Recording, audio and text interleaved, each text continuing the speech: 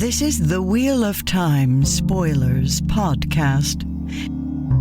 Hello, everyone. Welcome to Tangents. Hi. We've got some guests to make absolute chaos here today, and it's going to be fun. I'm feeling especially chaotic, so hold on to your butts.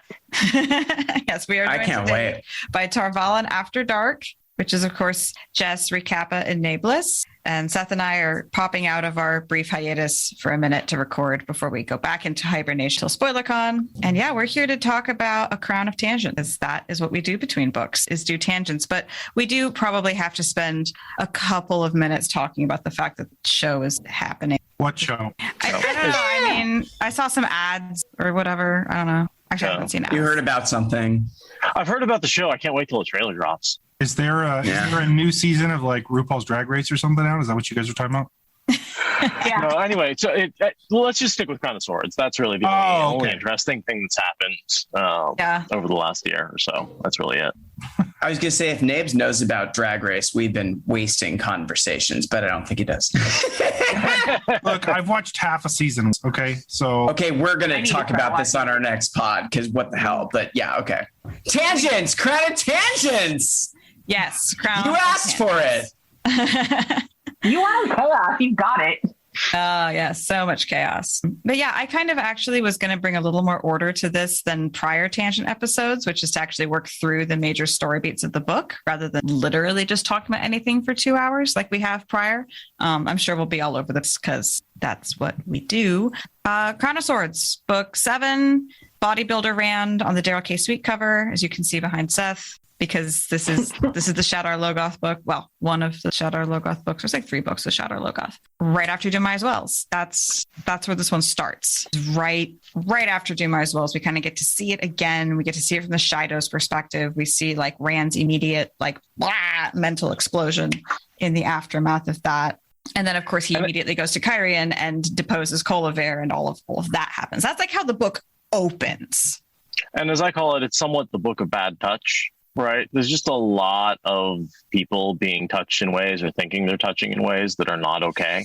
There's not a lot of there's a lot of exploration of different types of consent in this book from start to finish, whether it's Rand. Is this Tylan?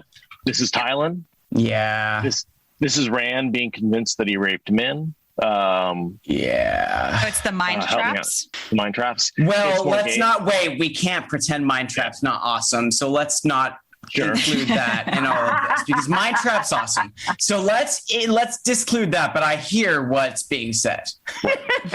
well, the fade that goes along with the mind trap is a bit of a problem. And then you've got Morghese and Balda as well. Yeah, there's just a lot of scenes where people are dealing with consent. And so it's just one of the reasons I bring it up is because that's one of the topics and themes of the conversation we kept having over and over and over again during the course of this book, is just how often consent came up, whether it's enthusiastic consent from Min that was mistaken or complete non-consent from Matt that was also mistaken. Well, I don't think that was mistaken. She knew exactly what she was doing, but sure. That's just. Well, I mean, and not to get into that subject, because it's always one that, I mean, I think we probably all agree on, but like, I think Robert Jordan's mindset in writing that is that was cultural and just kind of tongue in cheek. And I don't think it came across that. So, Well, Yes. my understanding is that, and I think that Harriet confirmed this, that a whole plot line was written the way that it was because they wanted to draw attention to the fact that sexual assault can happen to men. And they thought that the best way to do that would be by making it funny. And I respect the fact that what they were trying to do with the execution was bad. It aged very badly. I mean, is that rewriting the past if Harriet said that? Yeah. I read something that said Robert Jordan's intention was to draw attention to the fact that this doesn't just happen to women. And I will be frank with everyone, it made me angry, because I was like, that is an excuse for a poorly written piece that, was not sensitive to people who have been through this. And for me, it was like, you said that because you needed to say something. That is, if you read it, clearly not how it's written. People are laughing at Matt, and it's clearly not intended to draw attention to the fact that this is such a hard thing for men too. That is not how it's written. Mm-hmm. So, I mean, not to dive into all of this crown of tangents, but for this particular issue, I have heard a lot of people say on the show, they're really hoping that this gets fixed. And for me personally, I'm like, just cut it. Just cut it. We don't need it anyway, because we're crown of tangents. So I feel like I can go into this a little, but that's how I feel. Because I have heard the argument, Jess, like you said, I read, I think, the same piece that says the intention was to show that this can happen to men. And I'm like, well, then why is it written the way it's written where people are laughing at it? Yeah. I don't buy it. But at the same I time, have never considered the possibility that was like a potentially an excuse that came after the fact. But no, maybe of course. I know that's not what you're saying. I just like, for me, when I think I'm saying, because I think I read the same thing you read, where it's like the intention was, to show. And I was like, well, that's not what you did. So I when reading that, I felt upset. Being devil's advocate. Go ahead. I'm sorry. Go ahead. I'd say, but at the same time, like Seth and I have discovered, this book is full of discussion of bad touch. It's like, how could you not know?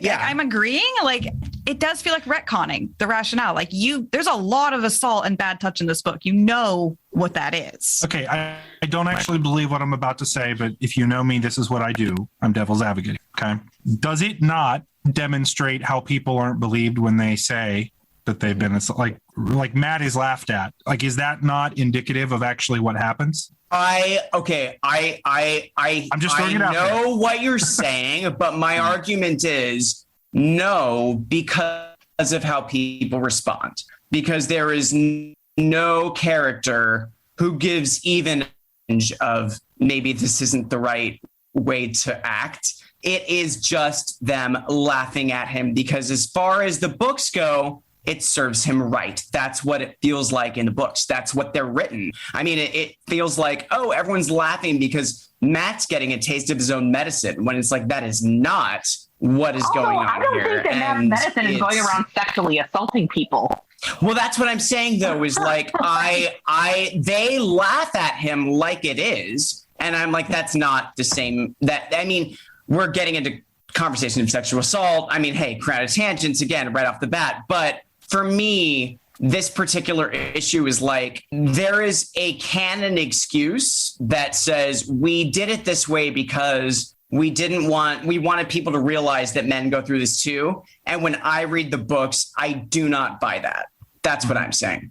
I agree with Brian as far as what Nabe said. Like, if it were supposed to be illustrating the fact that this happens to men, there would have been somebody who would have responded to him with empathy and told him what this actually was, because he obviously didn't know. Because if you want the audience to respond in such a way saying, oh shit, this happens to men, like the first time that I read it, I did not consider it to be assault. It didn't even occur to me, never even occurred to me. And if there had been an empathy, like somebody showing him empathy and pointing out what it was that happened to help him with his confusion, that would have turned the light bulb on. So, I don't buy.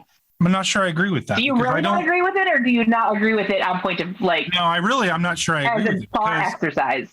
Not as a thought exercise, because I don't think in situations of like this that there's always a somebody being empathetic, because I think they're not empathetic to Matt because of a perception of him being this rogue. Now, where I think they could have written it differently if they wanted to keep it where nobody believed him, is that the impact was felt or it was stated somewhere else, right? As in, like, Matt thought about it once. So it made it seem like Robert Jordan wasn't trying to make light of it, but that it was just crafty writing of this is something really bad that happened to somebody, and nobody acknowledged it or believed it, right? Because that would be realistic. But I don't think that we laugh it off like the trauma wasn't real, right? That's, I think, where the mistake is that it's laughed off even by Matt at a certain point, right? And if it was just written in a way where that trauma felt legitimate, I don't think it matters whether anybody believed him or not for it to be an accurate portrayal. That's, I guess, what. And I have to bring up 2 points that I feel like I discovered just through doing the podcast. One, Elaine does laugh at him, and Ninety do, but they do, in fact, turn around and go, oh, we realize that's a problem, and they do talk to Tylan. Tylan ignores the fuck out of him, and then they have to run. Mm-hmm. but they do make an effort, and they do have a turnaround. And second, Matt is extremely traumatized. He's denying it, but he is actually, we discovered a massive amount of trauma over the course of this book that he is, again, denying, but absolutely suffering from after the Thailand thing. That is written into the book. You know, both of those things are true. It's not obvious and it's not very well portrayed, but it is there. I agree with you. I will push back on Elaine's reaction a little bit, because she can't get through telling Matt that it was very bad of Thailand without stopping to laugh. And for me, it's like, she says that was very bad of Thailand, and then she turns away and laughs. And for me, I mean, it stands out to me. That is her general, maybe I'm not quoting the book verbatim, but I remember Elaine giggling to herself. And I honestly think early on, it was a part of why I just couldn't get behind Elaine, because it was like, why is this funny to you? Like, why is this funny to Elaine? And her she should know better. That point. She does apologize after that point. Yeah, she does apologize briefly, but she does. Yeah. So it's that whole like first thought versus second action kind of thing, where it's like, I mean, to me, it's the more like if she gave a memorable apology, I'd feel differently. But it's the fact that her reaction was to laugh. And then maybe later she says something, oh, my bad. But I don't remember that in the scope of the books. Yeah. I think if she had said, hey, Matt, that was really wrong of me to laugh at you, I would feel differently about the argument that this was written to show us that this happens to men too. But the fact that she giggles it off, and then, maybe I honestly don't remember the apology, but the fact that I don't is like, I needed more. If you're going to make the argument that this was done to show us something. Yeah. Otherwise, sorry. Go ahead. No. I was just going to say the last thing, like, it feels like it's supposed to be funny because it's Matt's. Yeah. Yeah, but we didn't even remember that she apologized until we did the pod and we're going through it line by line. Right. And that was when I was like, oh, she does apologize. Huh. Right. Yeah. It's so brief. Because she does say, I shouldn't have laughed. Spoiler. Like she says it, but it goes by like that. So. I don't remember, but that's good to know that she does. Yeah. No, and we had to do the podcast and go through line by line to discover both of those facts. Like we really did. Like it was, one of the things that I really like about doing this is like, oh, that's a retrospective where it really did change my mind. Not entirely off, but a little bit about Elaine. Not about Thailand or any of that, but it changed my mind a little bit about what Elaine and Nynaeve did and how they reacted, because I completely missed their flip-flop and their turnaround. It makes me respect them a little bit more. Now, they eventually, like the next morning, had to flee with Kin and the Bowl of the Winds. So the situation gets kind of truncated with. So they never get a chance to follow up. And then Matt is pinned under a wall for 4 years. So let's get off this topic. Because like we can cut it out. Seth's like, please God. Oh, I hope it doesn't come up as much in the next book. Well, not until we get back to Matt. But anyhow, not until we get back to Matt. Yeah. Yeah. So, do we have any thoughts on Cadsuane and the whole Kyrianan situation? Cadsuane first appears in Lord of Chaos. Is that correct? No, she shows up in this book. This is the book she shows up in. So then that changes what I was going to say, because I was going to say Moiraine leaves us at the end of Fires of Heaven. We have this time without her. A chaotic time. But when Cadsuane shows up, Cadsuane gets all this hate, and I understand it. But I also think she's just not Moiraine. She's not Moiraine. Yeah. And there's, she is written in a way where it's like, this is your new Moiraine. And there's no way a reader is going to get behind Cadsuane the way they get behind Moiraine. That's how I feel about her when she first shows up. Mm-hmm. Yeah. I mean, I got behind Cadsuane. I liked her. I was like, okay, you know what? She is not fucking around. She's like, okay, this guy is fucking the head and we need to do something about this. Like, she goes with the purpose of helping him find his humanity again. Does she execute poorly? Yeah, she didn't do super great. But, the fact that she just came in out of like retirement where people literally didn't know where the fuck she was, or even if she was still alive, and she comes out like, I'm here, bitches. Let's fix this mofo. Like, I don't know. I liked her attitude. and her hair thing. So The hair thing is okay. cool. I love Cat Swain, actually. I think she's actually a great character. I don't like the hate she gets. She epitomizes, in my opinion, like of the modern Aes Sedai of the story. She is like the pinnacle of what they achieved to be, right? Like, and I think she's a badass in a lot of ways. Here's my issue. Nobody attempted, and even Moraine attempted to help Rand by helping Rand and by gaining his trust. They all tried to manipulate. And like even Moraine did it. Like Moraine was trying to manipulate.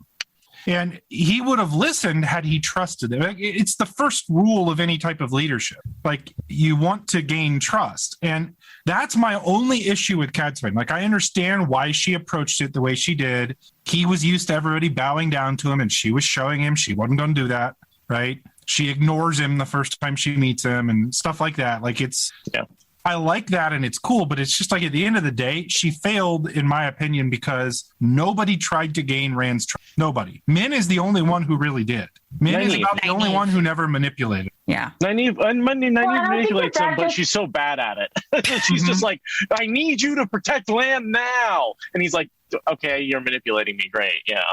Right. Right?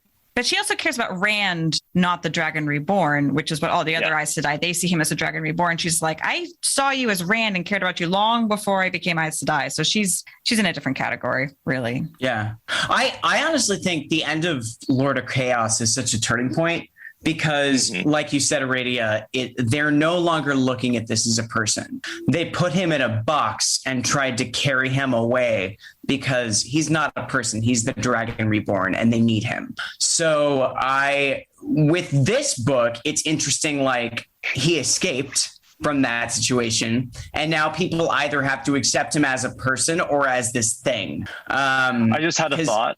Yeah. All objects of the power belong to the White Tower.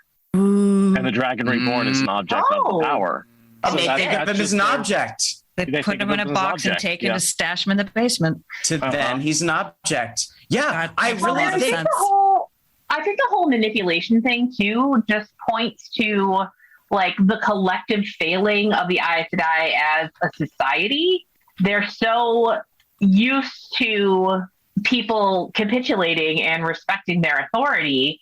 They don't know how to deal with people like on a real personal level. They are very poor with interpersonal relationships for the most part because, you know, even inside the tower, it's not a safe place. People are, you know, there's machination going. People are, you know, they're in factions and this Aja doesn't get along with this other Aja and there's always shit going on. They don't know how to like relate to a normal human being. So, you know, I think that's just, well, and I'm talking as a collective. There are individuals, obviously, who are different, but as a collective, it's a failing. And you see it a lot with a lot of the Aes Sedai who deal with him. I think you see this play out in Nynaeve's, not to get into a different book, but Nynaeve's character plays this out because the title Aes Sedai means servants of all, and they are in no way, shape, or form servant. Like, they don't serve anybody. They serve them. And yes, they may have good intentions sometimes, like peace in the world, whatever, but like, it's done through their agenda and not actually serving people. And Nynaeve's whole push at the end of the books is, why would I walk slowly and maintain dignity if it meant letting people die? Right? Like that whole thing. And it's just stupid. Like, why are we focusing on we're servants. I'm here to help. Which, by the way, it's funny that Nynaeve has that because Nynaeve treats people like crap half of them. But yeah, Nynaeve's funny. If you ever, she treats people poorly a lot of the time, but it's a surface level thing. She is fiercely loyal. She will do a murder for the people that she loves, and she has empathy for other people, even when she doesn't know them. Like when they found that wounded Aiel, like by the river or whatever. Yeah, that whole thing, like, you know, she's like, no, I'm going to help this person because this is what I do and it's the right thing to do, and they're a person, and that's what you do with people. So, you know, she's got a barbed tongue, but, you know, she's got a good heart. Yeah, it's the not treating service workers well that kind of bugs me a little bit about her. I'm like, do you really have to berate everybody who's helping you? Is that really, you're just making everybody's day? And, you know, I give her some excuse because in the first half of the series, she's deliberately trying to make herself angry all the time. So, you're always in a bad mood. I get that. But, you know, at the same time, it is a weakness of hers. Like, I wish she was nicer to people because, like, it doesn't cost her anything.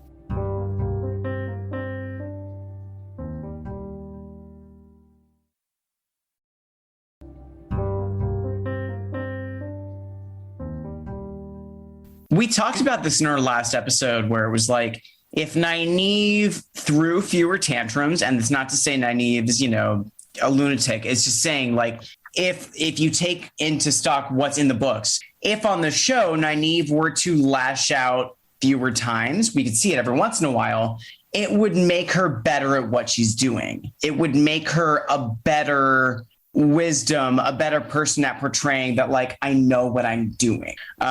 She lashes out in the books in certain moments where it's like, all right, we didn't need to see that from you. But that's not the point, though. The point of it is that she does that because it's her in speaking. But and I think that's so integral to her character arc. That's the point I was making. But I just want to say that, like, I hope she lashes out less on the show, because I don't think it changes Nynaeve as a character. I think it makes her smarter. So that's what I'm. You want to know what I want to see? I want to see Nynaeve lose her temper, and I want there to be a reason for it. Because a lot of times in the books she's snapping, and there doesn't seem to be a reason. When you're showing in a show, like, we can show she's soaking wet and she's exhausted, and this is why she's snapping. She's, things are happening, and I think that can be portrayed better in the show so that we see there's a catalyst for it, whether it's right for her to do it or not. At least we know why. Yeah. Does that make sense? I get that. Yeah. So let's talk about the show and Crown of Swords a little bit. What parts of Crown of Swords do you think are going to make it into the show, and what is not? Like, do you think Colliver is going to make it? Everyone's like, no, hell no. Do you think the whole battle? Well, Brian, you look like you want to say something. That's just such an interesting question, because, like, Colliver is a good one where if you look at the books, it feels like important in its way. Right. But if I'm looking at what you cut from the show, absolutely Colliver. Who wants to watch Colliver on TV? I have issues with how all three of Rand's women get together with him the first time. I think in all three cases, it's a little messed up in certain ways, but I would rather have Min and Rand get together under, they've been through so much together. So it would make more sense for me if, like, it came out of Dumai's Wells than if it came out of Colliver hanging herself in a subplot that doesn't matter much to me. It was a 1-2 with Colliver, Herod fell. Yeah. The only way the Herod fell thing. I think Colliver only makes sense to put in the show if they want to ramp up the political drama. If they want to pull that into the show, that would be one reason to do it, because that is political drama. She tries to essentially stage a coup with the Aes Sedai. Number two, it depends on if they're going to play up this toxic masculinity in Rand that he can't let women die. Because Colliver is one of the prime examples of a woman that he feels responsible for killing. If they don't want to do that, and I would understand that if they didn't want to do that, which I would actually love if they didn't do that, then yeah, I think that makes sense to cut. I think there's other ways they can ramp up the politics other than that. But I think that's about the only if they want to make him tortured about the people who have died, under his watch, so to speak, like, make it like everybody. Like, not every single person, like, you can't count every single person, but, like, the people he knows personally, the people that he feels like he could have saved, regardless of what their gender is. Like, it doesn't have, like, don't just do women. It doesn't have to be gendered. I think that, yeah, it doesn't have to be gendered. I think that being tortured by the fact that these people died for him, I think is, in a lot of ways, an essential component to, like, his personality and his character. So I feel like maybe something would be, because I feel like that points to, like, this strand, this hair of humanity that's left of him. Like, one little thing that keeps him connected to the rest of the world is the fact that he's devastated that these people died in his, like, basically following him and serving him, and he hates it. And, so if they did it in a non-gendered way, I think that it could be really well done. But I agree, it should not just be women. So that's a central part of the last battle with him, with the Dark One. He lets go of all of that. Everybody, not just the women. He lets go of the women first, but then it has to be everybody. So there is precedent for that. The lens I think we have to be careful of as fans that, again, all of five of us agree here. This is not, I just think it's one thing to be careful of when analyzing literature is to impose, like, Rand doesn't need to be a good person for this. Does that make sense? Like, I don't need Rand to not be toxically masculine.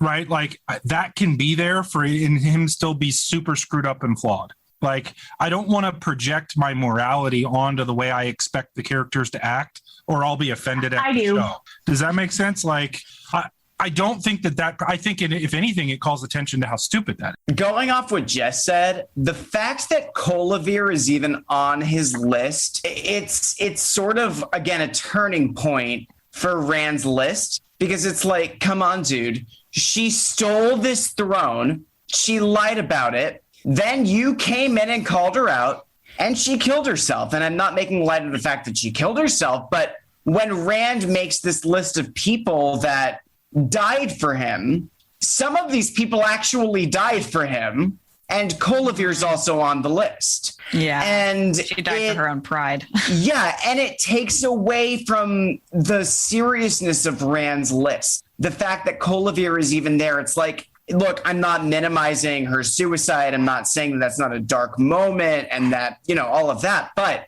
as far as Rand compositing a list of people who have died for him, when her name is near the top, it's like, okay, but let's stop and think about what you're making a list of.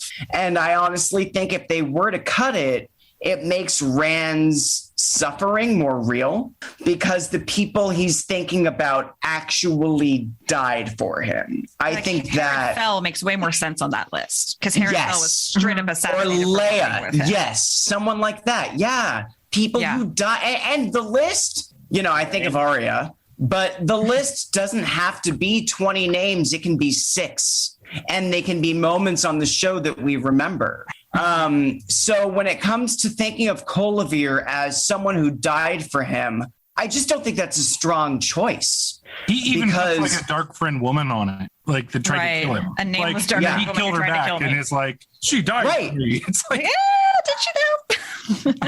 You're right. On the show, I would love for a more succinct list that actually lists people we've seen die for Rand.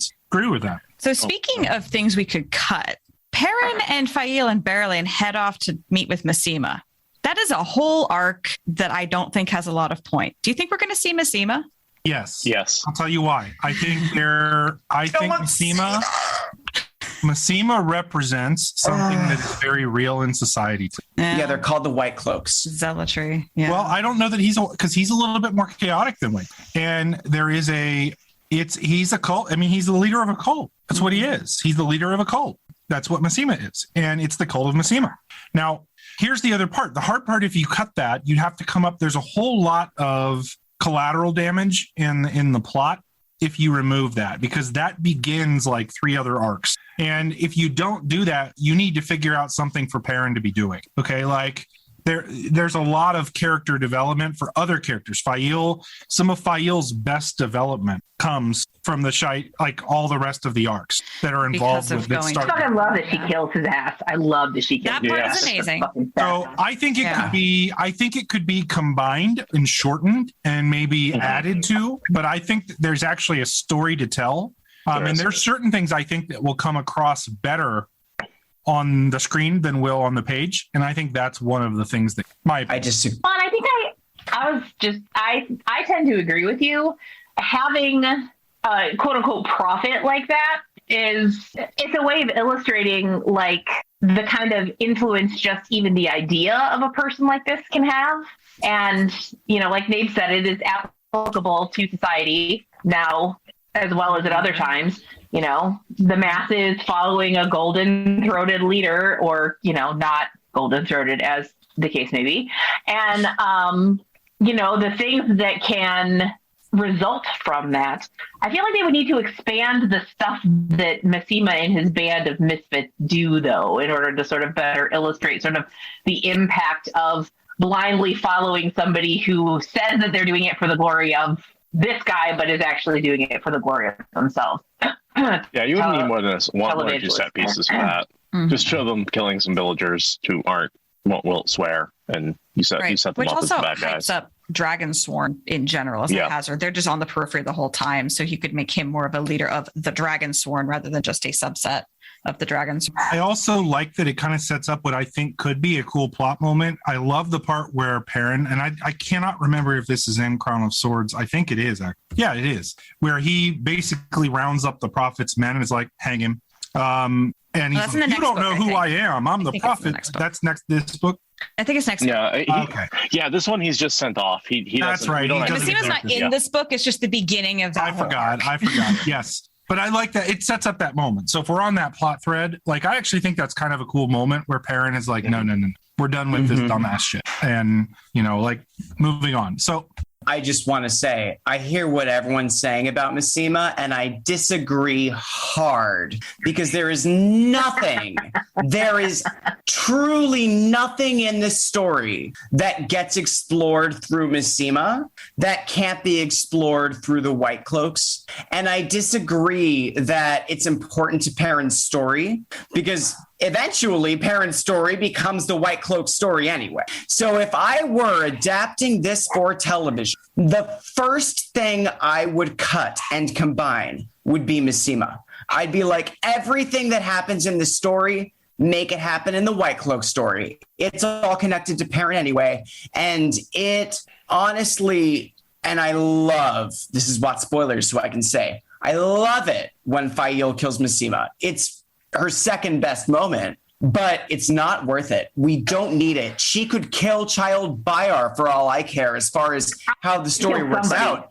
It does not matter. There are so many fanatics in this story. The idea that we need Massima on top of the White Cloaks does not make sense to me. And if I'm adapting this for television, cut all of Massima, cut all of the Dragonsworn, make it all the White Cloak plot. It's the same thing, but one is a little more interesting. That's how I feel. I mean, I think you make a fair point. I can get behind that. I don't care about the Massima arc, although I do like I like the person fanatically following something. And yes, I think the White Cloaks and Massima play two different roles though, but I don't know that they have to be explored. That being said, whatever it is, there has to be an impetus for Perrin to leave with all the armies and go down there and get captured by the Shaido. Like there has to be something that causes. That's all. Right. That's what I meant by. Probably come up with something. Totally, I hear that. Yeah, I don't feel like Massima actually plays a role in Perrin's arc. It's what that begins. Right, where he has to go. Yeah. Yeah, and there's so much more room to explore like religious zealotry that like the White Cloaks and Massima both like poke at it with a very blunt stick and then back away. And it's like, yeah, combine them and make that stick sharper, and we could have a much more interesting conversation about the role of religious zealotry in apocalypse and nihilism and saviorism. The only thing I like though about Massima is I do think it misses the chance to do the individual commentary on one person being the, call it charismatic, call it whatever, but the illogical yet dogmatic leader, right? That his dogma actually changes to suit the moment. Whereas I feel like the White Cloaks, on the other hand, are a group that follows a dogma, that the group actually has an arc through the story, kind of led by Galad. I mean, the only argument I can give is I think that Massima is a little bit more reflective of certain demagogues in our current political landscape. You can say Trump. Yeah, I can. And I don't feel like you have an equivalent, because I don't feel like you can say Trump is a White Cloak. Do you get what I'm trying to say? Like, I don't think those two types of dogma are the same. So if I was going to make an argument to keep Massima, that would be the argument, is that it's a little different I mean, if you type think of about fanaticism. it, the White Cloaks are lawful. Yeah. For the most part. Massima's chaotic. Big time. You could make Massima a disaffected White Cloak. If that was one thing that I was thinking. I like that. I was going to throw out, though, if Massima shows up, he had better be compelled by Grendel. And that had better be important. That's the last thing I want to say about Massima is, like, if you're going to do it, he had better be crazy because Grendel's compelling him. And everything that happens after is because of that. Or he is a Forsaken. And Bayar. Or he's a Forsaken compelling others. Yeah. Or that, yeah. I mean, just a reveal, though. Demandred? A reveal that there's a reason. That was one of the theories about where Demandred was. That was one of the theories, is that Massima was Demandred. That was one of the theories back in I really like that. For $1. That'd be fun. Because it would make Demandred a good actor. Although it would be crazy. Difficult because there's no way he would be leading people about the dragon. That's out of character for him. But because then he'd make himself the dragon. If there's a Forsaken out there that if there's a Forsaken out there who just likes to fuck around, like, is there just a fuck around Forsaken? Because that's something, just going out there and sowing like fucking chaos and shit. Like, I feel like Mogedian. I'm going to build this army for the dragon and be a crazy cult leader just because I've never done it before and it sounds like a good time. You know what I mean? Like, I kind of love that. I could see Asmodean. That kind of sounds like the Mondred to me, frankly. We're like listing all of them. All of the Forsaken are just like, I'm going to fuck around and not do anything. Well, honestly, if they had done that, they would have been more successful. Yeah. I mean, coulda, woulda, look at shoulda. look at the Forsaken who is hanging out with the Aes Sedai with Egwene. I mean, Arengard 15 seconds just fucks around. It takes 15 seconds to put compulsion on. Yeah. Imagine the type of chaos you could have if you had the ability to do compulsion. Imagine the type of shit you could have started just traveling around and compulsing random people. I mean, my God, what could you do? What if you had gone to Master Nori and compulsed him to lose all the money for Camelin, right? Or burn the food. Like, I mean, that's what they do with the great generals in the last battle. Yeah, but why didn't they do more of it? Sabotage your plans. Yeah, it's the one like major loophole when you add in some like mind control like this. That's why they don't. Why didn't they do more? Because it's OP.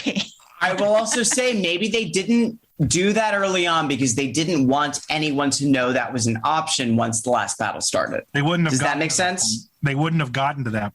I mean, it's hard for me to justify Grendel not doing this sort of thing sooner unless I consider maybe she didn't want to get caught before the last battle started because at that point people would be looking for it. That's my best answer for that, but I know what you're saying. Does that make sense? Well, I've always said that the only reason that the Side of the Light won this bullshit is because the Forsaken were ultimately, as a collective, fucking incompetent as shit. Yeah, absolutely. With extremely poor team like work skills. You know, if they worked together, or if any of them had been more like proficient with their bullshit, it would have been over. Mm-hmm. Like proficient with anything. Yeah. The other side of it, though, literally is anything. They think they're more powerful than they are.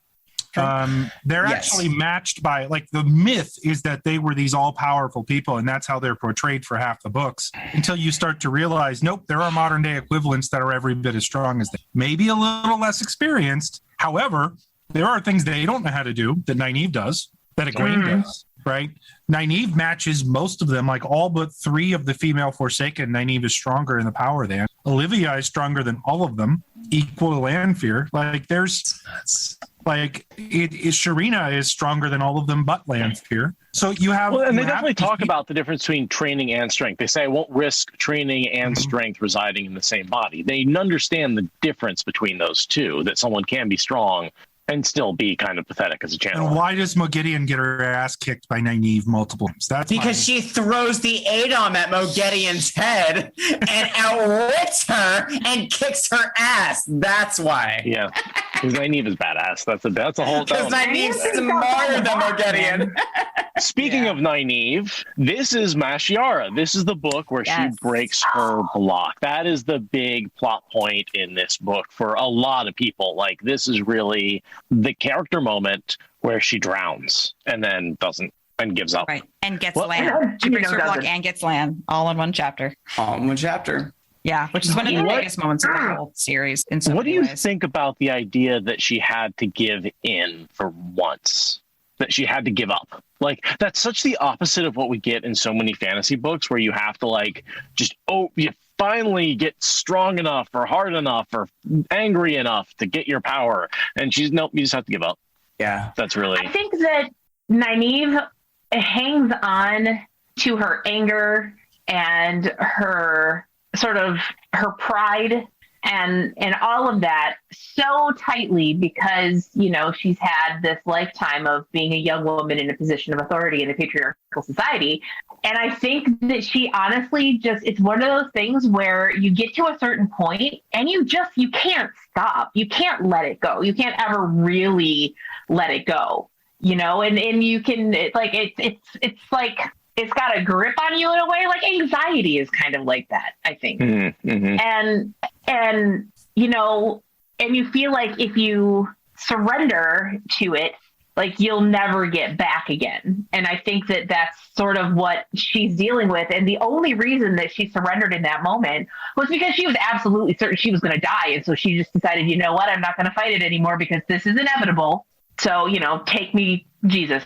And And in that moment, then she finally did what she needed to do in order to like experience that moment and that sensation. It's like when you're in a voice lesson or something like that, and you're really struggling with something like, you know, if it's diction or if it's technique or something like that. And like you finally make that breakthrough and you never struggle with it again because now you know how it feels.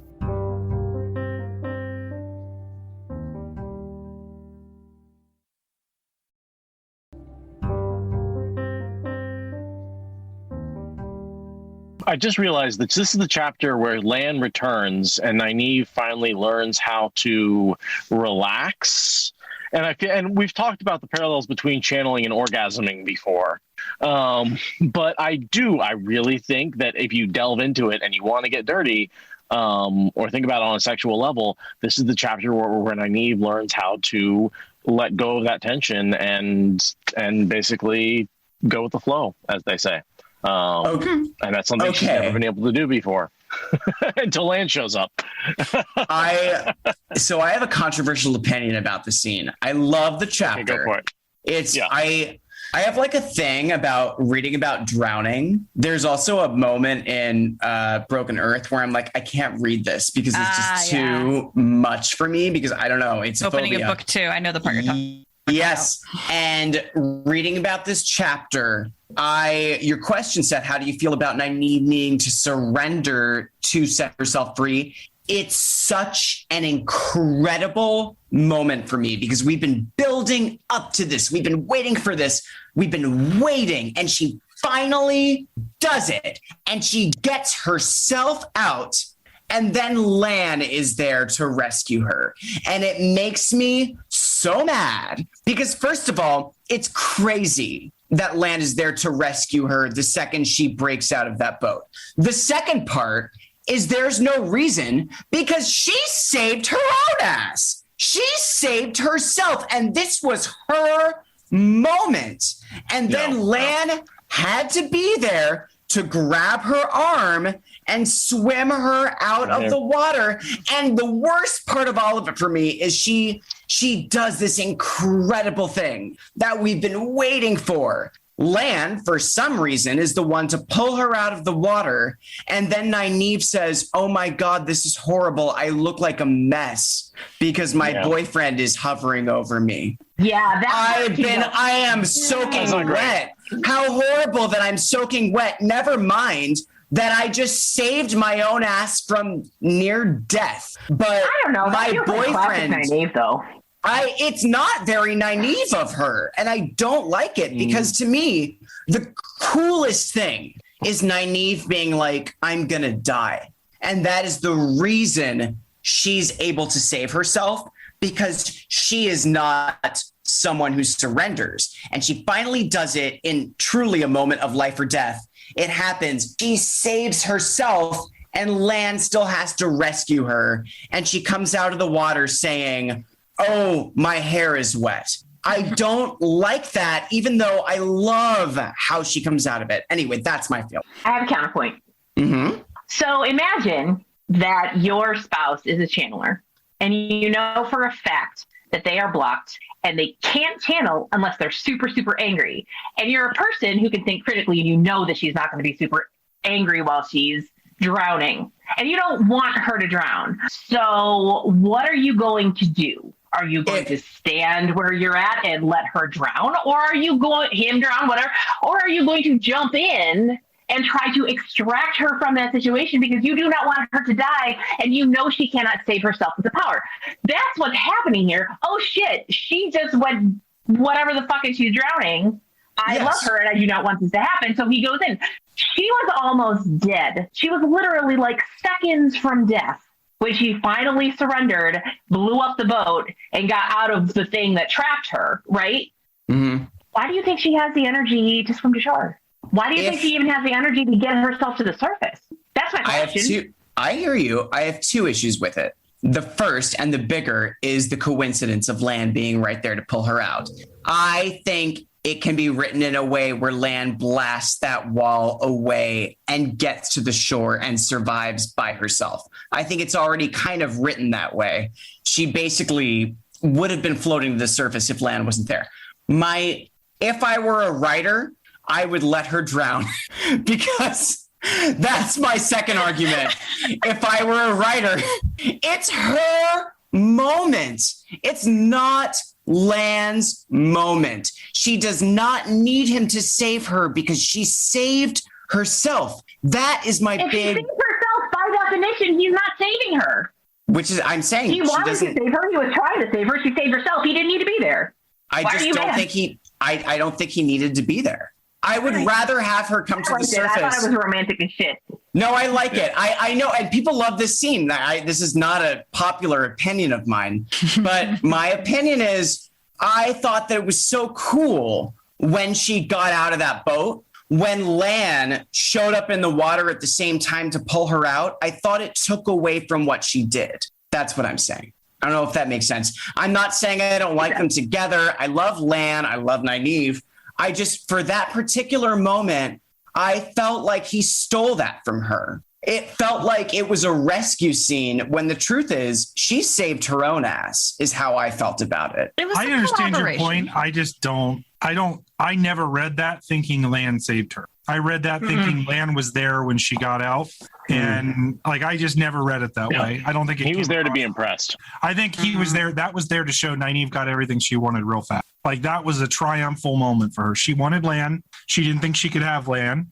Sure. She wasn't even sure if he was alive. And there he is. Yeah. And I make you go, wait, is she Taviran? Now, to defend on that part too, let's keep in mind, if you were even looking at the harbor, which Lan was there looking for her, and the harbor is huge there. He knows what Balefire cut a ship in half in the middle of the harbor. I'm not saying he could. I'm just saying, I'm not saying he wouldn't recognize Balefire. Well, what I'm saying is I think he was about to be going across the harbor anyway. I think he was getting on a boat when he saw it. And that's how they explain the fact that he happened to be there, is he saw it happen and then he made the person go. So I think he was on the water already. It was something like that. He saw her get on the boat and he followed her boat. He was very much followed that cab type situation, yes. He was basically in the cab behind her when she got Balefired. So that's why. And then obviously he was in front of her because she moved back in the river and then he jumped in. Sure. I hear all that. And I don't mean to discount what you're saying, Jess. I hear you. For me personally, I get so excited when she blasts that wood away and gets out. I really wanted her to surface by herself. I just wanted that for her because I thought that was her moment. But I know what you're saying. And I think a lot of people really love that, is the moment when Lan and Nynaeve finally get to come together and all these things are torn away. They're able to just be together. Well, and I think the way that I looked at it when I read it is more of, it wasn't him rescuing her because she obviously didn't need to be rescued. She did it herself. It's a team effort kind of thing. Mm-hmm. They're working as a team now.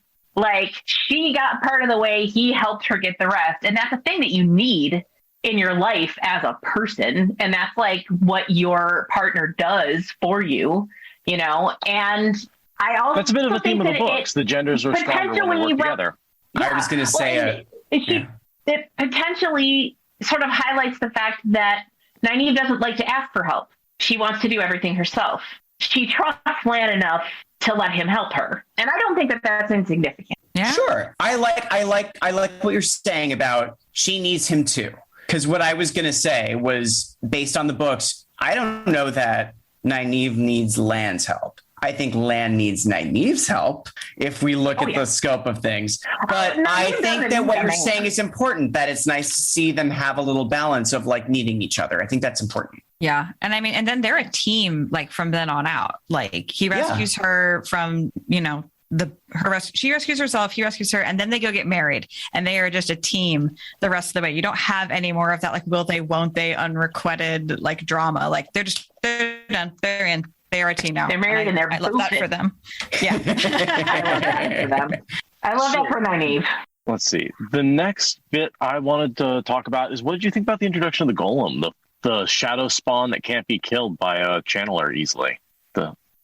The first scene is when Matt runs upstairs. Yes. Yeah, because it's the other big point of the book is them getting the Bowl of the Winds, and then that is almost entirely overshadowed by this demon creature. These crazy things happen.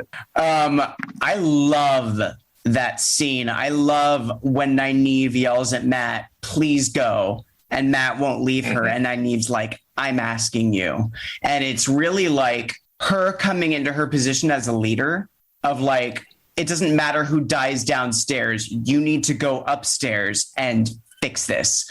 And she's such an Aes Sedai there. I love that scene. Mm-hmm. I like that Matt saves Elaine, although I wouldn't have minded Elaine taking him down herself. But it's interesting that Matt is the one to face off with him in this first moment and ultimately does what he does. What do you think? Oh, my other question is the death of Herod fell by the golem. Great ending. Yeah. And that was the ending. The ending we didn't get. Yeah. Yeah. And that, why do you think Samael sent the golem after Herod fell, as opposed to some other assassin? He knows that everybody else is fucking incompetent, so they had to send somebody that people couldn't see. Like, no. I mean, I feel like at that point he was pulling out the big guns because God knows the Dark Friends can't do it. They're fucking dumbasses. Sure. And going off of that, I was going to say, I think as soon as he thought there was a possibility that it was going to be uncovered about the fact that this can't be patched, it has to be fixed completely, what Herod Fell was discovering, I think they sent the best assassin they had.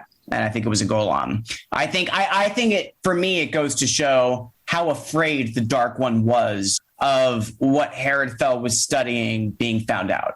Because ultimately that was it for him. The only problem I have with all of them, I don't think the Dark One actually knew what Herod Fell was. I don't think the Dark One knew necessarily how Rand could do it. And here's why I say that. If the Dark One had known how Rand would need to seal the bore, why would he have even allowed a Shamael to be touching the true power when Rand got there? He had no idea that the crossed balefire things was a thing, though. Right, but my point on it is like if that was going to be necessary, you remove that piece. Like there shouldn't have. What I'm saying is the Dark One, if he actually knew, and Samael had no fucking clue.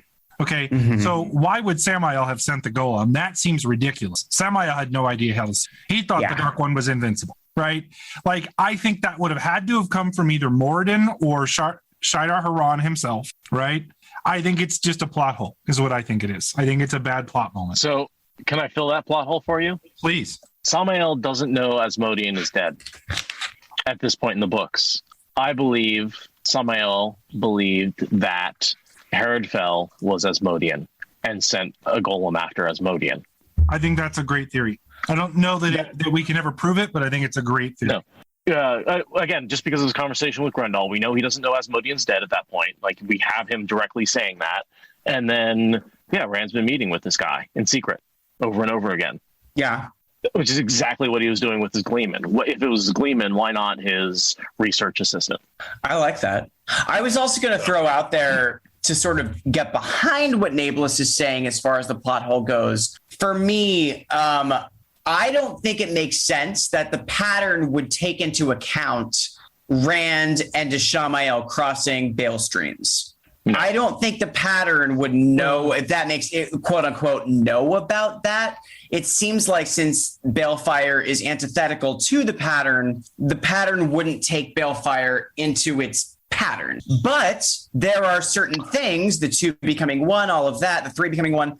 It does feel like, I hear what Nablus is saying in the sense that, like, I am surprised the pattern seems to know about that moment, if that makes sense, because I would imagine the Dark One doesn't. I don't know. I guess I just think, like, the Balefire stuff can't be a part of the pattern. It's just a weave. It's just a weave. The problem, though, is this. But these prophecies and the way it works out. Rand could not have won had he not been able to wield the true power. That part for me. Yes, so that's what I wanted to say. He couldn't have ever won. And how could the pattern take Balefire into account if the definition of Balefire is it burns through the pattern? To me... It burns threads in the pattern, but the pattern weaves around it. But you know what I'm saying? Well, and maybe that's it. Maybe the pattern does understand balefire and take it into account. It understands it as wounds. And I feel like it attacks like antibodies, right? Basically, that's a lot of what the pattern is doing. Is Taviran are the pattern's antibodies to the Dark One, and and maybe Egwene is the antidote to everything. Balefire presents all kinds of problems. If I balefire you and you balefire me at the same time, do we both come back to life? There are lots of questions that balefire begs the question. I love that. You both come back to life like 10 minutes ago. My answer to that is always balefire is a paradox. You can get any outcome. The fact that Matt and Elaine and Avienda came back to life, I think is entirely random. And that would only happen some of the time. Some of the time. Only because Rand did it hard enough. But here's the other part of that that's kind of dumb. Then it shouldn't have counted that Matt was separated from the Horn because he actually technically never died. Mm-hmm. And that's where the pattern has to know about balefire. It has to know that he died. It has to. Just saying, like it doesn't follow. I love this conversation. These are all the things I've thought about. Welcome to Tangents. Well, I mean, when you're fucking around with balefire, you end up with some of the problems that you get with time travel. Yes. Yes. Impacting the past and how that's going to change things and shit like that. And, right. It's a big sticky wicket.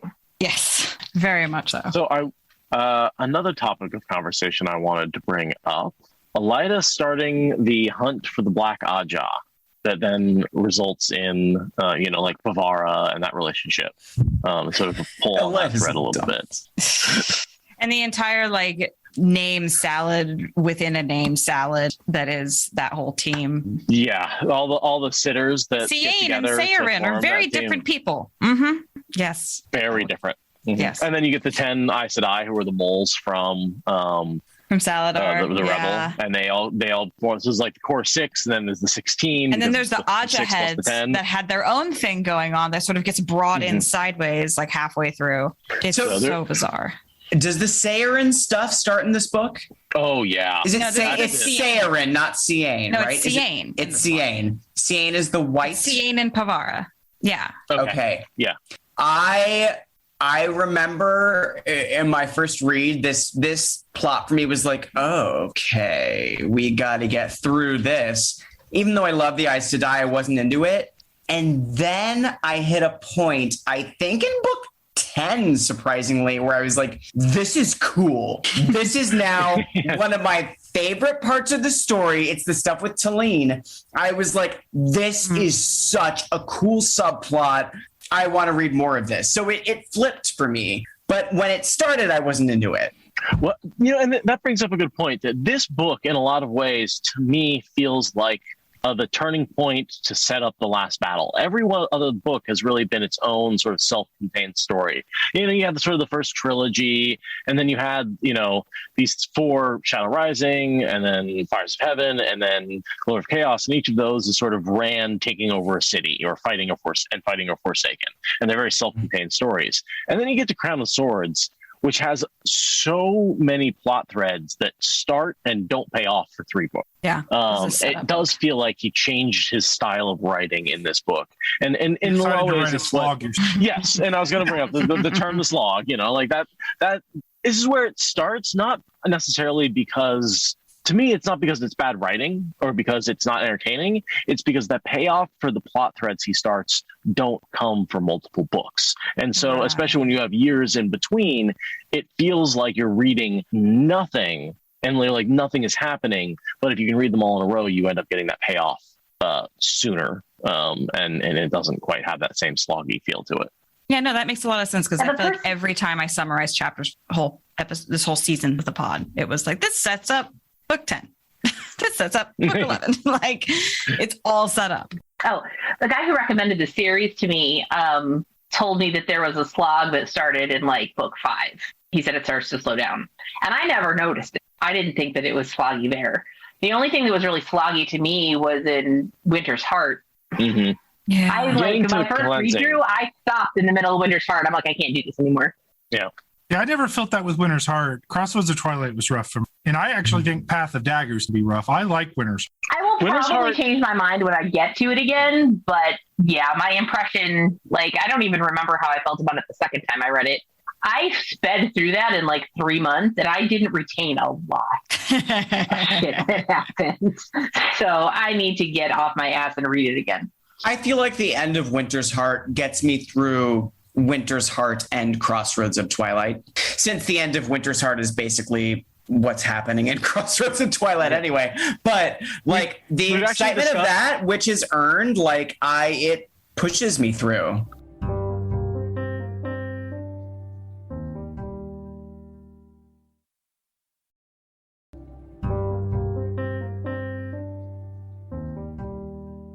We've talked about rearranging the chapters in the podcast and doing the first section of Crossroads of Twilight before we do the cleansing, and just have that in chronological order.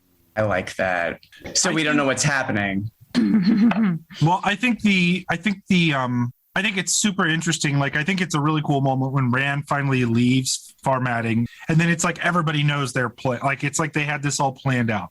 Cadsuane takes charge. You're going to do this. You're going to do this. Like, I love that moment for the cleansing. I don't know. I just find it really cool. Like, I like seeing Cadsuane become a badass. Right. Like, you know what I mean? I don't know.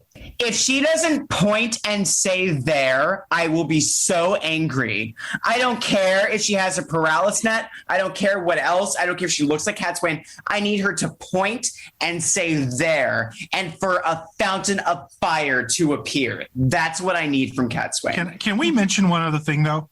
How overpowered a paralysis net actually is. Yeah. Well, what is she actually using it for other than detecting? Please nerf. She has ter'angreal that reflect channeling, like Matt's medallion. She has one of those. She has one that detects men channeling. She has a well. She has a shield, a physical shield that basically covers her where she can't be hit with swords and shit. Like, when does she deflect channeling with one of her? She doesn't ever use it, but she has one that does that. That's nuts. Yeah. That I don't remember that. That's a crazy thing to not use. The whole paralysis might net only is be in the crazy. companion. Right. Yeah, it's in the companion. And that actually is part of why I think Olivia kicks Lanfear's ass, is because Olivia's wearing it, or wearing Nynaeve's version, right? The rings. Yeah, she's wearing another paralysis net is what Nynaeve has essentially another one. Nynaeve gives her the rings and they're an Angreal, no? She has that. I think she had the rest of it. Didn't Nynaeve had other ones? Right, but I think she gives Olivia the rings. She gave her all of them. All of them? She gave her the whole set. I don't remember. Yeah, because she Just has for the to battle, strip down. Yeah, just for the battle. Yeah. So like there's a part of that, but it's like those things are totally overpowered. Like really overpowered. I love that though. It kind of brings up, we're on tangents, right?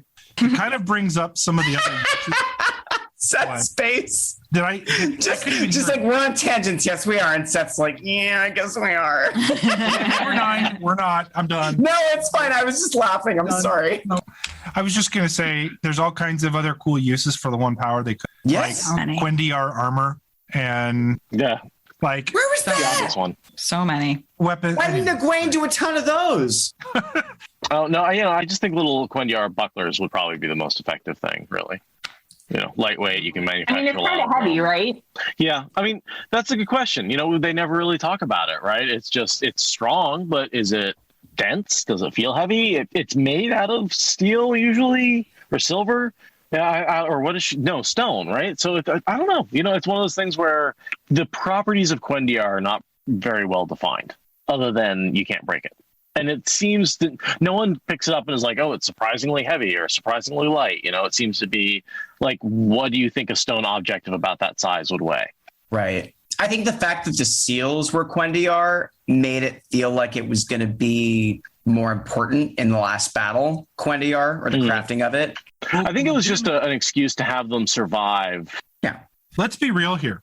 The harbor chain that Egwene turns into Gwendiar, that's never going anywhere. If it's a solid rock all the way through and you can't even use the power to touch it, how are you going to pull that out of the water? Boy, Egwene really showed her. Right? Like it I don't know. That whole I hate that, by the way. I know. That's not the book world. Okay. No. Other good things in this book. Well, good things. We've got this ridiculous arrangement with the sea folk that is almost entirely pointless, because what do the sea folk do? They help with the bowl of the winds and then they piss off Elaine. That's pretty much what the sea folk do. But this is the book where that bargain gets struck, that excellent scene where Matt is like, you're going to agree to this because I require it. That's a fun scene with him. That the bargain of like, you're going to do what my friends want, and in return, I won't like beat you and tie you onto a horse to do what they want.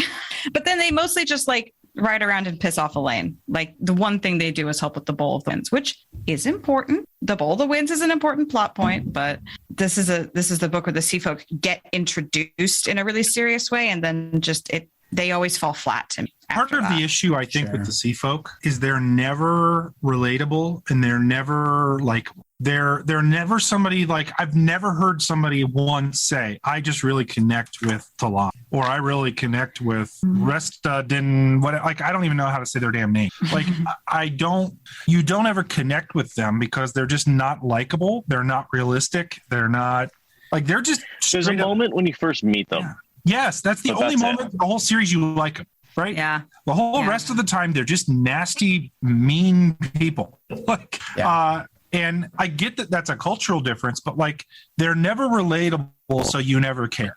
And then they never do anything of importance. So you combine those two things and they're utterly forgettable, right? I hear you. Yeah, I think about the scene. It's right after, I'm not even going to guess the name, when that one Windfinder is turning Nynaeve or threatens to turn Nynaeve upside down until the other Windfinder who's in training gets this right. And basically they're just torturing Nynaeve during this lesson. And then as Nynaeve leaves the lesson, the person who was in training runs after Nynaeve and is like, I really want to come to the White Tower. And it's this really nice moment because you don't get any of the sea folk saying anything sincere, and to actually get to feel like what they feel and see that they aren't just married to this society. They do want more from their lives. That's a really nice moment for me. Yeah, I think we brought this up on the podcast that like we see the sea folk at their worst. We see their highest up people out of their comfort zone dealing with our main cast. So like they are not going to be there with all of their nuance. Like these are politicians on a state visit having a very bad time. But still, like you're saying, Nablus, like we don't connect with them. It makes them a very hard plot to care about because we never see them at their best. And yeah, like when Talene runs after Nynaeve and is like, I want to be a novice, is like the most relatable moment. And then she promptly runs away with Morel to go be a novice. I'm like, bye. Yeah. So yeah, I love the Bowl of the Winds plot in principle, but spoilers, we're going to be condensing some of the walk and talk sea folk chapters. Those are not going to get full hour and a half episodes. A lot there. Hey, Seth, are we allowed to do? Wait, is this a podcast that's good with spoilers? Are you a spoiler? That's podcast? me slamming my head into the desk. Yes, yes. This is a This is a spoiler. new reader So this is a podcast. spoiler podcast. You should put that in your name or something. Yeah, you should make it more obvious. Because I wasn't sure. This whole time, I wasn't sure if I could talk about spoilers or not. Yeah, But, it's in the fine print. oh, okay. But yeah, I totally agree with you. I feel like they're to me for the show. And again, not to pivot that, but like if they're going to use for the sea folk in the show, if they do the sea folk, they need to make them better. They need to make them more relatable, and they need to give them something legitimate to do. If they're not, I just say cut them because I think they're very cuttable at the moment. You don't need them. I mean, how hard is it to make pirates likable? I mean, topless pirates. Just make Bail Doman all of the sea Topless folk. pirates. Just take Bail Domon's shirt off. I love that. Yeah, just make Bail Doman every single sea folk. Yeah, consolidate. Boobies everywhere. And in the ocean. And there's so much like awesome potential with them, like an entirely seafaring culture. They've been on the ocean since the breaking. There's so much world building you can do. The Bowl of the Winds could be like something only they know how to use. But yeah, it would be so easy to just be like, oh yeah, there's a couple of Browns in the tower that have always made a study of weather. We'll take the bowl to them. Like it would be so. Yeah, they're not needed right now. And that's one of those things like I feel like it's low hanging fruit to cut. But I also think they could do it better. And that's how I feel there's a lot of things in the translation where of the book, the adaptation from the book to the screen, that there's going to be conversations like, do we cut this or do we just make it better? Like Gawain or, those types of plot lines. So anyway, sorry. If they make me like Gawain, I'm going to be so fucking pissed. Yeah. Unacceptable. He's the best character. So. Yeah, he's just the Your mom. best.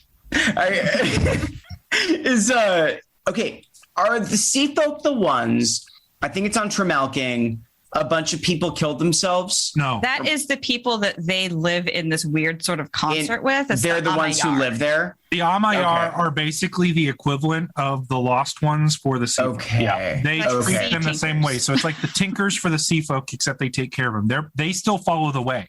Yeah. Wow. The waterway. Oh, wow. So I just Yeah. missed that. Because I was thinking, I wasn't remembering properly, but I was like, I mean, theoretically crazy. Let's say the sea folk were the ones to do something like that. It would be great to know their backstory and what brought them there. And we don't have a lot of stuff like that with the sea folk as far as what they care about. Even with the Bowl of the Winds, they're like, oh, we know about the Bowl of the Winds. It would be cool to know why. And why it matters so much to them, and just more of like what the sea folk care about. Because with the Aiel, with the Tinkers, we know what they care about.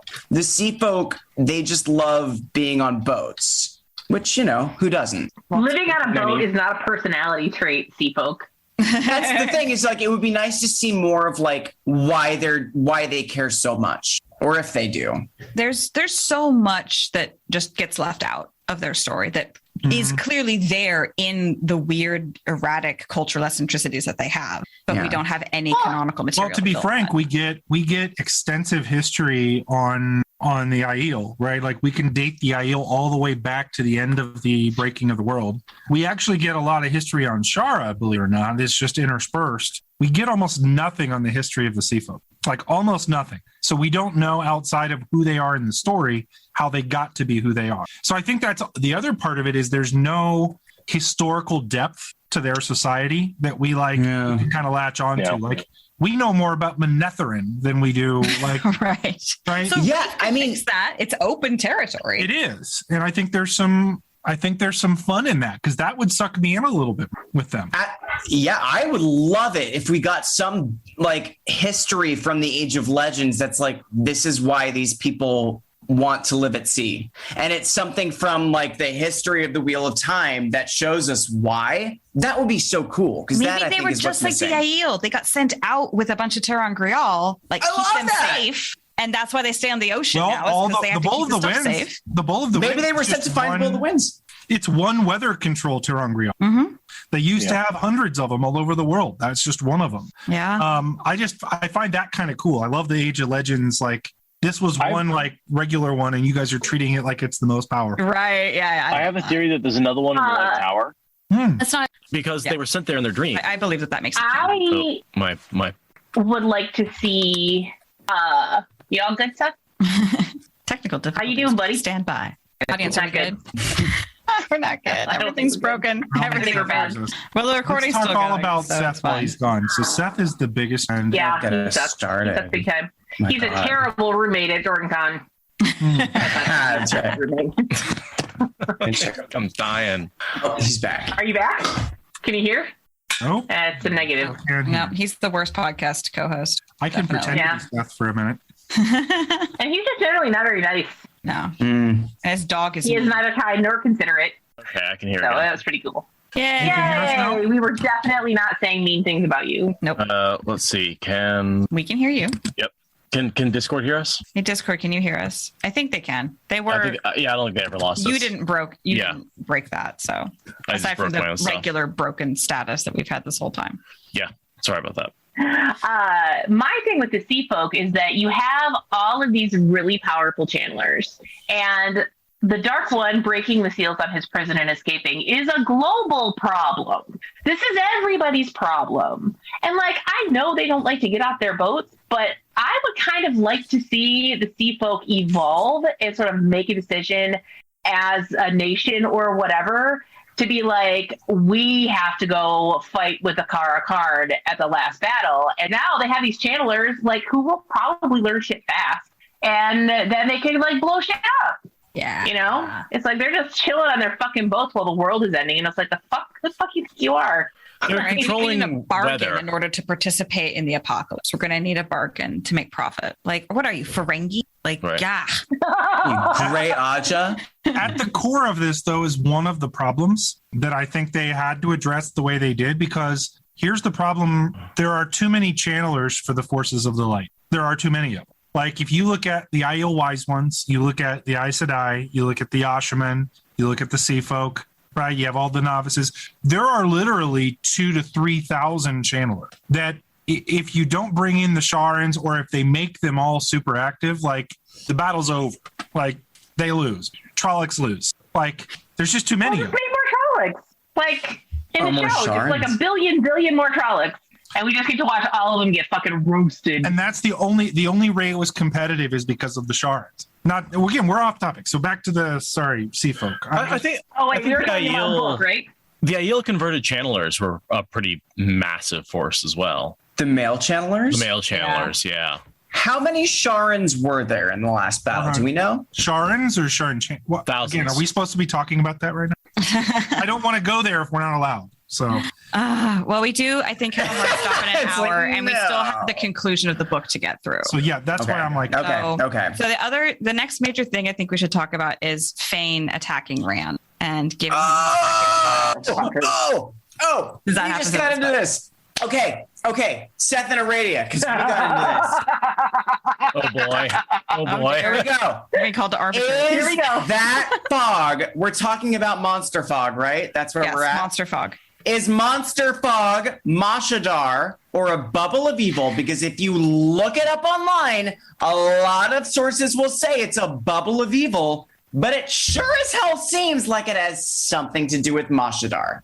That's my question. We've talked about this before. It does different things from Mashadar. Like Mashadar just like eats you, and then Monster Fog like cuts your limbs off and shit. You're seeing like body parts left around. I always thought it was a bubble of evil. It never occurred to me that it would be Mashadar.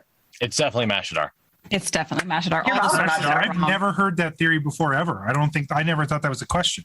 That Are you fucking it with us? wasn't Mashadar? No, Fane was controlling it. Yeah. But if Clearly. you look at Mashadar, if you look at how Mashadar kills people, Mashadar it is isn't weird. that Mashadar is not consistent. He was trying to manifest it. He manifested a very particularly physical version of it that was a Okay. little different. That was eating people. He was trying, and we even get a line from him that he tried it once before and he wasn't successful. The evidence forgot about for the fact that it was a bubble of evil comes from a one-off line in the companion that says that Hanlon, what was the guy who became a lane general? You are dead, cousin. What's his name? The guy who was in charge of the White Lions. Anyway, the White Lions that David he was in Hanlon. charge of Yeah, David Hanlon. were David killed in a bubble of evil. David Hanlon, yeah, outside with that camp. Right. And so everyone assumes the bubble of evil that killed his white riders or whatever White Lions. White Lions. What the bubble that killed his White Lions is the monster fog. Okay. So, but that is an assumption based on a line in a book that I don't agree with. And that's where that evidence comes from. I tracked it down to its also source. wrong a lot too. That's the good to companion's know. wrong. Yeah. It's good to hear that other people say there's no way that's not Mashadar, because that is my initial reaction to it. But there is some weirdness with how Mashadar kills people in the Eye of the World compared to what's going on in A Crown of Swords. I think it's because it has the avatar of Fane to like generate it. And And keep in mind, it's also not just Fane also absorbed and controls Mash and Shin. Like he's a combination of all kinds of shit. He's like a Right. walking bubble of It's not evil, the same but not from the Dark One.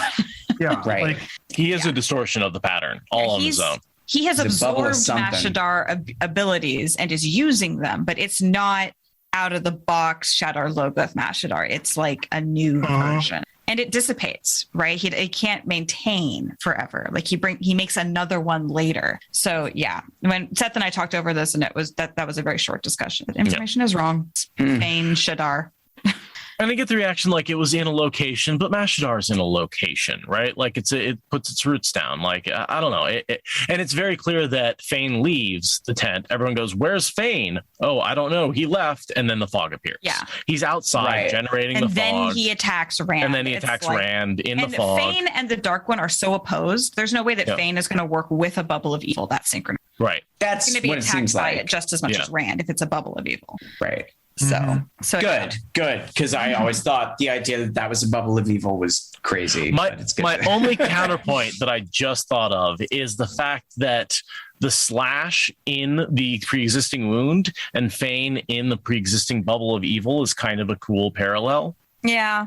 But it doesn't, I just don't buy it. Yeah. And plus, Well, they do. like, I'll add another counterpoint to that. They attract each. Yeah.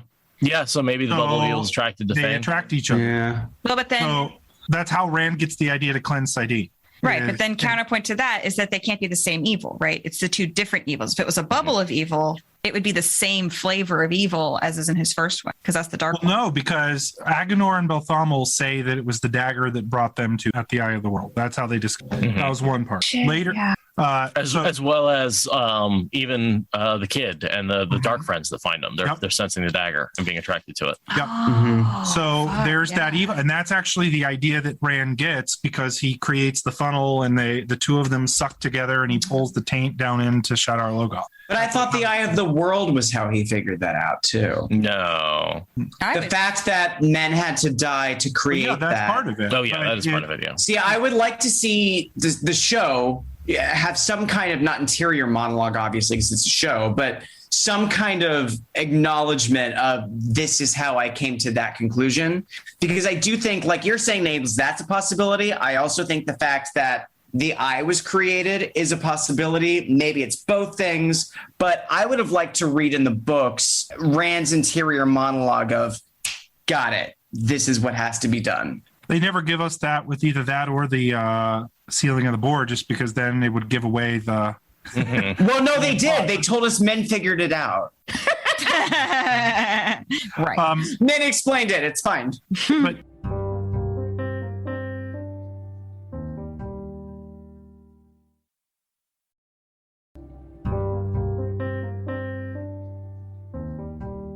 yeah, I like to me, it feels somewhat weird, that scene with Fane. Here's the only part that feels weird is Rand's characteristics there.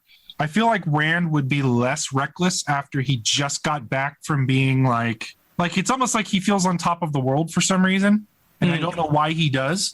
We talk about, Yeah, we talk about it as a manic depressive phase. He goes through this depression and then he succeeds with one thing and then another thing.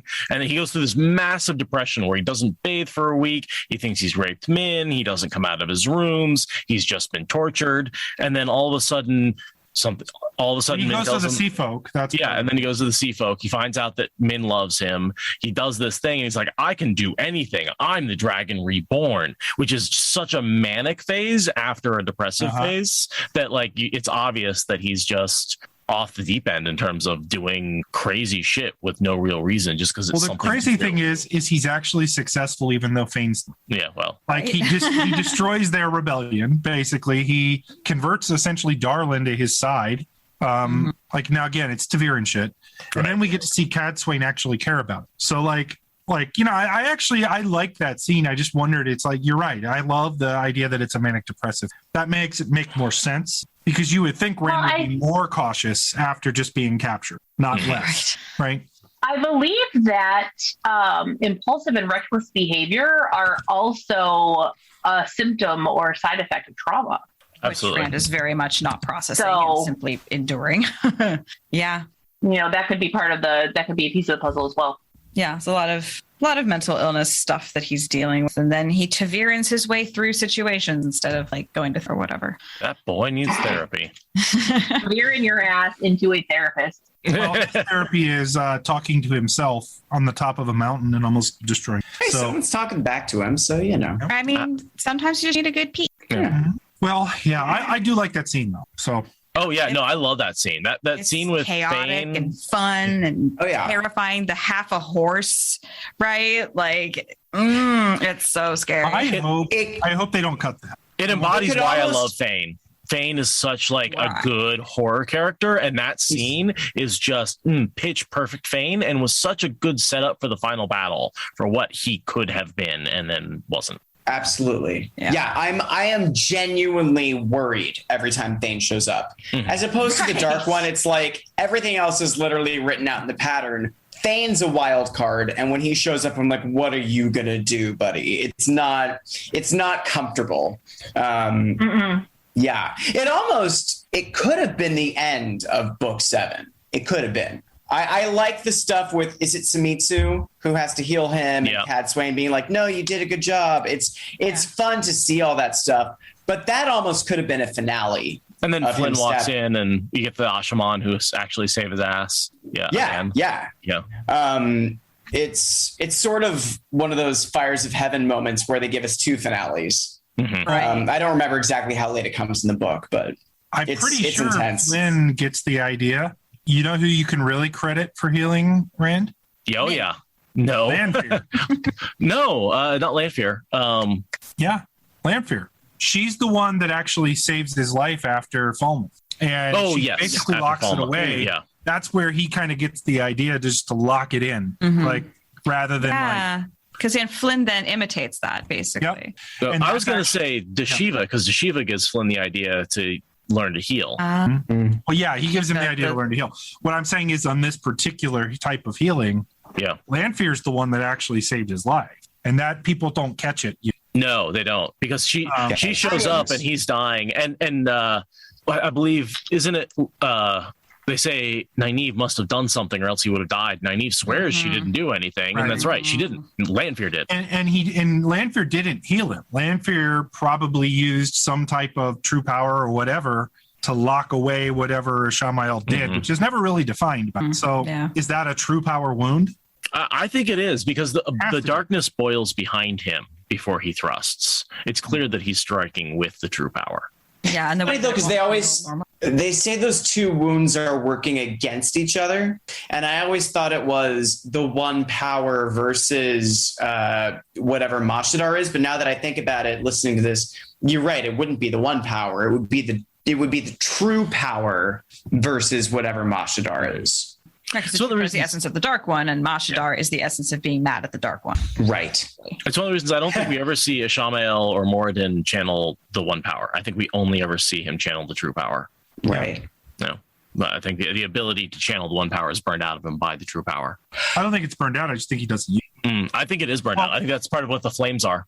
No, because if he was, I don't think it's burnt out, because Rand, but I can see your point on that, but not to that. But he would never use it anyway, because the amount of the true power that he can wield is supposedly on par with using the Choden Call. Right. Right. He's like all powerful essentially with channeling, except he goes nuts. Right. Like, why would you have a cookie when you can have a little part?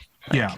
So to speak. I mean, speaking as for myself. Which again is one other reason, by the way, why the Shadow should have won. But I could go off on another subject on that. I think we should at this point turn our attention to just talking over the actual finale of the book, which is the attack on Samael and Ilion, which then spills over into Shadar Logoth and that. Right. The crossing of the streams and everything.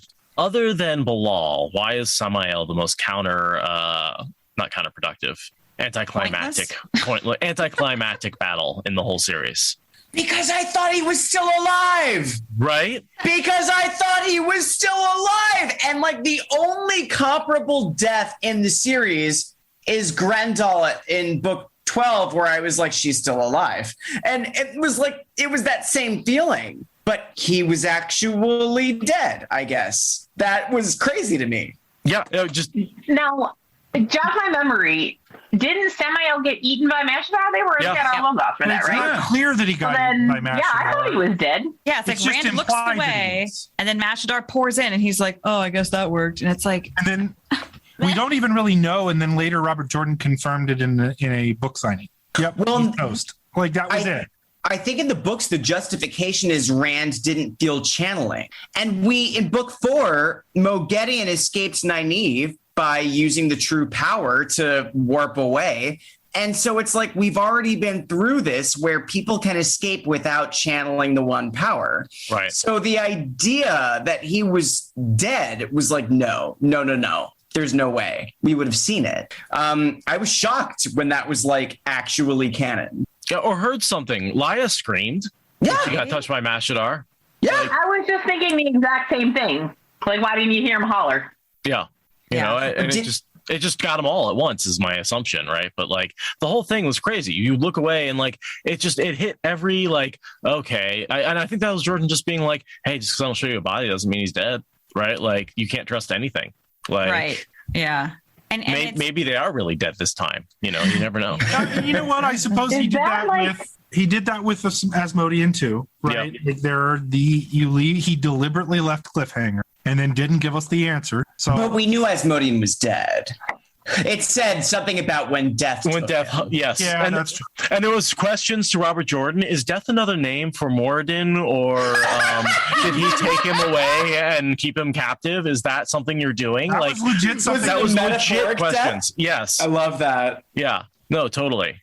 Is it someone named Death? Is it a Right. parallel dimension called Death? Is it just the dark one He's just called? like, no, it's just Okay. I legitimately think motherfucker that is shuffled off his mortal coil.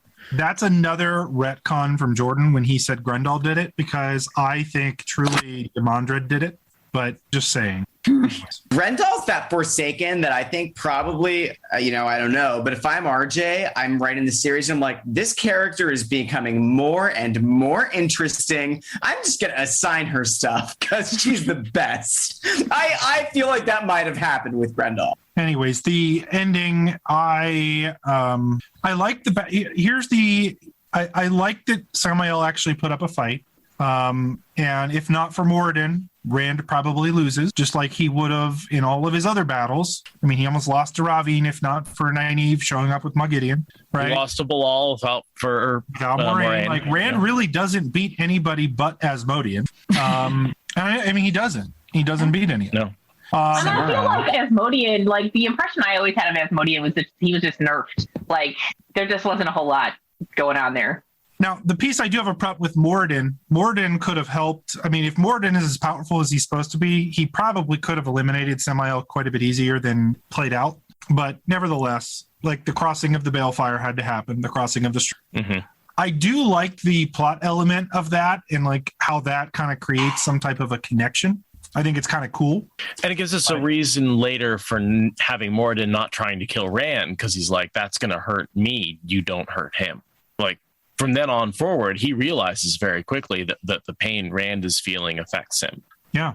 And that's why he's so angry at Samrog when she burns his hand off, because she's all like, he's all like, oh, my hand is killing me because it's not there anymore. So the only weird piece with the whole Samael thing, I felt like we were building up to this. And I know this was part of Rand's plan, is to build up and make it look like he's going to do something badass and wait for Matt. And then the whole plan is to then enter the city and fight Samael individually.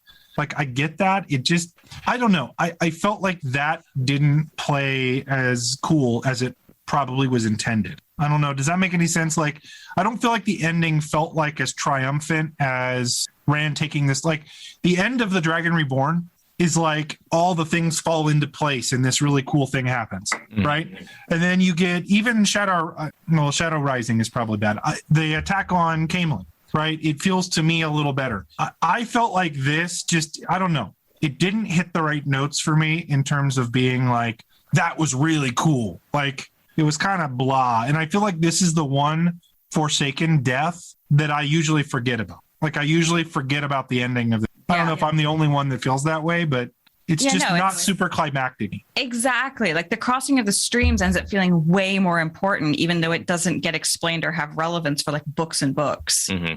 That's the more standout event, is the fact that the Balefire streams crossed. And it, like, yeah, I do like the part where he actually takes like an army of screaming Saldeans into a city. I mean, that invasion is great, but then they run off and take the city and it's not even on screen anymore. Right. Like, yeah, I'd love to see some shots. Army of Mongols, like, doing their horsebow thing, and then he comes back and it's already conquered, and like, oh, here's your city. Right, and the Council of Nine is like, we surrender, we're good, Yeah. we're done, and it's like Rand mostly was running around in a fog, accidentally killing people he didn't want to kill, and like having weird quantum dimension mechanics, like entangling his soul, basically. I mean, though. We did learn through the podcast, or I have learned through doing the podcast, that that's how the body swap makes less total chaos. Like the body swap is because of the crossing of the streams, which is important to the end of the series, but also like was one of my least favorite parts at the end of the. I feel like they were trying to not to talk about this, but I feel like they were trying to subvert the trope of Rand being the chosen one that gives himself up for the world. Like, I think they wanted to show he gave himself up and then he got what he wanted. And that was in a way subverting the trope. Yeah. Just a thought. I don't know if it played the way that they wanted, but I think that was the intent. Sure. Yeah. And I mean, the Balefire crossing things gives you so many interesting paradoxical questions. Like it is really cool to be like, what happens if two people balefire each other's balefire streams? And what happens? Yeah. Yeah, and that's what I think the answer to all the questions about balefire, like what would happen if you balefired yourself and someone else balefired you? I mean, I think we have the answer. We have basically balefiring balefire. Okay, I got a question. Buffalo. Here we go. Tough question. I put this on my whiteboard one. What happens if you take a dump and you balefire it? Well, you're not balefiring yourself. Depends. So it's not like it goes up into you. Does it go back though? Does it go back to where it was? No. Depends how hard you balefire it. Or it might turn back into food. I like Arady. I thought it was funny. So does it turn back into food after you balefire? Maybe you just like lose the nutrition that you gained from digesting that material. Okay, so here's the thought.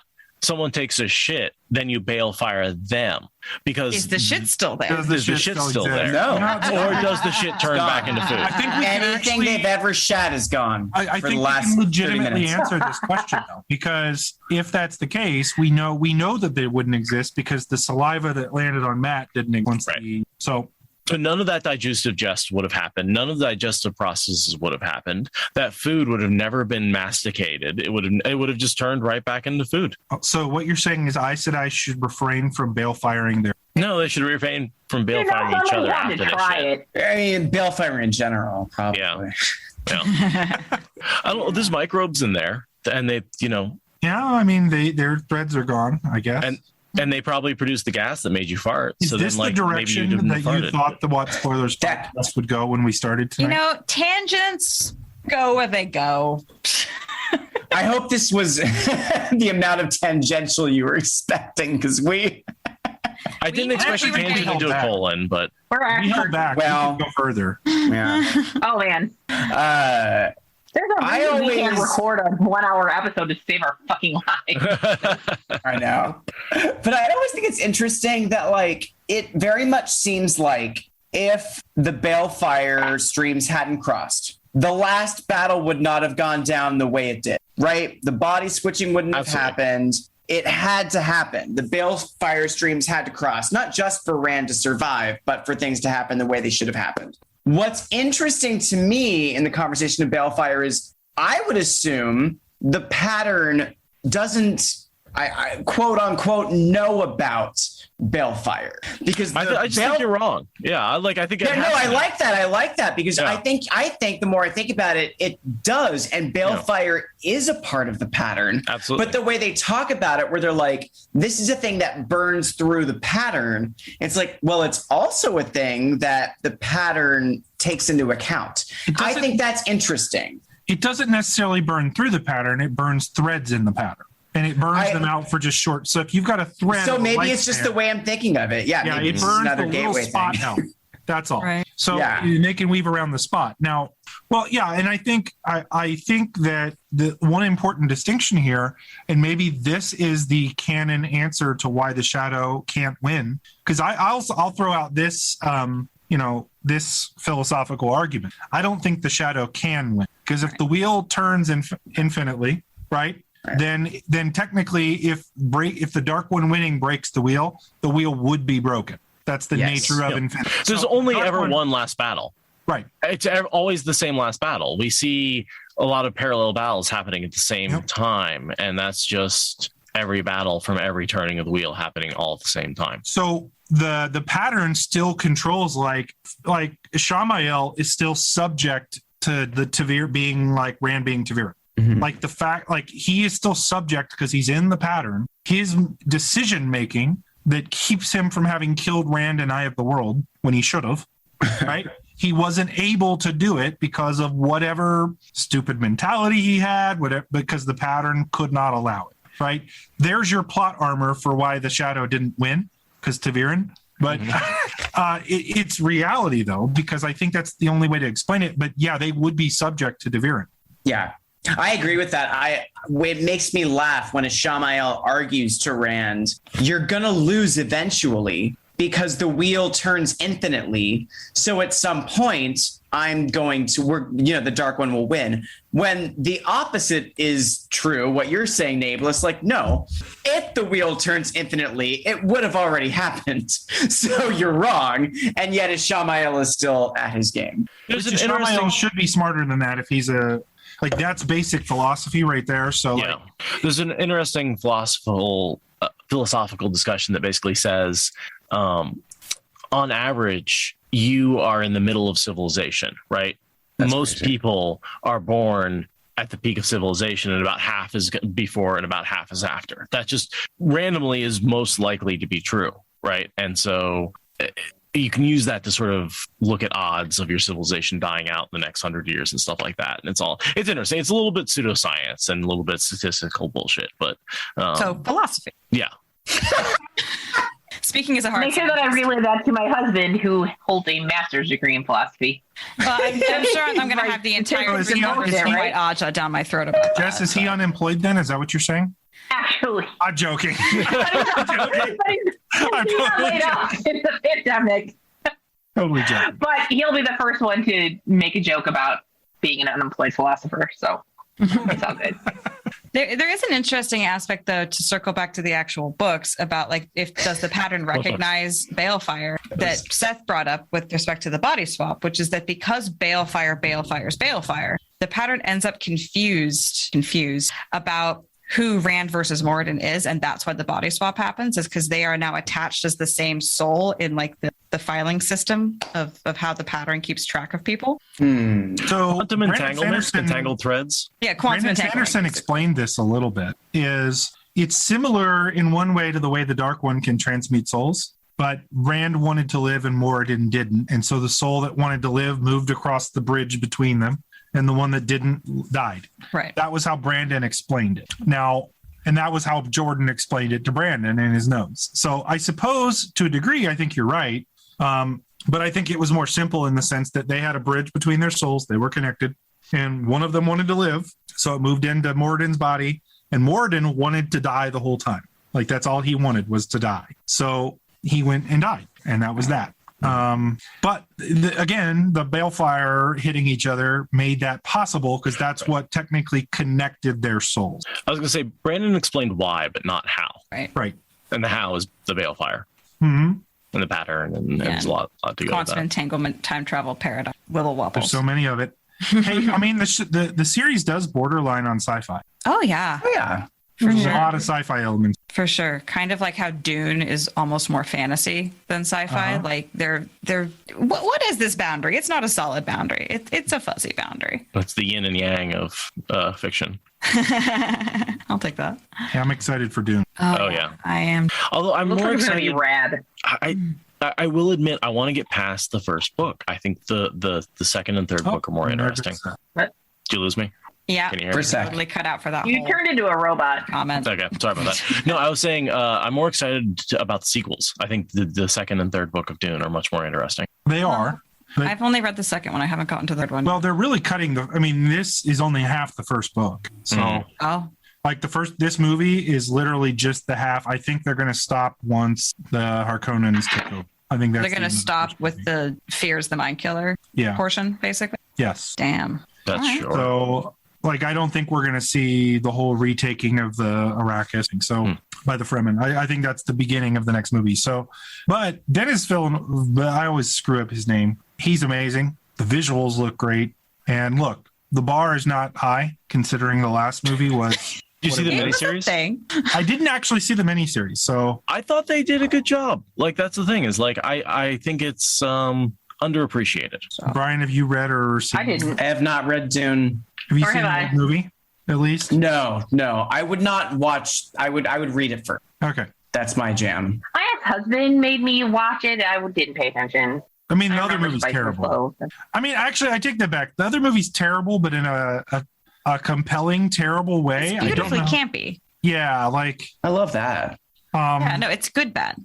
I like that. It's got cult classic written all over. Think about Exactly. this. I'll give you an example. If they decide to do Luce Theron, or they decide to do not Luce Theron, but like all the inner monologue from the Wheel of Time, if they just have the characters read it out loud as an echo while they stand there silently. So think like Perrin's inner monologue. Marcus is reading it while Perrin sits there silently and stares at Fael. It sounds like wheel talk. I love that. As long as it's done for humor, I love campy. It definitely was not done for humor. But...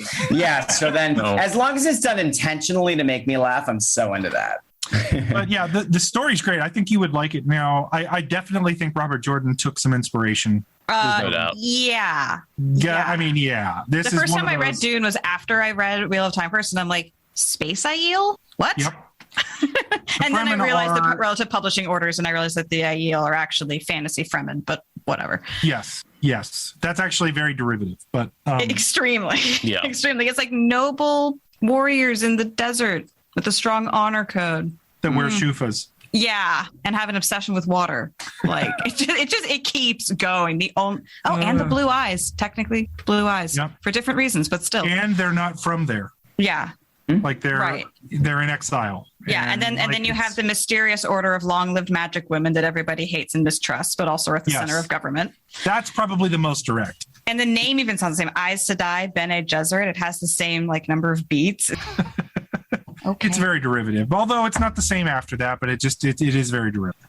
No, I don't think anyone can look at what Jordan came up with and can't point to pre-existing books like Lord of the Rings and Dune and say he didn't draw a lot of or just mythology. When does Dune come out? It's October, right? Or is it? When is it coming out? The movie? Well, we're not up on that. I think is it? No, I don't know. Someone could. Here's the reason I'm asking.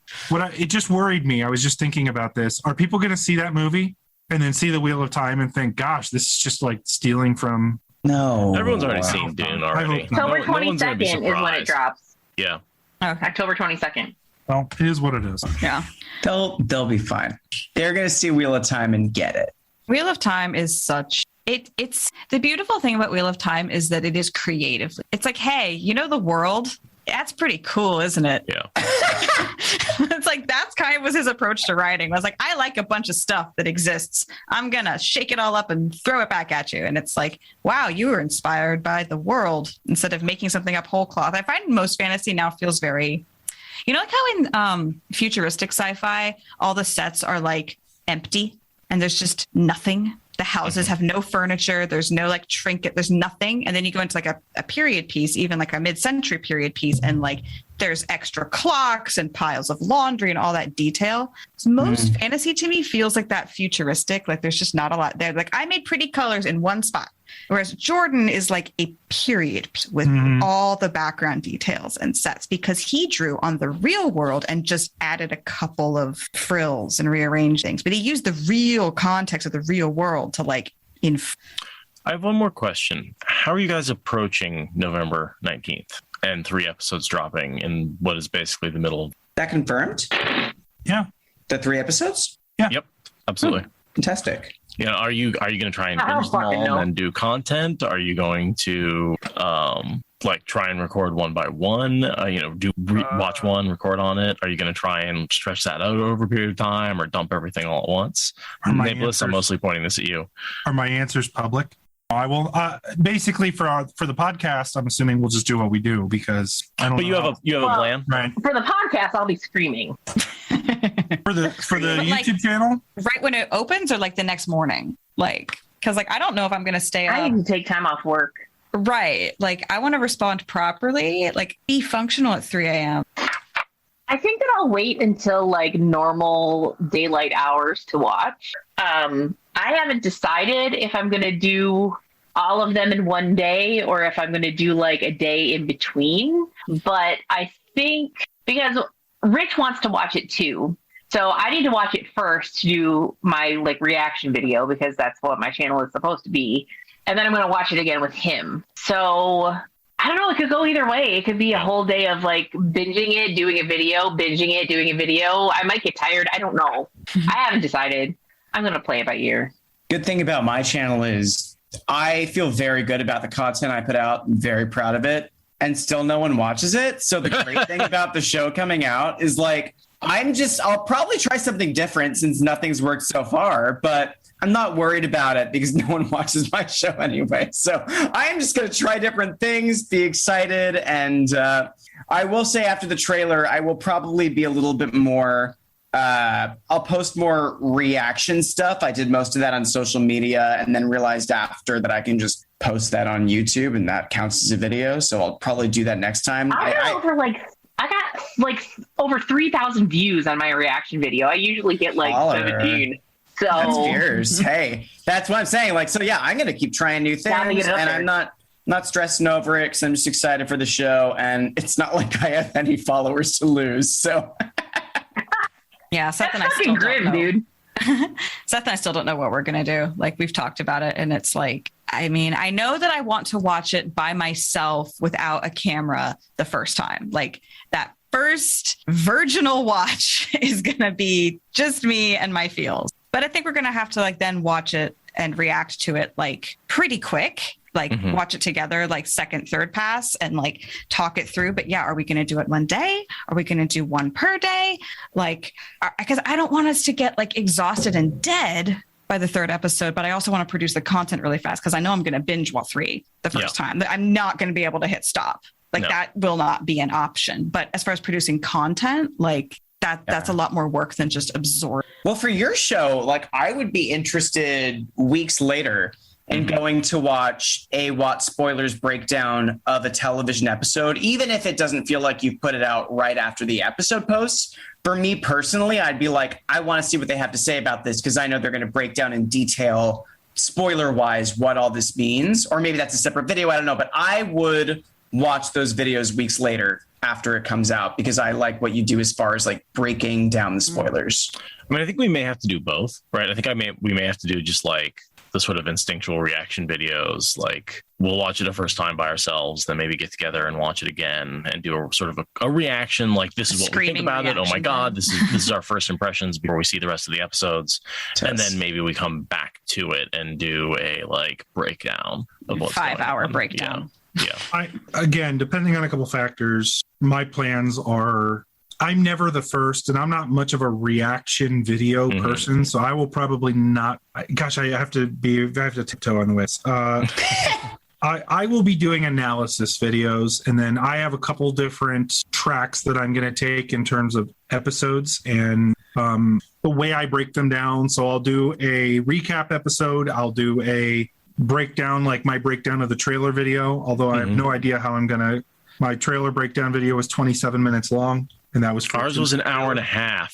Well, for a video where I'm analyzing each frame, you know what I mean? I'm wondering how I'm going to do that with the show, but we'll figure that out. But then there are other things like what's changed, Easter eggs, there are things that can be content that can be created. 3 episodes at once is a challenge there. That's what Although I think people will still be interested in seeing the breakdowns on an episode by episode basis. It just may not be, I may have to work overtime to get those out fairly quickly. That's all. That's about all I'll say right now. Logistical tangle that they've handed us 3 at once. Yes, they have. That's what I was really hoping for, a November 5th week by week drop. Finishing one at at the a same time. But yeah. Would have been ideal for us. Yes. Yeah, they should have asked us. They did. They didn't listen. This is true. I think that is about it. To wrap it, are we good to call it a quits? And I want to say thank you ever so much to Tarvalin After Dark as a unit to coming out and hanging out with us for this Tangents episode. Y'all are great. Thanks for having us. Thanks for having us. It was really fun to talk with you all on our show, Definitely. for sure. Can I just say last thing you before made bouncing? really good tangents. You made very good tangents. We're very tangential. We're great at them. I just wanted to point out before we bounce from Crown of Swords, watching Seth has in the background Crown of Swords cover. And I just want to say, if that's supposed to be Rand, God, does he look good, what a great cover. What a fierce picture of Shutter Logoth. He's making sure sun's out, guns out. Or I truly can't. It is out. the craziest picture on the cover of Crown of Swords. It's crazy. Anyway, I just wanted to say that before bouncing because, what is going on? Anyway. What is the muscle that's underneath his tricep? It's he got an extra muscle. Yeah, he's got 3 muscles in his upper arm. Yeah, one of those. Boy is ripped. Anatomy work that way. Yeah. He's ripped. He's got a gun show. I'm pretty sure that's a tendon, man. That's weird. It's weird. His arm looks fucking weird. Yeah. But yeah, thank you guys so much for coming. This has been an absolutely fabulous thing. And yeah, for our live audience, we are going to again be off until SpoilerCon, which is the first weekend of October. And then we'll be making episodes like normal through Path of Daggers until the show drops on November 19th, at which point we will be pausing regular book content and moving on to the show until that's done. So that's kind of the plan, but you guys are going to not get any of us until October starts from this point on. And if we time it right, we should do episode 400 the week before the show comes out. Yeah, we calculated it out. And that should be the way it goes. So yeah. Very excited about it. Well done. All right. Well, I'm going to turn recording off. Thank you us out so of live. much. Well, do you guys, where can we find Tarval and After Dark tell us or where your we can own find individual or your individual projects? You can find Tarval and After Dark wherever you get fine podcasts. We're everywhere. Our ass is everywhere. Nice. You can follow us on Twitter and Instagram at Tarval and Dark. You do that. We post little clips of our commercials and shit, and it's funny. We think we're funny. We're fantastic. There you go. You're funny. Yeah. Our podcast is different for sure. I mean, we do discussion stuff, but like mostly we do like comedy bits. And Yeah, sketch comedy. It's hilarious. I love it. Honestly, if you don't know what we're talking about, you have no business not listening. You need to get on it. It's true. Yeah, what the hell's the matter with you? Yeah. It's not a podcast, but it's not a podcast. Right. It's not a podcast, but it's not a podcast. You don't have to listen to it, but you don't not have to listen to it. You know? I also heard that Nablus only likes people who like that podcast. Yeah, I feel like that's I've true. I only That's like our true. patrons. I literally hate everybody, but if you become a patron of ours, I like you. It's And even apparently more we'll- selective than what you heard.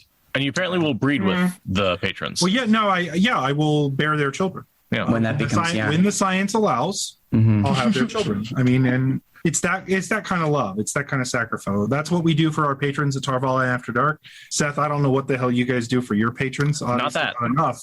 Not enough. Right. That's not true dedication like us. Yeah. Yeah. You're right.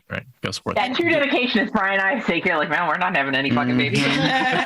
we respect Nablus's dedication. And you all We three do. each have your sorry. You all three each have your own podcast as well as having this collaborative thing. You each have your own content that you make. Impressive that you have a joint project and solo projects. I don't do It's very not well on live. my solo project, so No lives either. So yeah. Right. No. I do Wheel Talk with Recapacity. I get into drag and do crazy Wheel of Time things. If you want to check that out, anyone listening. it's amazing and hilarious. And if you're not watching it, you're a dick. Get I'm on an my insane person. You should take advantage of it. No, honestly, I will say this, Brian, because Brian he jokes about not getting muted. Brian is the most underrated YouTuber out there. Like, legitimately, the stuff is hysterical. And it's important. Like, it's great opinions, even though he's wrong a lot. Yeah.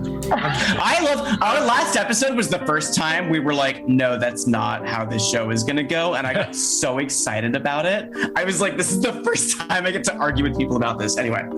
But yeah, no, like Brian's stuff is amazing. And I do stuff on YouTube too. I have been making YouTube content for 3 years now, so coming up on YouTube. Congratulations. Congratulations. Hey, Mazel. And your channel is what? Just Nameless. nameless. Yes. Simple. Quite creative. Beautiful. I'm impressed I also have a you YouTube camped on that channel. title from the show. What's that? You camped on the Nablus from the show. No one else pulled that one out from under you. That was good. I was like the second YouTuber behind Daniel, so like I had first dibs on names. So Nice. You nailed it. You nabs it. Nabs it. I also have a YouTube channel. It's called Amaryllin Study. I do reaction videos, although I don't do them as often as I should.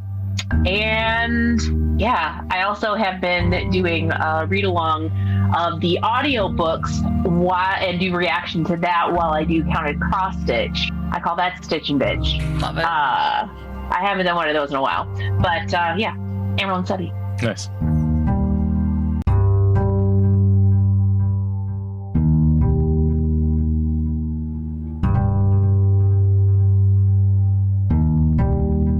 This is the Wheel of Time Spoilers podcast. So yeah, welcome everybody to Tangents of Chaos, the episode of WoTS Spoilers in between Lord of Chaos and Crown of Swords. I decided to kick Seth out for this episode also and invite in 4 other podcast creators or content creators so that we could do something a little different than we've done in prior books where we just literally talk about our lives and occasionally the book.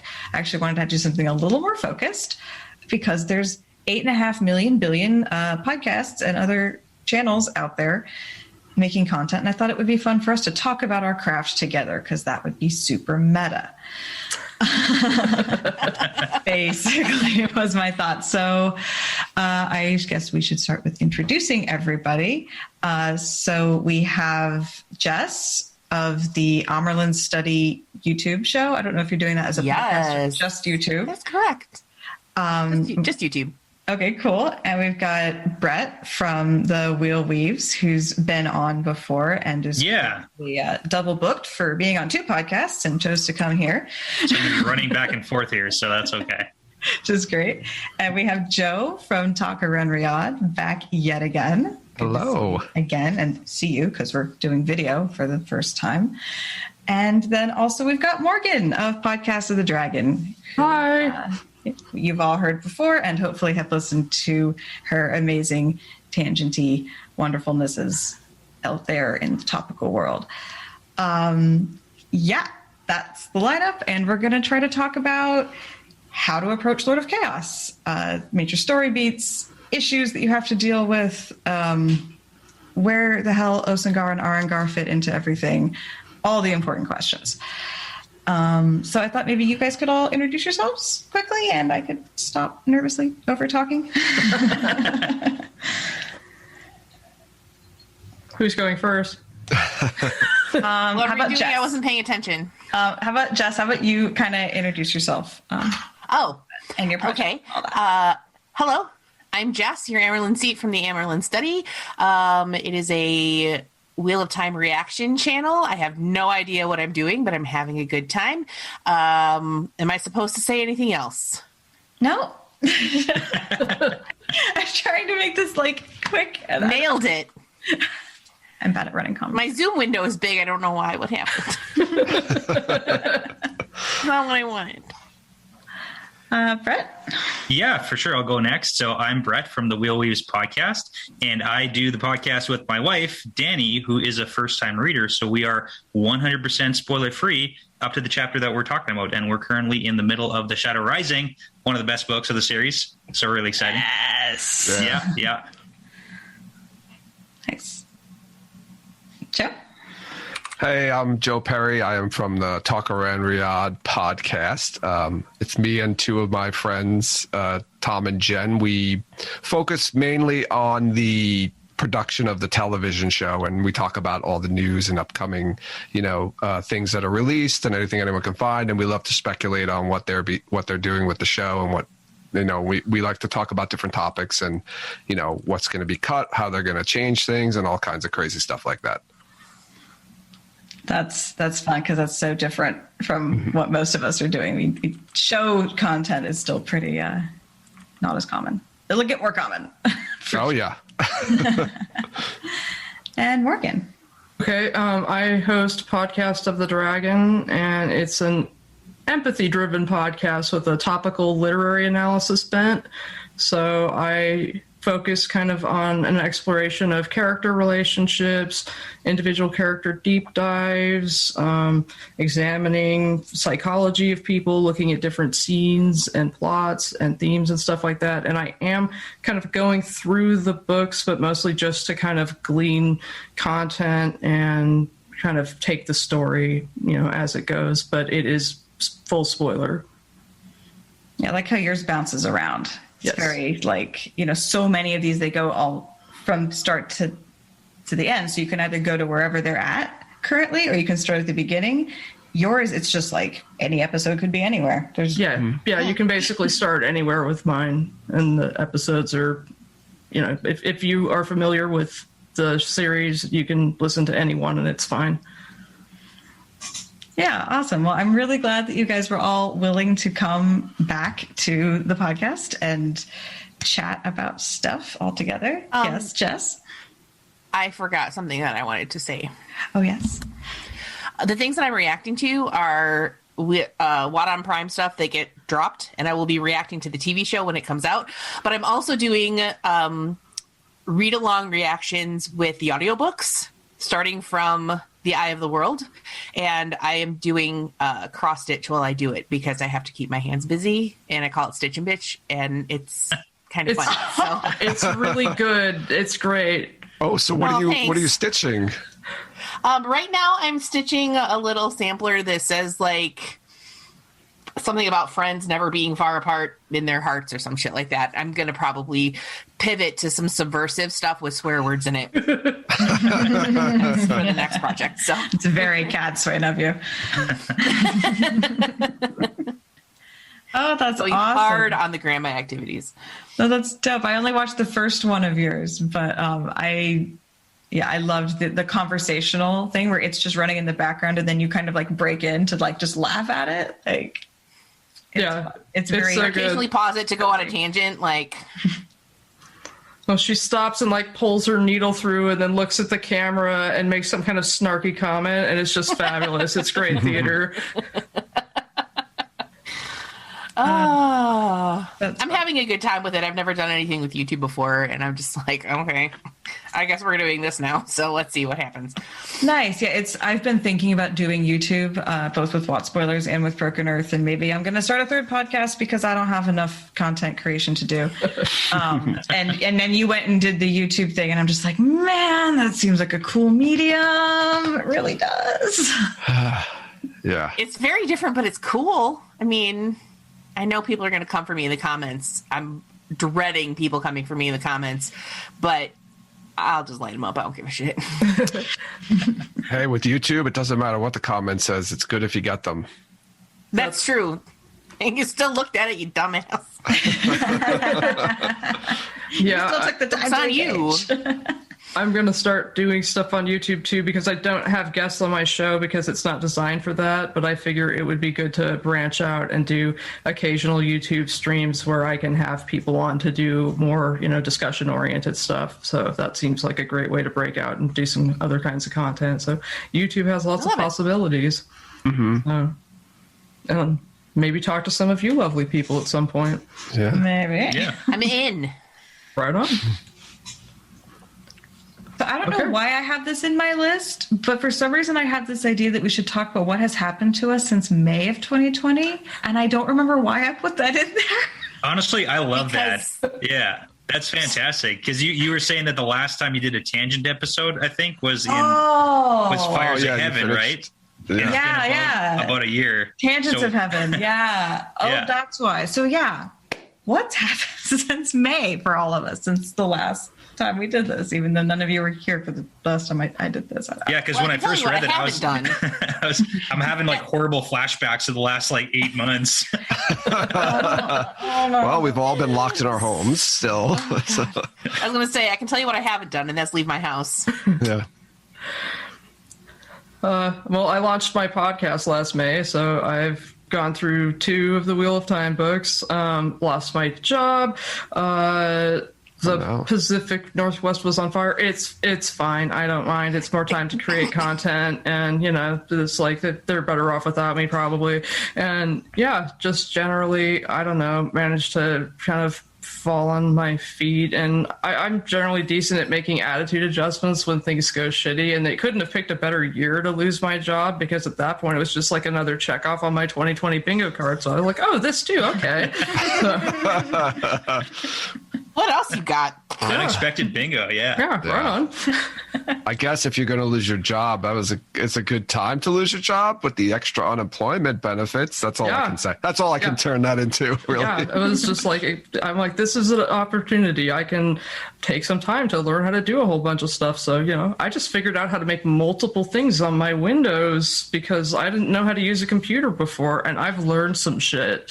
So yeah. Are you guys all in the States? Is everybody American here? Yes. Okay, I'm Canadian. I'm the only Canadian then. Awesome. Yeah. Oh. Yeah, right on. I'm from Wisconsin, so I'm basically That's pretty close. That's like, you're like honorary Canadian, so I'll give that to you. Yeah.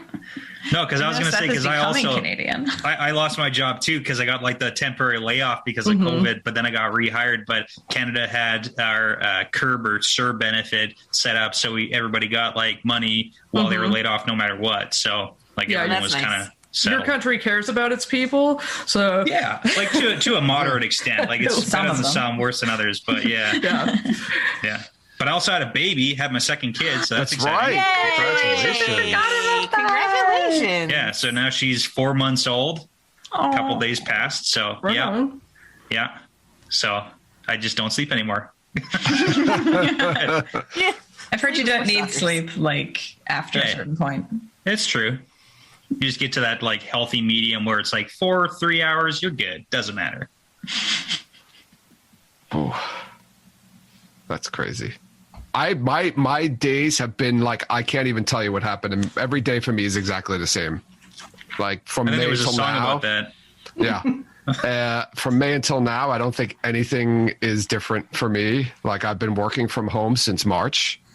And, I've been lucky to, still be able to work and work from home, but it's nothing's different for me. It's weird. It's just like every day is the same thing. It's all starting to blur together for me. So that's what happens when you don't leave your house really often. I left my house. Go ahead. Sorry, go ahead. Jake. I was going to say, I have also been working from home since March. Actually, I think this week marks 1 year of our office being closed down and everybody being remote. So yeah, I'm close. I think I got another week or two before I hit that anniversary. Yeah. So yeah, the days are kind of blend together for me too. Needing to like making content helps to break it up. Like, you record on I try to record on a certain day. At this point, I'm so fucking busy because I decided to go back to school because I'm a few credits short of my bachelor's degree. So I'm back in school doing that, working full time. And then I said, why not start a YouTube channel? And then I might have another collaboration thing happening with some other people. And then I'm on the SpoilerCon committee. And all of a sudden, I have a bunch of stuff to do. And I'm like, I didn't even leave the house. How did that happen? But I think the biggest thing is that my husband and I decided that we are going to adopt, speaking of babies. Hey. And so we got our home study application submitted, and we're in the process of doing the paper chase situation where we have to they're doing the background check and we have to get a physical and have a thing where it's here's how we'll get out of the house if there's a fire and safety. I don't know, other shit like that. So a physical, that's a weird thing to I wouldn't. Well, they probably want to make sure we're not going to die if they give us a baby. That's true. Okay. That's true. That Congratulations. That's amazing. Super exciting. Thanks. We're really excited. My husband was actually adopted as a baby, so this is a near and dear kind of thing to both of us. So we're really excited. Yeah, it's awesome. Well, I left my house in the ultimate way in that I bought a house and moved. Hey. I got so excited I knocked my water over her radio. My husband finished school in June, and we realized that we weren't going to be able to stay in town and let me finish my black belt and do all this other stuff we were going to do. So I was like, well, I guess we're just going to move out to the country and leave college town behind a few years earlier than we planned. And bought a house out in the country. So now I'm podcasting with almost as good of internet from the middle of nowhere. And can I be honest with you? You posted a picture a couple of days ago, and I just absolutely hated it because it was so sunny and nice out. And in Canada right now, there is so much snow in the backyard. I was just like, I can't believe this is the same time of year, and you get nice weather, and I'm trudging through snow right now. Oh yeah, I still have snow. We still have a bunch of it on the ground too. Yeah. Yes, come on. on. Up to 50 degrees. It's we had so much of it, probably almost 2 feet. When I first looked at the picture, I was like, this can't be recent. I don't know, maybe last summer or something, but no. It was gorgeous here the last few days. All the cold, rain came in today. I was hanging out socially distanced with a friend listening to a lecture today. They came over to use our internet, and it was so cold and damp and just gray and drizzly and raining off, rain on. It was, those few days of sun were such a balm. Yeah, to be fair, we get 5 days of sun all winter. Rady and I are both both in Oregon, and we don't get very much. Yeah. Yeah. The other big rough. change. Sorry, go ahead. No, I just said that's rough. I was sympathizing. Yeah. And then, the other big change for me was coming into the podcast. That's the other really relevant change for me in the last year, is going from frequent guest to co-host. That's like a BFD though. That's pretty awesome. Yeah. Yeah. Kind of wild.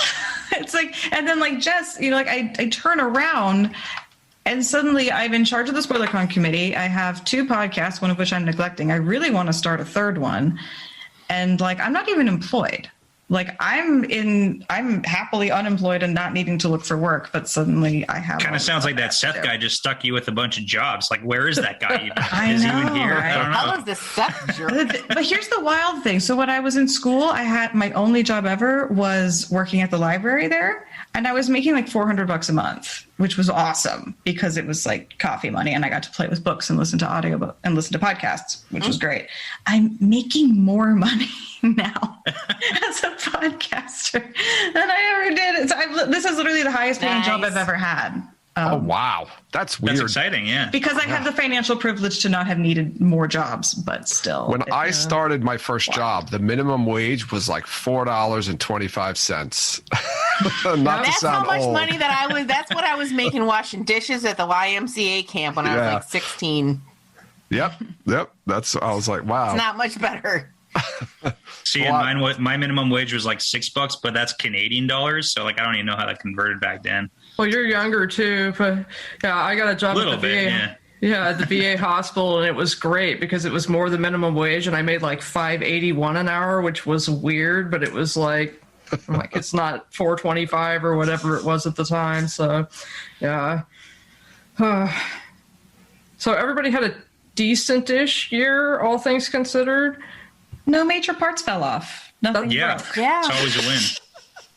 Still here. Like, I can't complain. I have a job. My husband got laid off, but we're financially stable enough that he can wait to find a job he actually wants instead of just applying for whatever, you know. That was a hard concept for him to like grasp. I'm like, no, babe, seriously, if you don't want the job, don't apply for it. Like, you don't have to do that, and don't take the first offer that you get. Like, get a job you want. We're fine. Which is weird for both of us because we were broke for a long, long time. So, yeah, it's been really nice. Like, family is all healthy. Like, Yeah. it's not bad. Well, good. Yeah, I still haven't managed to bully my warder into letting me get a dog. That's my real big failure. Oh, I got a cat. That's probably the one thing that happened. I got a cat during this whole thing. That's about it. Nice. That's the one change I think that I've had. Is we got a cat. Joe, what's your cat's name? Oh well, All of the course. Ds. Her name is Min Farpaw. Yeah. Oh, yes. Yes. Very That's so good. I got to name the cat. My kids named their guinea pigs. I was like, I'm naming the cat. That's great. That's fantastic. Perfect. And she's awesome. Yeah, she's great. Yay. Cats are fun. She's good. She she hangs out and like lies on the couch here while I'm working. And when I go upstairs, when work's over, I'll sit down and she just like comes over and just plops right on top of me and lies on me. So we bond. That's nice. I need a Love fur cats. baby. Need a fur. What you do at radio, you just go to like the Humane Society, You go get one. Yeah, we went to the Yeah. local shelter. get the one you fall in love with, get your dog, bring it home and be like, it's done. You're gonna make me And take this dog back? Are you gonna make me look like an asshole and take this dog back to the Humane Society? Yeah. Would be Where very he doesn't humane. have a home anymore? Like, And the ask for shelter by forgiveness, me, not permission, babe. the shelter by me doesn't even charge any adoption fees. It's free, so they just give you the cat. Nice. Yeah, nice. Real nice. That's super awesome.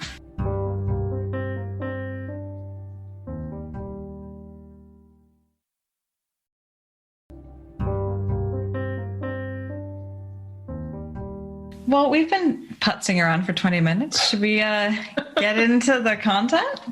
Sure. You did say we were going to try to do this, so like, well, let's give it a College try here. Yeah, it's the old college try. So yeah, I thought that there's a lot happens in this book, just from a plot perspective. Like I was flipping through the book and looking at all the plot points and just being like, wait, also that? And also that? And also that? Like on and on and on. I think it's almost like Shadow Rising levels of plot dense, even though it doesn't feel like it. If you actually add it all up, it does. And we've also got like some pretty massive issues in it. We've got like everything to do with Dumais Wells, right? Yep. And being that, we've got Halima and Rand and Alana, Rand in a box and Alana, and there's like lots of stuff that like people debate that like percolate through the whole series, that like very critical moments happen in this book. Yeah, it's definitely a setup for like what happens in the rest of the series in a lot of ways. Oh yeah. And it also has the worst cover art. I don't know if you guys realize that. Oh my god, this is definitely my I haven't looked least at it favorite in a while. cover.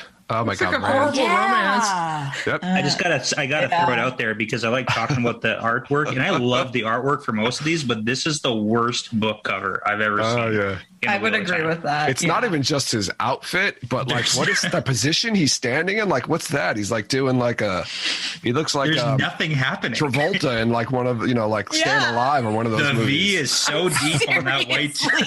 Yeah, there's the V and like there's a Drakkar that's like, there's no Drakkar in this book. Yeah, that's one thing I always point out already. I was like, I don't remember a Drakkar in this book. Like, well, that's because they were way up in the sky and you didn't see them. So You didn't see it. They were there. They're always there. it was there. No, even Robert Jordan didn't see it. yeah, That explains so much. And then the woman down in the corner, like supplicating in what looks like, I don't know, like a poncho? It kind of looks like a poncho. It's an Aes Sedai poncho. It is. They do have ponchos. All the Aes Sedai get ponchos. coming It's soon just to me. Watch Friends don't Spoilers let friends wear merchandise. ponchos. Like, what is Aes Sedai poncho is available. Yes, totally. everybody add it to your merch store? It's a Yeah. next big thing. $79.99. Cool $80. They're good. For sure. So I don't quite know how to go through this. Maybe we could just go through like the major story beats and kind of, and yeah, I kind of want to hear what you guys are thinking about in terms of how you are going to approach this book or have approached it. Because obviously Morgan and I have both done it to some extent. Morgan hasn't done the whole book, but you at least could have touched on it because of the way you go topically. The other three, you guys are looking at, this is in however many months or years. So I'm interested in how you're going to approach this book. So I don't quite know how to drive the conversation per se, because I mostly want to hear from you. Sure. Which point do we want to start with? Yeah. I I guess we could just start at the top of the list. Yeah. Yeah. That, I mean, it's more or less chronological. So So Rand bouncing around, going from Camelin to Carrion, like back and forth. I appreciate that he wants to get away from stuff, that he wants to be by himself, but like he's so far up his own ass that he doesn't realize what a high value asset he is and that he's putting himself in danger every single time he does this. And it's like, my dude, there are people who are literally begging to like watch your six. And you're just fucking off whenever and not telling anybody where you're going. Mm-hmm. That's just so fucking dumb. It's so dumb. And Yeah, it's like, I he's know he's dealing just a with kid the, and whatever, but like, have you learned nothing in the past however many books? Like, And between that and dealing with like an authority issue, like he doesn't ever want to be told what to do. I mean, I get it. Again, like I understand where he's coming from because he's gone through some like stripes here, but gosh, like bad decision making. yes, early in the book, he's bouncing around, and it's like, this is why Dumais Wells happens. Yeah, it's all a setup, obviously, for how that happens. But I mean, he's taking Aiel with him when he goes, and people know when he goes back and forth. And I think, that obviously the incident at the end when he, disappears, it's kind of like set up because it's building up to like him getting frustrated with the Aiel, the maidens wanting to come with him every time, and him like saying, okay, only this many can come and only that many can come. Plus, I get confused. I start getting confused, when I was re-listening to this book as to like who's in what city and where he is at which time. And it was because I remember I was like, okay, wait, Egwene's there. Wait, Avienda's there. When did one go to the other place? And I'm getting confused as to who's where. So like, I'm always thinking about stuff like this from the, perspective of like how they're going to do it in the show. So I'm like, are they going to have him bounce around a lot from different cities? Is that going to be too confusing for viewers? Important point though, to the end of the book. So. Yeah. I mean, I think that's kind of the main issue with the whole fast travel situation when limited number of characters have fast travel, like however you want to call that. It can cause issues with like, and I don't know anything about TV shows or how to make TV shows, and I've talked about this enough times, but I can see them doing it to a lesser extent to show that he's capable of doing that. And that will still cause like you don't have to have a back and forth. You can show it like 2 or 3 times to show him in far away places, like very, very shortly in the time frame. It's kind of like the whole Daenerys on the dragon. It's like, boom, she's north of the wall. How did that happen? But there's an actual reason why that's going to happen in the Wheel of Time show. Does that make sense? With this being a sort of retelling, like a new turning of the wheel, they have the opportunity to like consolidate some of that stuff. So, maybe he's not bouncing back and forth a bunch of times. It's like he goes to Camelin, does a bunch of stuff, and then comes back to Kyrian, and they can streamline it more. Yeah, and they're going to have to assist the flow of the story. Yeah, they could even just have like a conversation where somebody's saying, "Rand, you keep going back and forth between the two cities. We're having trouble tracking you." That could be it. That could be sounds like setup. a Perrin line. Sounds like a Perrin line. Perrin's not even really in this book at all, except well, actually he is. I mean, this is the book where Perrin rejoins, right? He does, yeah. Oh, that's right. Yeah, that's right. I'm sorry. This is when he comes back. Like you're used to not thinking about him. Yes. And then he shows up, saves the Fires of Heaven, where he's basically gone for the entire book, right? Yeah. Well, Yeah.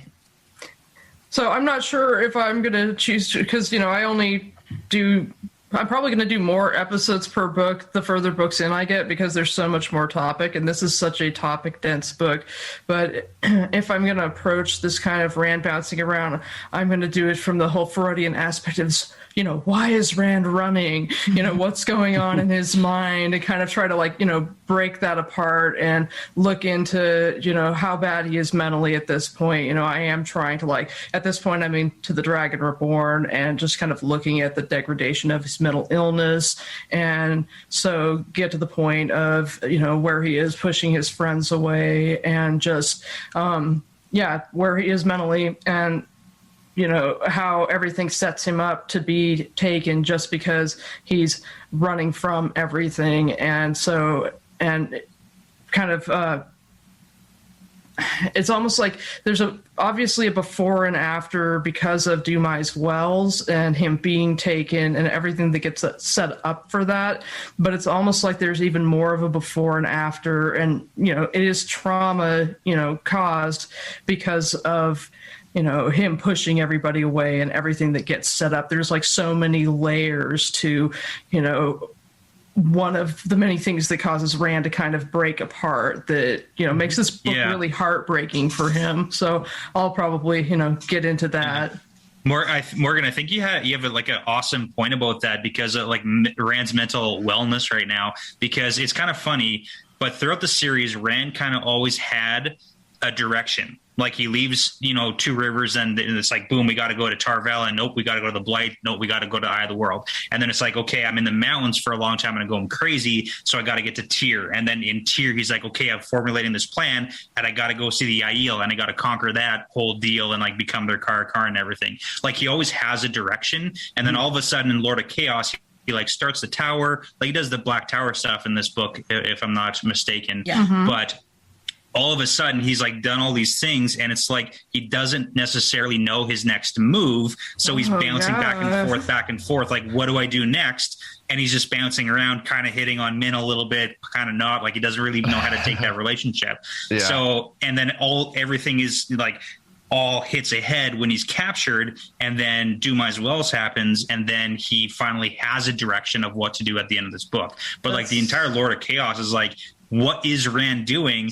He doesn't know. Wheels. Yeah, he's spinning wheels. He's bouncing back and that's forth, a really right? good point. And I think he's kind of putting that under the guise of like, I'm trying to keep everybody off balance, but he's really but it's like you're not actually doing anything. He doesn't know what to do, but he's trying to like, say, no, I'm just trying to keep people off balance so they don't know what my next move is going to be. And he is setting things up. I mean, he's trying to set things up at this point, right?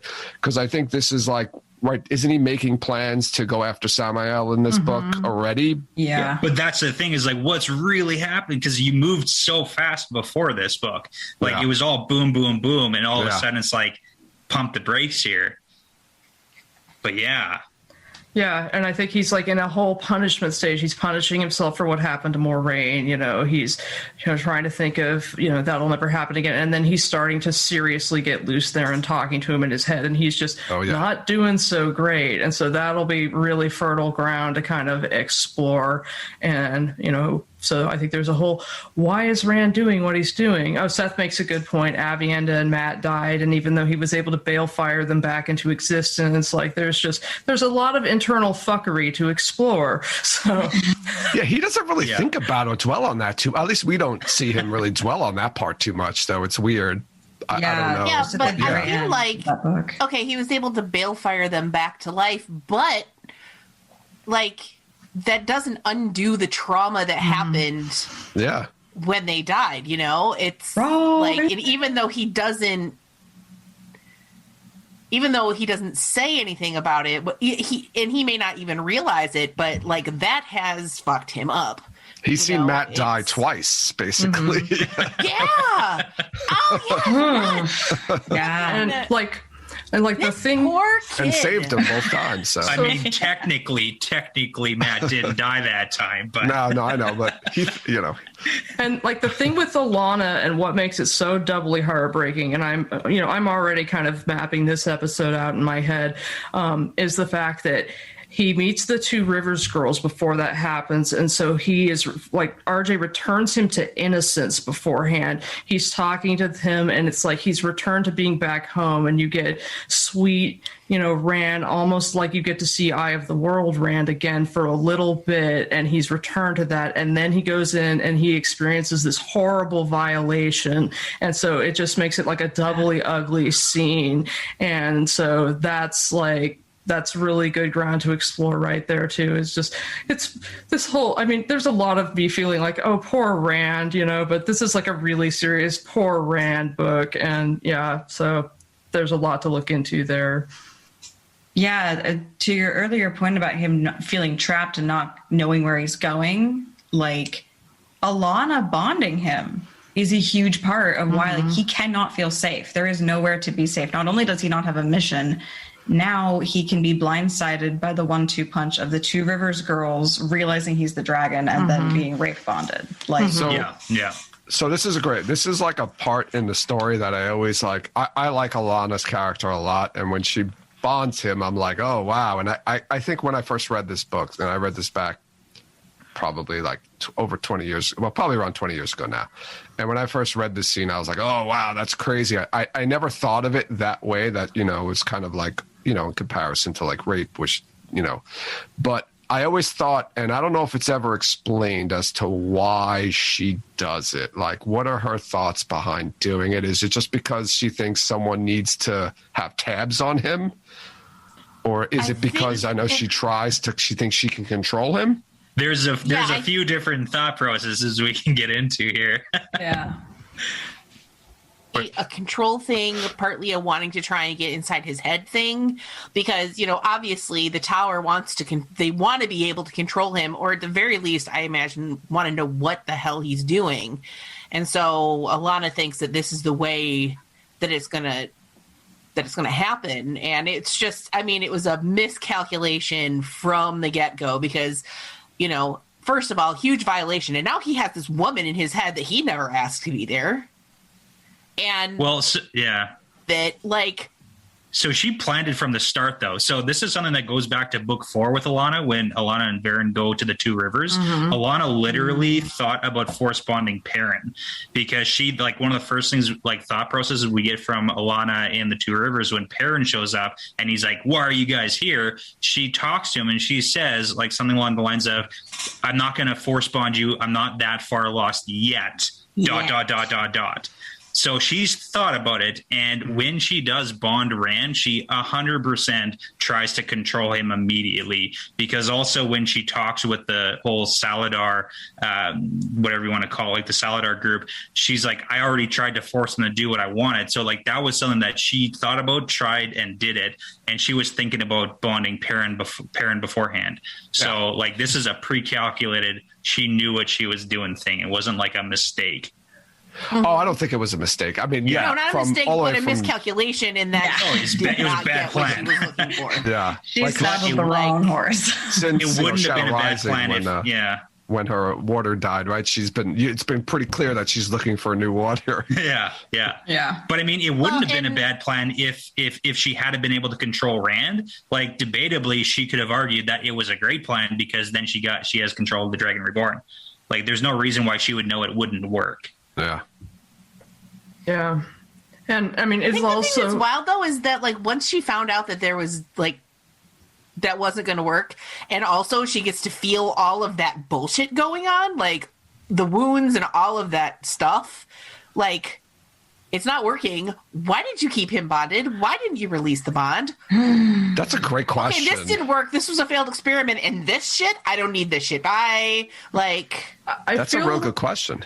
Like Alana's mental state is not so great either, and it's like her the green is not the logic Aja, so it's like she's very passionate, and so she does something that's not 100% impulsive, but she does take advantage of a situation, to do this thing, and then it's sort of like, I think she continues to justify it to herself afterwards, even though it's not particularly a logical thing to have done.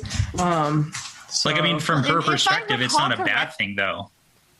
Like, she doesn't feel guilt. Like, for her to release Rand, she would have to feel some modicum of like guilt. But she doesn't feel guilty about what she did. She fully endorses what she did. Yeah. Like, it's not something she did from an emotional state of mind. I would argue that point. So she was not going to release him because she doesn't feel like it was a bad idea or it was the wrong decision. She feels justified in her actions. Yeah, I guess my thought is that, yeah, she feels justified in her actions, but she had specific reasons that she did it, and she was not able to achieve the ends that she wanted to achieve by doing it. And now she is constantly experiencing the same pain and stuff that he is. And I don't understand why she stayed signed up for it when she wasn't going to be able to achieve what she wanted to achieve. But I think, to Morgan's point too, if I recall correctly, she really took the death of that one warder really, really badly, like super badly. Yeah. And you know what, to your point, Jess, the reason I think that she kept him bonded was there was, at that point, I think it might have been known that she bonded him, and she might have been getting pressure from other Aes Sedai to like keep him bonded, because everyone was really right. All the other Aes Sedai became very interested in Alana because she knew where Rand was and she knew his emotional states, and she became almost like a little like relevant. Alana always wanted to be relevant too, right? She wants to be close to the action. She wants to be the green, like that green sister, right? That's she's like a thrill seeker kind of. She's got that mentality. So, you want to go down in the history books. Yeah. I mean, if you think about anybody, you want to go down in history, but like hopefully for something, but if not for something good, just for something, right? Like she was the one who bonded the Dragon Reborn. Not the only one, though. There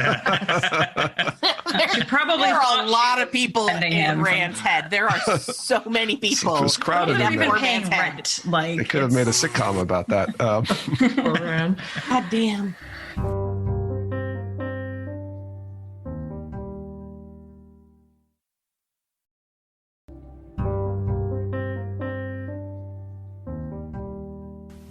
All right. What's next?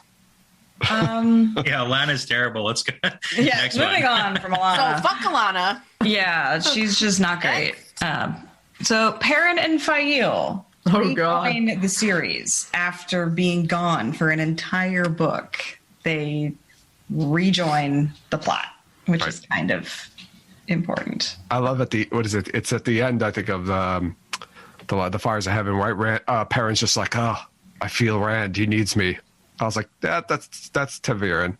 That's Robert Jones. It's like, I need a way to get Perrin to go back to Rand. How do I do that? Oh, Taviran. That's right. I put this whole thing in there.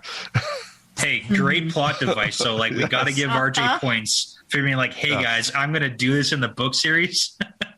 Just, like, watch for plot it. armor. But we do get Brilliant. Perrin meeting fantastic. Fael's parents for the first time, which is a pretty fun scene. Oh, yeah. Yeah, the whole You want to know getting what? I to the love Bashirs. Fael's parents. Oh, man. They're fun. I Oh, don't they're love fun as Fael, hell. but I love Fael's parents. I'm not a fan of Dira, honestly, but I really like Davram. Like, I love the fact that she's like bigger than him and kind of more intimidating than he is. I like that. I think that's fun. Yeah, I do really, her badassery when they have that break-in like Gathering Storm or something, and she's like, oh yeah, this guy tried to kill me, so I hit him with a chair and stabbed him, but he got away, and it's just another day. It's pretty badass. It reminds me of like Dira in what's his face? Davram. If you ever saw that one episode of Bob's Burgers where Bob is holding Linda back and somebody he's holding somebody else back and they're like, why are you pushing me? He's like, no, I'm protecting you from Linda. She's crazy. And that's how I imagine like Dira and Davram to be. Like, he's getting people out of her way. Like, no, she's nuts. You do not want this. Like, it does explain a little bit of how the way Fael treats Perrin in their relationship when you see the interactions and the weirdness of the relationship between Dira and Davram, because it's just so weird. And Perrin's like dumbfounded as like, what is this? I have no idea what's going on here. You want me to argue and yell? I don't get it. she married the wrong guy if that's what she wanted, because that's so not his style. Right? Like, Yeah. he's so chill and she has no chill whatsoever. But I mean, that's Davram though, right? He's kind of chill and he doesn't really get ruffled. So it's almost like Perrin's Davram and Fael's her mother. But I feel like Davram entered into the relationship knowing what he was getting into and knowing what the expectations were. Because everybody, like, every time I say Fael sucks because she's abusive, they're like, oh, but it's cultural. It's like, okay, let's say just for a moment that because it's culturally acceptable for somebody to scream at their spouse and strike them in that culture, it is not acceptable in the Two Rivers culture. Ergo, what Fael does to Perrin is abusive. Because Dira and Davram come from the same place, again, theoretically, we're pretending like it's okay that she does these things. He knows what's supposed to be going on. So their dynamic is, in a way, you could maybe look at it as a safe, sane, and consensual BDSM kind of relationship where everybody knows what the rules are. Everybody knows where the boundaries are. Everybody knows how to stop it if it's going too far. Fael doesn't have any of that insight in terms of like how you're supposed to actually have that kind of relationship. And Perrin doesn't know the rules. She's just a Yeah, Perrin's she's like, just a dick to him all the time. She's immature. She doesn't get it that, there's different culture. Even though she's probably been educated to a lot of different cultures, but she doesn't. She just thinks this is the way. And I don't know. I would say she probably was taught that by her mother, but I don't want to get into that. Well, I mean, you learn how to be in a relationship from the relationships that you observe as you grow up. Exactly. So if you observe relationships that have poor communication or have a weird or unhealthy dynamic, that's all you know. And so that's the energy you're going to bring to any relationship that you get into, unless you start to understand, okay, these are the things that were not okay and the things that I need to change, you know? And so Fail doesn't have that level of awareness. Yeah. Probably because she's young.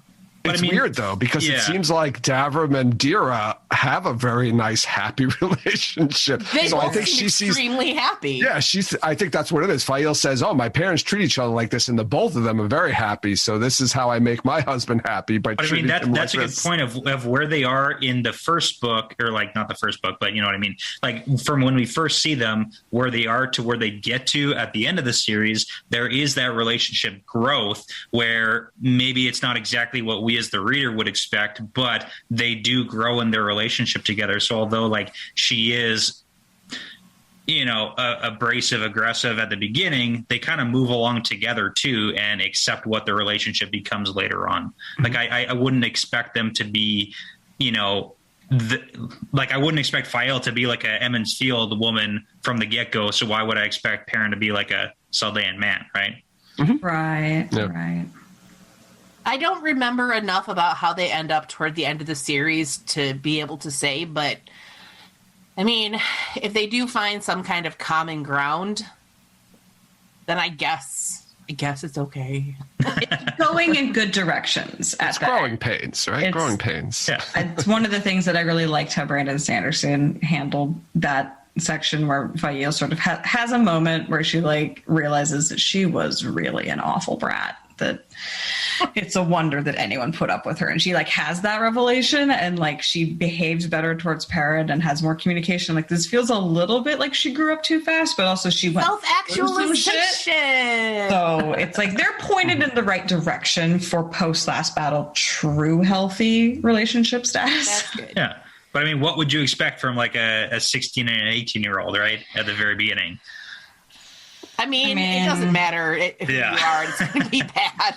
It's bad. It's really We were bad. all idiots. Mm-hmm.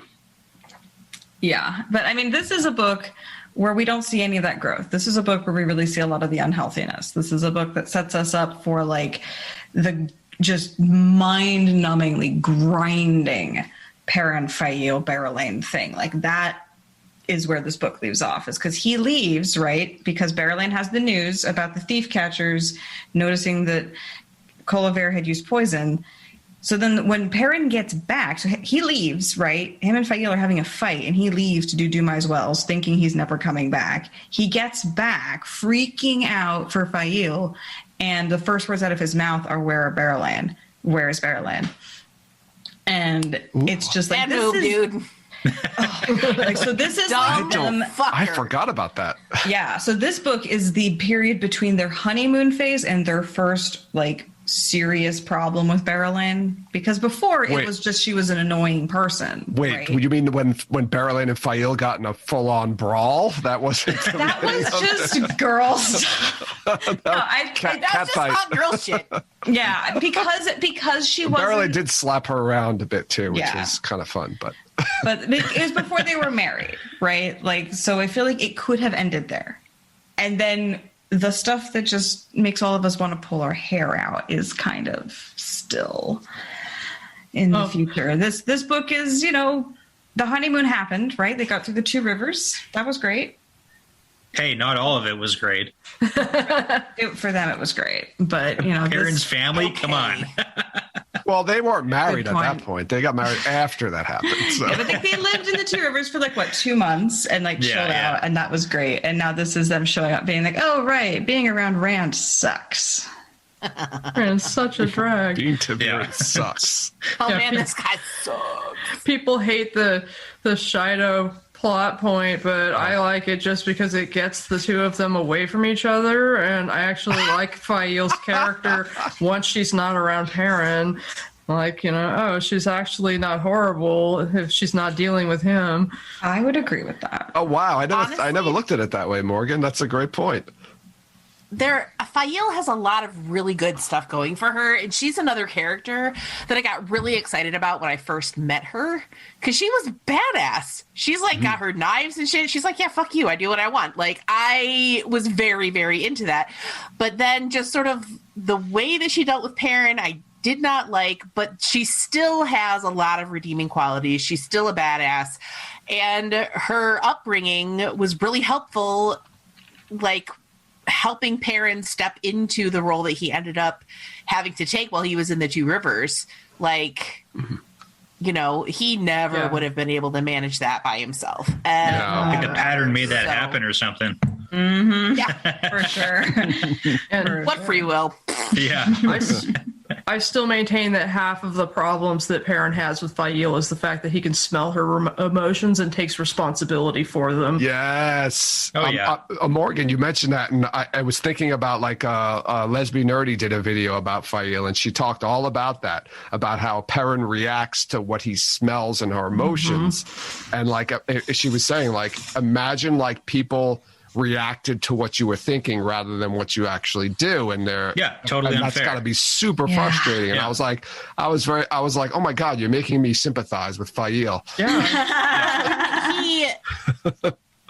it was a great point. Perrin is already not a great communicator, and he uses the fact that he can smell what's going on with her as an excuse not to communicate. Whereas if she knows what his deal is, she knows what your deal is, dude. You can talk to her about the wolf stuff. Yeah. She knows. So instead of being like, okay, I'm smelling jealousy on you. Are we cool? What's going on? Yeah. And then I don't know, talk about it like adults. Yeah. But instead, he's just like, okay, well, I'm smelling this. I'm going to assume it's this, and then I'm going to decide how I'm going to fix that based on absolutely no other feedback from her whatsoever. Yeah, I could not handle someone who could smell my crazy. It's like, come on, dude. Welcome to the Terror Dome, my friend. It's basically like one of those stupid movies where what the guy can hear what the girls are thinking. It's like one of those things basically. Yeah. But I never thought of it that way, and I was like, oh my god, I look at Fail in a whole different way now. At that point, but I still am upset about what she did to him in The Dragon Reborn. So. Oh yeah. I actually, I'm doing a bunch of getting bonus content together for a Patreon, and I have a bunch of random thoughts mini-sodes, generally when I'm high and I'm suddenly oh, this is cool. So I kind of talked out what she must have seen when she first saw him in the end. Is and it was actually kind of funny to, instead of just being this presumptuous shithead hopping on the boat and being I'm part of your party now, just imagining her looking at him and watching everything and what might have been going on through her head to make her decide to do what she did. It was kind of fun. So, and made me not quite hate her as much, though I still would have thrown her off the ship. It was too nice. I realized I misspoke. I mean, from what she did to him in the beginning of The Shadow Rising. Yes, yeah. That's what I was thinking of. Yeah. Yeah, this is, oh fuck. I had a thought. Crap. Oh no! You need a pen and a paper, Radio. That's what I do. When people are talking and I come up with a thought, I jot it down so I don't forget it, because I will. That is so smart. That's very competent of you. What's it like? So someone brought up the Shido. Yeah. Oh yeah, the Shido. Oh, good segue. There you go. Yeah, someone brought up the Shido, and I was like, I hate the Shido, and I hate a lot of this. Shido. Yeah, and I hate a lot of their storyline, and I was all for cutting them out, thinking again about the TV show, cutting them out after at the end of when they attack Kyrien. I was like, let's have them just wipe out the Shido at that point. But then I forgot that they play a role in Dumai's Wells, so I'm Wipe them out there. Yeah, exactly. Roll my thoughts back. Do my Wells. The Shido are done and finished with, because after that, their story is just like, Yeah, They're I burned from the definitely. pattern. Just get them out of here. yes. I agree with that, and I think that what they should do instead is have send Perrin to Geldon, but have him grab Alejandre and then send him off to Almuth Plain to start tying in those plot lines earlier on. Yeah. So We could have Dragonsworn kidnap Fael or something. yeah, like- something like He that. can still have the alliance with Kylie and tie in with the Shanshan that way. Yep. Like, Yeah, I think it would be I a agree. lot neater to do something like that. Or we Yeah. could just cut out the whole kidnapping plot line. I was thinking we could cut out both Fael and Gowan because I like Perrin and I like Perrin and Egwene together. I think they have good chemistry, so They do have good chemistry. I ship do. it. I ship it too. I was Ooh, that's shipping a- when I first read it. Like, I'm That's like, a- oh, How would you? I was thinking, like, how would you write that? Like, because if you do cut out like Fael getting captured, what does Perrin do and Fael do for like 4 books? It feels like. What do they do? the whole prophet plot line could be rewritten to give them something better to do. Everything to do with mystery. Although Like, what I do love that, like, the prophet was particularly a thorn in Perrin's side, so Fael fucking killed him. Yeah, that's Like, awesome. I killed this person for you, babe. Don't worry about it. I got you. And how she's just like, that's how wives in Saldia do. And I'm like, fuck right it is. That's amazing. She knew like, Perrin wasn't gonna do it. loved that. Winter's Heart was a horrible book for me. That's where I dropped off the first time I started reading it. Oh, I love was that just book. like, this is this whole Perrin kidnapping bullshit. This is insufferable. And I dropped off the first time. But yeah, that moment, awesome. I mean, if you want to talk blasphemy too, like they might just actually legit cut the prophet out completely. It's quite possible that they do that. And you could have Yeah, like it doesn't prophets seem- of the dragon, like just like a bunch of disorderly priests or whatever you want to call it, going out there spreading the good word, but They and causing could problems. make White Cloaks. It could be White Cloaks who kidnap Yeah, I was Fael. thinking that. Just There's like, a lot of keep- options. Keep on the White There are Cloaks so line, many like people Perrin that go versus over. White Cloaks throughout the entire series. Yeah, like the White Cloaks could be a bigger deal in the TV show and like a bigger faction than the incompetent nothingness that they are in my mind. Like, And they're so ineffectual. yeah.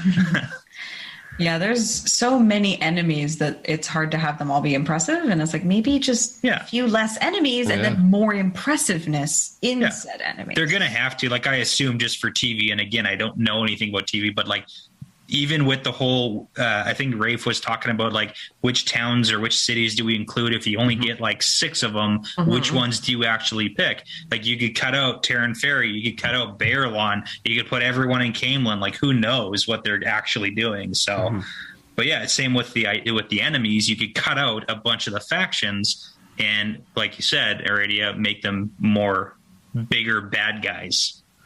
So we're all in agreement. Get rid of the Shadow. Basically, that's what it is. Yeah. I Or think at least at that's some point. They have to end at some point I earlier. kind of love to hate the Shido. Like, I love to hate Savannah. Oh my God, she's so Gosh, she annoying. sucks so bad, and I love her.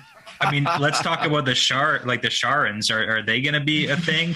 Are we cutting I think they should Shara out cut that. completely? I don't think we're going to see Shara. I don't think we're going to see Such a Shara. random, Honestly, unnecessary twist. Tame and Dread. We're gonna get Tame and Dread. He's going to do It's already something. efficient. Yeah, he's going to do something else, right? I can live with Tame and Dread. I think they should kill more gays. I think Robin should kill more gays I because agree her with you. subplot needs to go. I agree with you 100%, Morgan, on that. Then you That's don't one get of the my other cuts. Talonvor Morgaze thing. I hate Which that would be relationship. good. That's just That's so, like... It's That so weird relationship and is awkward. dumb. Well, I'm out of it. I'm out of this conversation. Bye. Like it's like the two of them are very like they feel guilty about.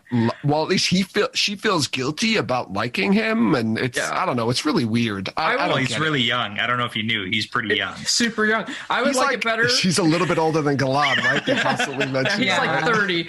I'd like it better if Talonvor were gay or something like that, so he could just be like her loyal soldier, and it wouldn't be that awkward, horrible plot line. But I think they just need to kill her off. It's cleaner that way. I and agree.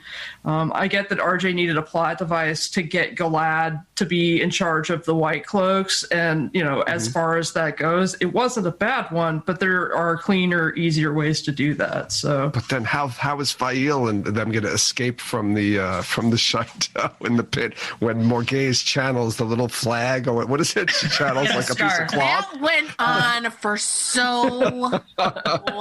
We're way and off. I was like, Way off load of chaos right now. Which book are we talking about? Doesn't matter. Chaos. Just chaos. That's all. I wanted chaos. You got it. But this is the Shido before they lose all their oomph as an enemy, right? Like they've helped Matt create the band, and now they're going to help create the World War I of Randland's experience. This is still when the Shido are awesome. Like if they got wiped out with Dumai's Wells, they would have just stopped at their peak. This is peak Savannah. She's doing her false flag with killing the Wise One, and she really thinks she's got it made. She's even considering double crossing like a random dark friend who's actually a Forsaken. Like you could do something really cool where you just have like Savannah and the Wise Ones, and you don't have all of the spears and everything. So there's a smaller group of like rogue Shido channelers, and have them have kind of a plot line. You could do something cool with that. Like reverse Tinkers. Like they're violent as all hell. Yeah. Traveling around.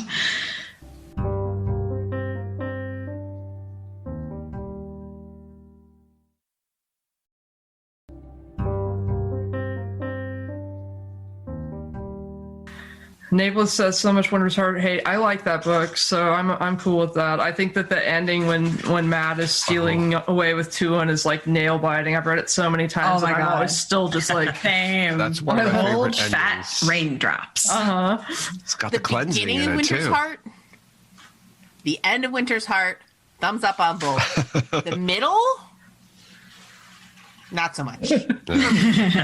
I think a lot of that book, and again, we're talking about a different book, but there was a lot of clues in there and controversy over like the whole Tame and Dread theory, like in that book, because there was like the whole conversation about the how in the Path of Daggers they were ordered to go attack Rand, and who gave the order, and Tame or Dem and Dread, and it was like, I don't know, I really enjoyed that. And then Slayer has a cool part in that book too, right? Doesn't he kill some people? He like appears and then kills some people somewhere. yeah, he kills the people in formatting. Yes. Yeah. Oh, he's trying to kill Lan and I. Plus, I think that was the first book I had to actually wait for in my reading of the series. That was the first book I had to wait for to come out. So, yeah. Should we go back to Lord of Chaos, or? I was going to segue to say, speaking of Tame, this book, I did not realize this book contains the entirety of Rand's experience with the Black Tower. Yeah. Rand announces his amnesty, gets time, founds the Black Tower, gives it its pins and its orders, and then never goes there again. All in one book. Yeah.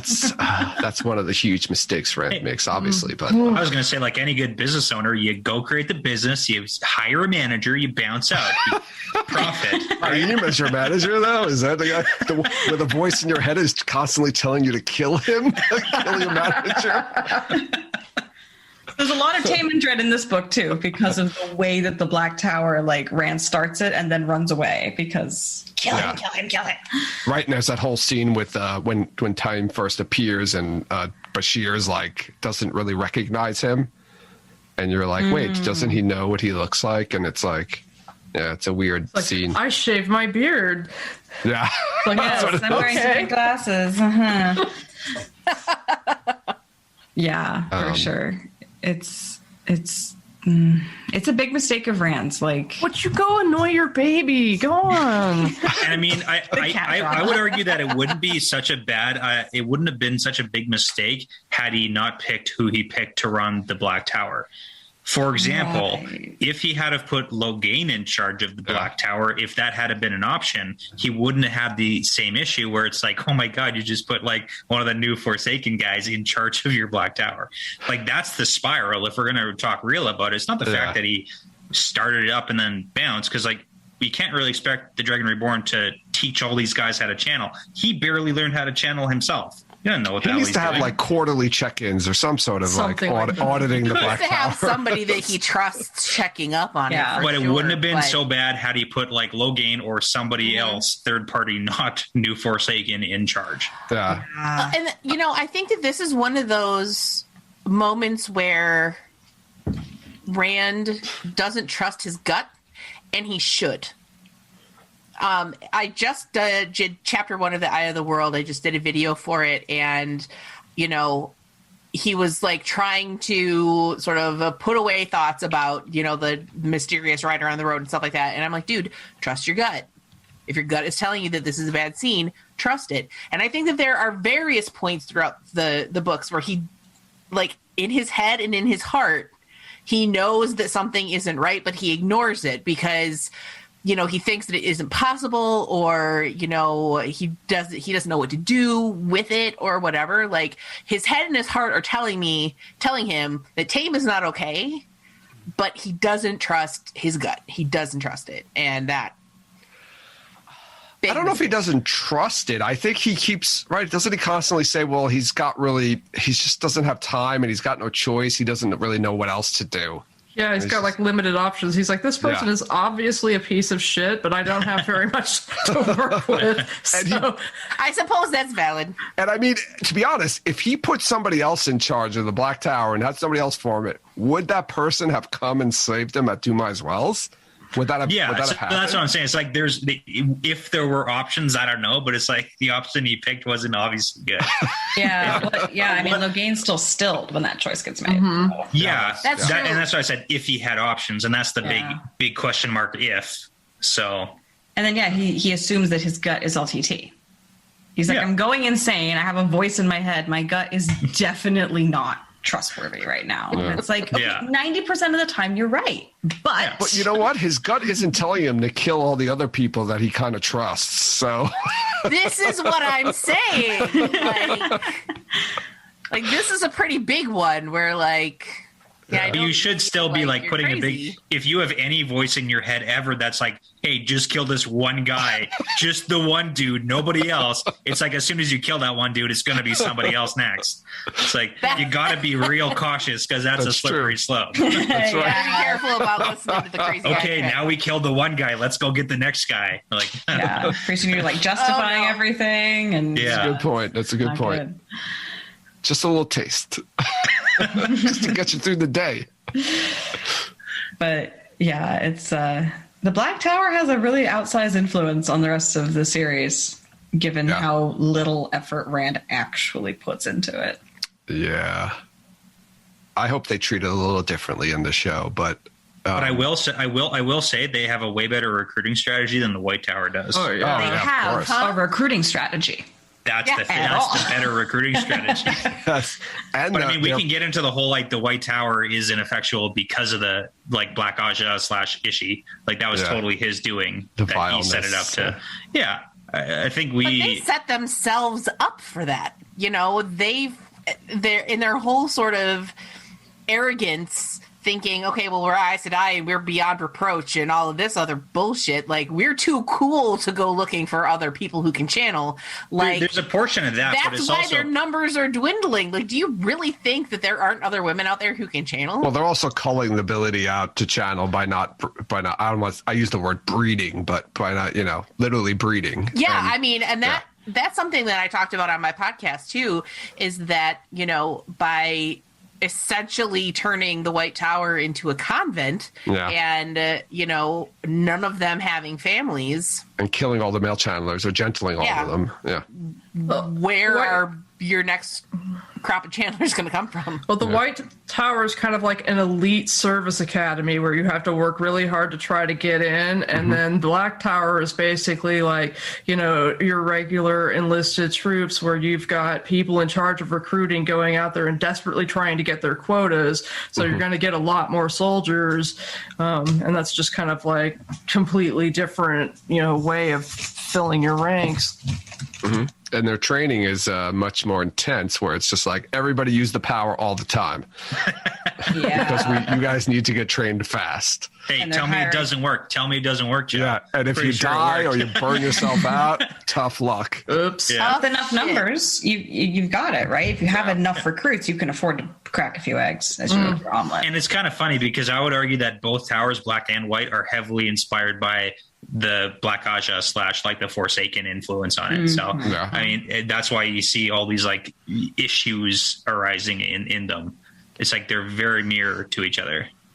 Yeah, I mean, the White Tower ostensibly didn't get a Black Aja until almost 1,000 years after its founding during the Trolloc Wars. And then we're talking like 30% of their numbers are, you know. But then the Black Tower is like, so as of right now, day one, ribbon cutting, we're run by Black Aja, male equivalent.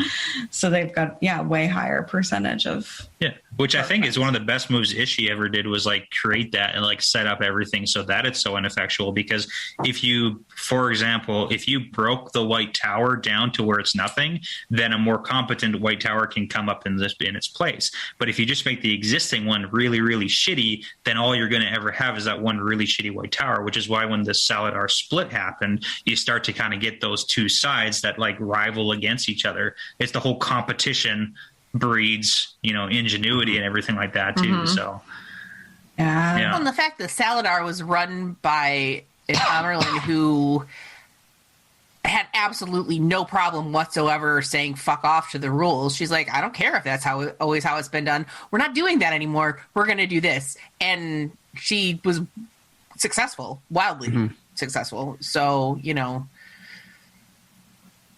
Yeah, I love it's also the book where Egwene gets raised. She doesn't really get to that point where she truly flexes her power. This is very much her just playing docile and learning the game and getting connected with Swan. But and my girl playing chess while everybody else is playing checkers. She sets up so much in this book that doesn't pay off for a book or two. But like, this is a book where if you know what she's going to do, you're like, oh, girl. It's really I can't wait to get back to that. So like knowing what I know now, like getting back to that and seeing all of the groundwork, like it's really fun. Genius. I love her. Like reading through The Dragon Reborn as she gets back into the White Tower and just looking through her point of views and her observations, you get to see some of her just utterly innate talent for the game of houses and how he wrote her from the beginning to just be like so good at what she's going to do, even when she's just like in her afraid state. So it's like it's super exciting. I'm excited to do episodes about her. That's going to be so much fun.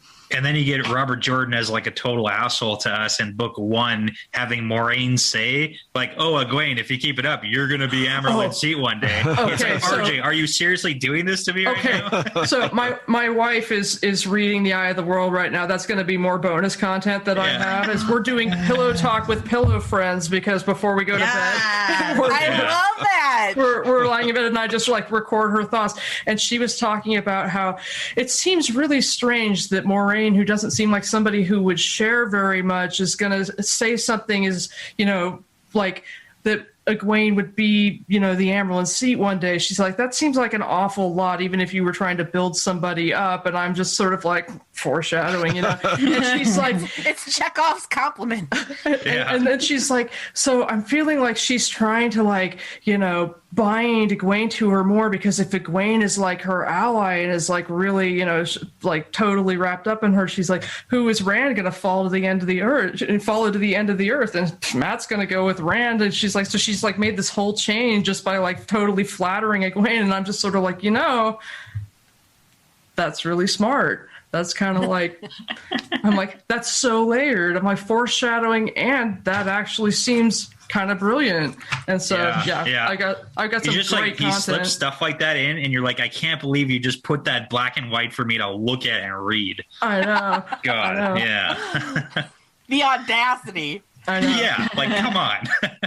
You slap me, and that's why the whole like reread thing's so important, because you just like look at all the stuff he shoved in your face. I know. I was so excited. I was like, I've read this book dozens of times and I didn't even ever see that. I'm like, it's not just foreshadowing. That's deep. Yeah. I'm super excited.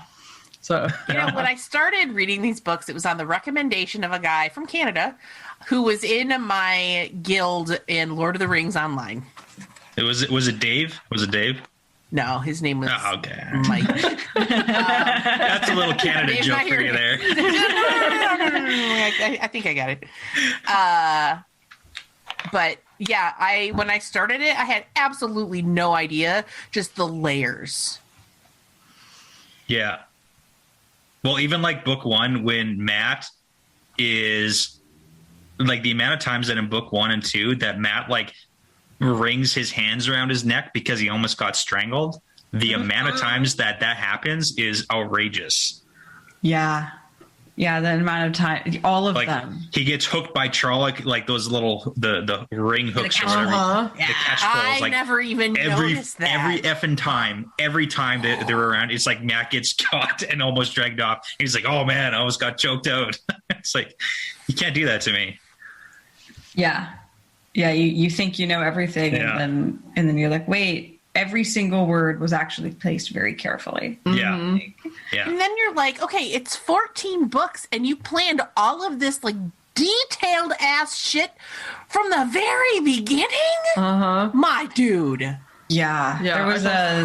There was a point somewhere in this book, I remember, where we found rocks. Matt was juggling rocks, and they perfectly matched up with all of the generals in the band that had just formed behind him. And I'm just like, the rocks are foreshadowing or current shadowing. I'm just, Robert. Yeah. Yeah. I told my wife, I'm like, because I told her, I'm like, yeah, there's stuff in these books that suck, but it's like, there's so much. And I was like, he sucks at giggling girls talking about boys, but holy shit, this stuff. Yeah. It's like the people that Matt was dicing, we're playing cards with when he gets attacked by the playing cards. It's like, every single one of those guys is important. Okay. Yeah. Like these aren't just like like I could easily see writing a book and just like putting in random names of people that he's playing cards with. Cause why does it matter? But then it like comes back. So yeah, you got to know which of the 2,000 names are important. You got to know. Some of them are throwaways. It's all of them. Some of all them of them show are up important. in 7 books. Like in this one, going to pay off, right? Or like in this one, like Katarine shows up and like she becomes very relevant in 3 books or whatever. Like she just shows up a tiny little bit here, but like she is you're gonna hate her later. I mean, you hate her now, but like you're gonna hate her even more. Get ready. She will stay true to her awful character. What are we doing now? I was going to say, sticking in Saladar, we also have Nynaeve healing Stilling. Oh, so good. My favorite part. So good. Oh amazing. God. Yeah. That's like such she's a great literally part. just in there dicking around, and then all of a sudden she's like, "Oh, I fixed it." She's distracted. She's angry. She's irritated. Like that's like the perfect concoction for your brain, though. Like I don't know if you guys are the same, but if you have something you have to work on, like go do some housework or something like monotonous. Like my thing's yard work in the summertime when that's a possibility. It's like if you have something you got to think and figure out, perfect timing because like you let your brain work in the background, and that's what's happening with Nynaeve. It's like she knows what she knows and she's gonna figure it out. 100%. I like doing like, like a assembly work. Working in a factory was so good for writing. It was like the minute I switched to that type of job. You're on autopilot? Yeah. I started writing a book like the first week because I was just kind of like, doing that type of work and just daydreaming all of it with the front of my brain and just doing everything in the back. It's great. Yeah. Yep. Yeah, it's one of the things I loved about working at the library. It was like I'm like learning all the time, and then sometimes I could just get a break and just go put stuff in order. Yeah, that's what I got to do is just put things into order. And they're trying to also break her block right at this time, right? Deirdre is trying all these crazy tactics to try to break her block. She's got her standing on stools and all kinds of weird things. Jump up and down. Getting her drunk, smacking her face. and then they're like threatening her to make her angry, right? Because she heals Logain, and they're like worried she's gonna lose it before they get her to Swan and Lyanna, so they're like threatening her. Yes. We're gonna put you through the bunghole of a barrel. To get her to do it to Swan and Lyanna, yeah. It's such a cool. Oh, that's such a great scene when she heals. That's like a game changer. That's a huge pivotal moment in the entire series. For sure. I mean, For not only reasons. Nynaeve, but also like Logain's reaction to it. Like Logain is such a critical. I'm so excited that they cast him so early because clearly he's going to play a bigger role in the TV show too. Yeah. And it's that whole like I understand you got to make the characters you do have bigger because anyone watching the TV show, like people, like regular people aren't going to keep 2,000 characters in their brain. Like I get that. I understand that. Why not? We can do it. Yeah. You're calling us Roman? What? How dare you?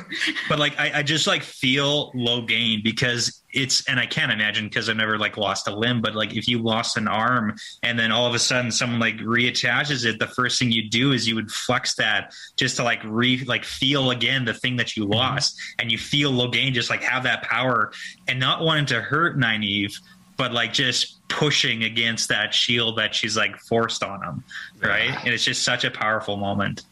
And like, how do you show that on TV too? Because it's all like it's on the eyes. Yeah. They're gonna do some sort of something around people to like show us that they're doing stuff. Yeah, there's got to be like channeling has got to be a visual thing. And I am so curious to know how they're going to do it. And I hope that it doesn't look stupid. Like, I really hope it does not look stupid. I don't think they will. I have enough faith in the people making the show that they're not going to do it stupid. Like, the people care about this show, and we have people working on the show who care about it, and that's important. Yeah, Rafe said, right? When he saw channeling and he tweeted about it, and he said he was like screaming like when he saw Moraine channeling. He's like, I started screaming. Right, I forgot about that. Yeah. That's a good sign. Totally forgot about that. Yeah. Yeah. It's like, and I mean, 99% of me has absolute faith that it's going to be amazing because of the people that they have working on it, and they're obviously passionate and they're knowledgeable and they're taking it seriously. And then there's like 1% of me who's like, okay, but you can go in with the absolute best intentions and a thing can still end up being bad. Mm-hmm. And so I try not to think about that. No, you got to be every once in a while I'm like, oh man. Channeling is one of the few things I am really worried about, like way more than casting or set design or plot manipulation. I think it'll be more visible. Like because I know in the books, obviously, it's like you can't see flows of what other people are doing. It's just like a not visible thing. So you get that. What was it? Nynaeve and Moghedien standoff, where it's like they're just staring, and then you totally have like Stan Lee hologram coming and dusting in the background for something like that. Like, I need that to happen. Well, they're just like having that face off, but like I feel like they're gonna make it a visible thing so they can show us as the viewers that what's happening. Like I can't imagine they do it invisible. I think it's going to be visible. It's going to be both, because I think if like you're in a perspective of a character who can channel, you're probably not going to see anything. Yeah. But if you are in a perspective of a character who can channel, you'll probably start seeing it. And I think you're going to get to a point where there's and you're going to get to a point where there's so much channeling going on. You're not going to matter. You're not going to be able to show all, like the screen's just going to be covered in all kinds of colored weaves and things like that. It's going to be great. I'm so here for it. Yeah. I'm seriously fucking stoked about. I'm so excited about it. Yeah. I think one of the really interesting things that Robert Jordan did with healing, stilling, and gentling is that Nynaeve healed Logain, and he was like back at full capacity. Mm-hmm. But when she healed Leanne and Swan, they could channel again, but they were very weak. And it was one more way that he wove in this whole like. They're supposed to be doing this together. Yeah. And, half of it isn't sufficient. Yeah. And I thought that it was just an interesting thing that he's stuck in there. Yeah. Because we do see it going the other way. We know for a fact that a man can heal a woman to full capacity later. Yeah. Yeah. We don't actually ever see if he tries to heal a burned out male channeler. So one can assume it goes the same way. Yeah. I don't see why it would be different at that level of things. Yeah, it's just they develop the weaves differently. So like yeah. Does anybody who gets burned out get healed of the Burned, You can't I don't heal think it. you can. No, right? Burned, you Yeah. can. Yeah, because no it's one like ever you- tries, but it doesn't make sense. That They it would don't be. show it in the text, but in the Wheel of Time companion, when they're talking about Satal Anan, Oh, it yeah. says Oh, yeah. that Nynaeve wasn't able to heal Yeah. her. That's right. That's right. Yeah, Yeah, because because it's it's like the actually difference of like burned. being cut versus being like torn apart, Right, right? because if you're cut, you can still sense it, but you just can't touch Yeah. it. When you're burned Yeah. out, you can't even sense it Like at the all. thing in your soul that lets you do it has been Yeah. damaged, as opposed to your ability to reach out being cut off. That's right. It's, Yeah. That's deep. Part of your soul is gone. Yeah. Yeah, so it's Sucks. Yeah. Jeez. Real bad.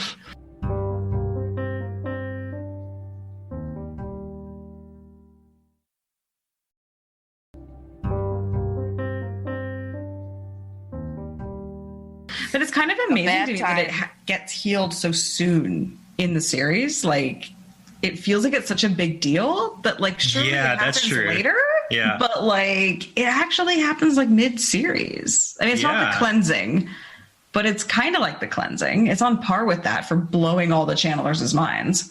Yeah. Yeah. Yeah, I mean, I would say it's not necessarily at the exact same level, but it's like maybe one step below, maybe one step. Yeah. Because, You know, because, you're right. like- yeah. Because, I mean, it's a huge deal to be able to heal somebody who has been stilled or gentled, but then this whole thing, like what caused the whole problem in the first place, is now gone. Yeah. You're not going to go crazy anymore. Yeah. Men can safely channel now. Yeah. Like, It's a bigger, huge. it's next It's level massive. game changer. That's paradigm shift shit, you know? Yeah, But for sure. But I would like to say that when Nynaeve heals Stilling, that is shit that even in the Age of Legends they couldn't do. That's true. So this has never been done. I mean, at least in, I guess this turning of the wheel that we know of at that point has never been done before. So this is like, there was no taint, obviously. So obviously you can't heal the taint until this point. But no one, even in the Age of Legends, when they were doing all kinds of amazing things, they did not or could not heal. Your girl's an innovator. Well, and you kind of have to wonder why, because like how often did stilling and gentling happen in the Age of Legends? And like for what reason would they try to heal it, right? Like I got to understand them trying to heal being burned out, because that's like, oh shit, an accident happened. Let's try and fix it. Right. But then it wouldn't work, and it didn't work because you can't heal something that's burned and ripped out. But then like in what context would it be where someone got gentled / stilled and then them try to heal it? Like, would that be, because I don't necessarily think we get a lot of background on when or if that happened, because even for like criminals and everything, that was what the Oathrots were for. Right. Right. Yeah. So, Yeah. like, we don't necessarily know. Like, I can't remember if there was ever like a punishment of being gentled or stilled for crimes. I feel like That's true. I feel like one of the Forsaken, because I think we did, it might have been Agenor or Balthamel. I think at one point in their careers back in the Age of Legends, they were almost at the point of being stilled, but I don't like quote me on that. Yeah, and that's what I'm saying. It's like I could totally see that someone being burned out and like all the best healers trying to figure it out, and they're like, nope, we can't figure it out, can't be done. So why would they try it for then someone gentle / stilled? That's true. That's kind of like that's a my good thought point. process on that. So Yeah. I mean, Yeah, no, that's really hey, sure. Try to belittle what Nynaeve did. I hear what you're doing, Brett. exactly. Every time I can cut her down a peg, Nynaeve needs to be taken down a couple pegs. Semiraj got threatened with stilling, and they were basically like, you can be stilled or you can swear on the oath rod that you will never sadistically torture people again. And she's Yeah. like, fuck Hate you, those I'm going to go options. swear my soul to the Dark One instead, and you can all suck it. So Shoot. There you go. So there you go. That's why you fire people on Fridays, because they're less likely to go to the dark one. Less likely to be an incident. That way, if they come back to the office the next day, there's nobody there. Exactly. See? Yeah.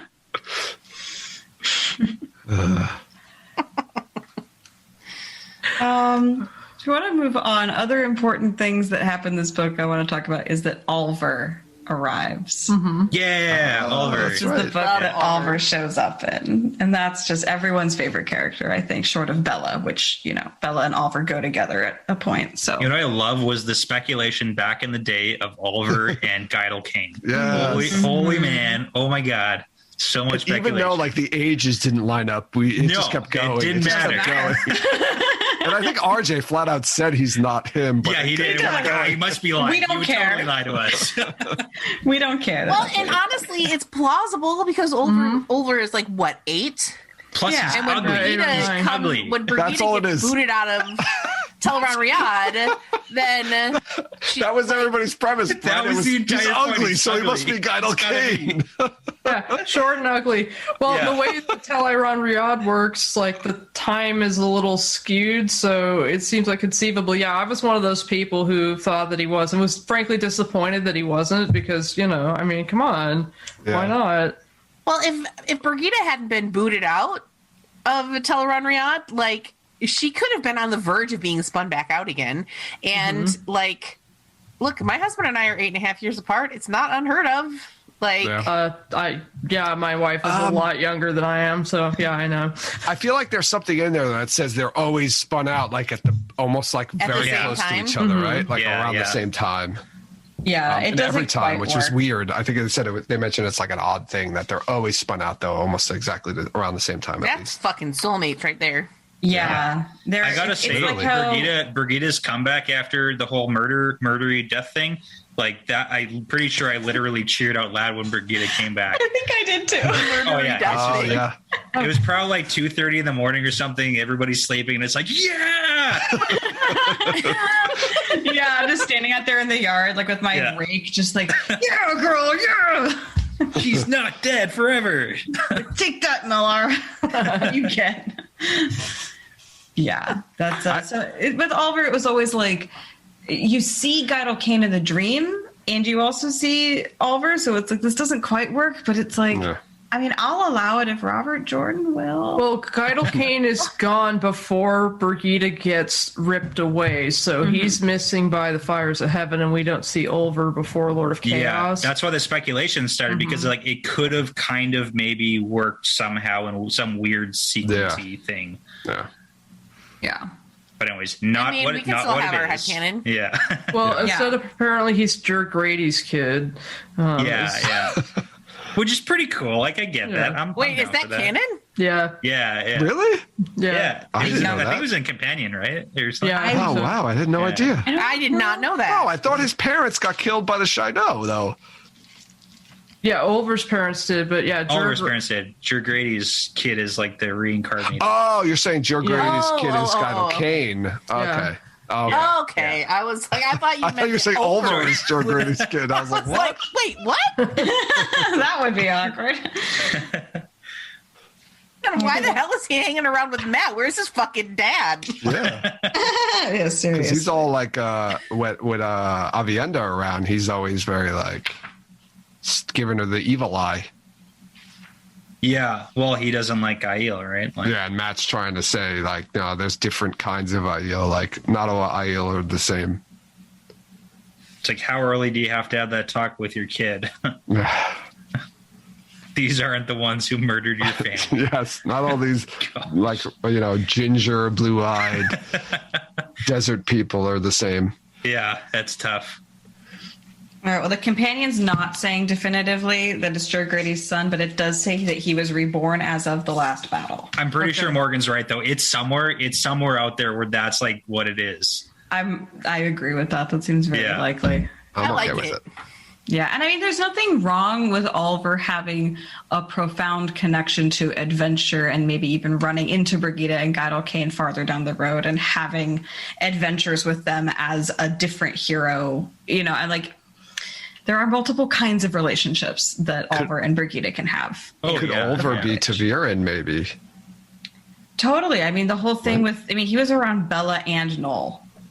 He blew the horn of Valir. I mean, like, Yeah. he'd be the first Taviran of the Fourth Age, for all we know. He helps Good Matt luck with figure that, out the kiddo. snakes and foxes. So I've always wondered, since Swan knew she had the ability to see Taviran, and I'm like, how would you have known that? What Taviran? So you have like Taviran for a weekend, or like if somebody runs a really good conference, or like thank you for coming to my Taviran talk. So You rent a Taviran. yeah, it's just sort of like or if you're just on fire and you have like a really good. Would you not bite me? Thank you. Yeah, you just like, have no. like Yeah, like a really good, comedy show or whatever where you're just off the hook, like you're Taviran for the night. So, yeah, I've always wondered. Yeah. Do they Well, it's ever? kind of funny, yeah. I was going to say, do they? I'm sorry. Do they ever address whether Logain and Swan can still sense Taviran after they're stilled and healed? I think that they can after they're healed. Yeah, I think they could because talents aren't necessarily connected with the one power, right? Mm-hmm. Like it's. I Not, just didn't know if that's what this I was one gonna was. say. I don't remember of an instance where like it like they're witnessing a Taviran and mention it.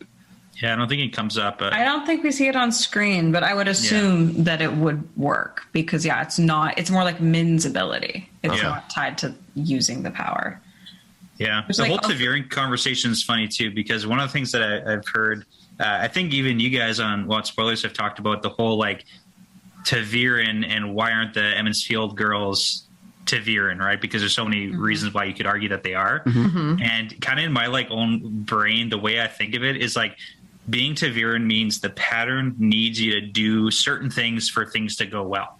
And in my brain, Rand, Perrin, Matt, they're not the kind of people who are necessarily going to go and do what needs to be done just because it has to be done. They kind of need that kick in the ass to go and do it. Like, can you really see Matt going to do what he needs to do unless the pattern's like dragging him by the ear and saying, you're going to go run the Band of the Red Hand? Like, I can't see that happening. But Nynaeve and Egwene, they don't need anybody to like tell them to go do things. They're just going to go fucking do it. That's so true. they don't. They just get shit done. They're going to get shit done. They don't need the pattern to be like, hey, you're special, you're unique. You need to go and do this because you're Taviran. They're just going to go do it because it's the right thing to do. So like in my head, in my own brain, they don't need to be Taviran because they're going to do it no matter what. I really like that. Yeah. I also like that. I also always thought like these guys have a lot of help to do all the crazy shit that they do, and the girls don't have any help, and they're doing just as crazy doing stuff it as anyways, yeah. They're doing it anyway without the pattern's help. So Yeah. Yeah, they're out there doing it for themselves. They're like, whatever, Yeah. fuck it. But it's like the amount of times Perrin like bitches about having to go home and I want to go be a blacksmith at home. If he wasn't Taviran, he'd be a fucking blacksmith at home and he wouldn't be doing any of this stuff. But like Egwene wants to learn. She's so like her whole thing is I can't control my brain. I want to go learn everything possible that I can. I want to go be Amyrlin. She has that drive and motivation. Same with Nynaeve. So like Nynaeve, I love a lot of things about Nynaeve. But I think the biggest one is that she is driven primarily by spite. I love that. I love that about her. It's like, fuck you. And then, I don't 100% agree. I love that, but I don't 100% agree because Nynaeve's character, I think, is driven by her loyalty to the Two Rivers, to Rand, Matt, Perrin, and Egwene, and her like sense of like obligation to protect them. Mm-hmm. Like I think everything that she does is always to kind of protect them and to watch out for them and look out for them, and I feel like that's like consistent throughout the entire series. But you're right, she does a lot of shit out of spite, and I do love she that. Does, yeah, and I mean, and maybe it isn't mostly from spite, but like there's just a lot of. Like Nynaeve is one of those people where if you tell her she can't, she's going to give you the finger and she's going to go do it, and she's going to do it better than you or anybody else. Yes. And then she's going to do a bunch of other stuff on top of it just to be like, suck it, like. Yep. And she'll never say a word about it. She'll just be like, toss the braid and like Egwene's like that too. Like she always wants to do the impossible. People said you can never do this. I'm going to do it. Yeah, guess what? Yeah. I mean, even Elaine, to a certain extent, she decides that she has an affinity for Angreal and then just figures out how to make them, or Charangreal. But like, that's a certain amount of like, you say it can't be done, but have you tried this? Like it's a dumbed down version of that attitude, but like you can see why the Supergirls are such a great trifecta. Mm-hmm. And is this the book? And I can't remember if it's this one or the Crown of Swords. Does Matt get to Ibudar in this book? Yeah. Yes. No, not to Ibudar. To Saladar. I'm sorry, to Saladar, right? Yes. Okay. So there's an amazing scene, and one of my favorite Matt scenes in the entire series is when he gets to Saladar, and Egwene's Amyrlin at this point. And he's like, what? Egwene's Amerlin? This is crazy. Like, I got to Egwene, I'll get you out of this mess. You know, he thinks he's going to try to save her. But then, like, there's the point where he sees all the other Aes Sedai, like, treating her like shit. And he, like, kneels down and, like, kisses her ring and calls her mother. Because he's thinking in his head, like, nobody treats an Two Rivers or an Emond's Field woman like this. And it's just like an awesome moment for Matt, and it like kind of grounds you. Like everybody thinks Matt's just like, you know, he's reckless and he doesn't care about anything, but he does. He still has that kind of like deep down, he's still that same kid from Emond's Field, and I just love that scene. I love that too. I forgot that happened, and I thank you for reminding me because I love that too. Matt is absolutely reckless. Matt wants to be lazy and he wants to not care about stuff, but he does, and he hates it. It's true. Why am I like this? Like, I don't want to care about these people. I just want to go flirt with girls and play cards. Yeah. It's really funny because in this book too, just with the whole Matt Egwene thing, it's like the Emond's Field 5 are so funny because they're all like, they all grew up together, and it's like anybody you ever grew up with, and then you know the shit that they did when they were kids and whatever, you're like hanging out on weekends and all that, doing stupid shit, and then you go to their place of work where they're like a manager or they run a business, and you're like, you're in charge of this stuff, like you, the person that I know. You do this? They call like, yeah, but it's like that weird dissonance where, I mean, Egwene and Nat, they kind of have that whole thing where it's like she's the Amerlin seed and he's like the leader of the band. Like, what's happening? It's crazy. Like, I just kind of think back to like some of my high school buddies is like, if I see you in charge of anything, I'm going to immediately assume this is bad. That's funny. Yeah, No, that's such a along great the scene. same lines, like the people that you know that you're close to, and you'll just give them shit constantly and just bag on them and bitch at them. And then somebody from outside says something and you're like, okay, now we're fighting. Yeah, like, hold up. No, you're not Say allowed that. to do that. Only I'm allowed to do that. You are not authorized to do this, so now this is happening. Yeah, I love that about Matt. They have Matt and Egwene. It's such a sibling relationship. And it's like, oh no, we can fight all day, but like we are back to back the second that a third party gets into this. Like, yeah, that's a really fun scene too, because Matt goes from like, I don't understand anything about politics, I don't understand leadership. Also, here's a really well-timed gesture that like pulls my entire army into staring down your entire like, you know, hall of the tower, just like. Well, just in the whole symbolism of having an army of Dragonsworn show obeisance to their chosen Amerlin. You know, it's almost like the first instance of, I mean, I guess he almost kind of counts as a foreign dignitary. Being a general is a form of being a dignitary, and being like, you may not take your chosen leader seriously, but here is someone who has serious weight, who has the backing of the Dragon Reborn, and who has a bunch of soldiers, you know, showing honor to your chosen leader, and so that means something. And it's a really significant gesture, and more than just being nice, like, and it gives pause to the Aes Sedai. And I think there are a whole bunch of steps throughout once they raise her in Lord of Chaos and then going into Crown of Swords, where they're kind of like, maybe we did something without thinking it through too well, or the way that we thought this through wasn't the way that we actually should have thought it through. I feel like Egwene is absolutely not the woman they thought she was. Oh, no. They had no idea what they were getting.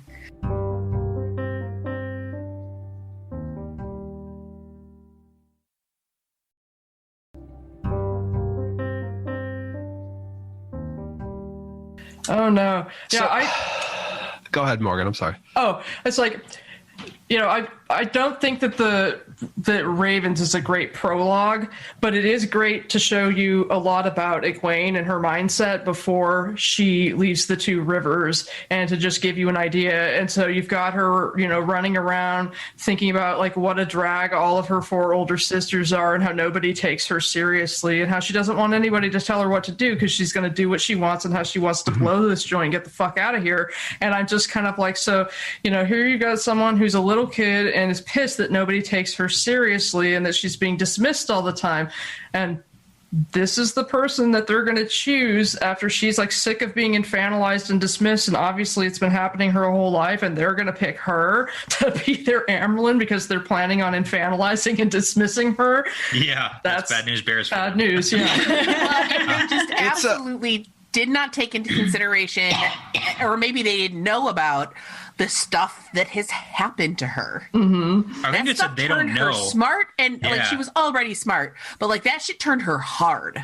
Mm-hmm. Like, yeah, I would definitely say they don't know about that. Like, there's no way they knew. But they've been right. So this always bogged my mind too. Is like, why did they choose her? And I guess the obvious reason is she wasn't at the, she wasn't at the tower during the split. They want to get somebody who wasn't that. I'm sure there was plenty of sisters who were like that, but they've been meeting with her regularly, right? And Teleran Riyadh at this point.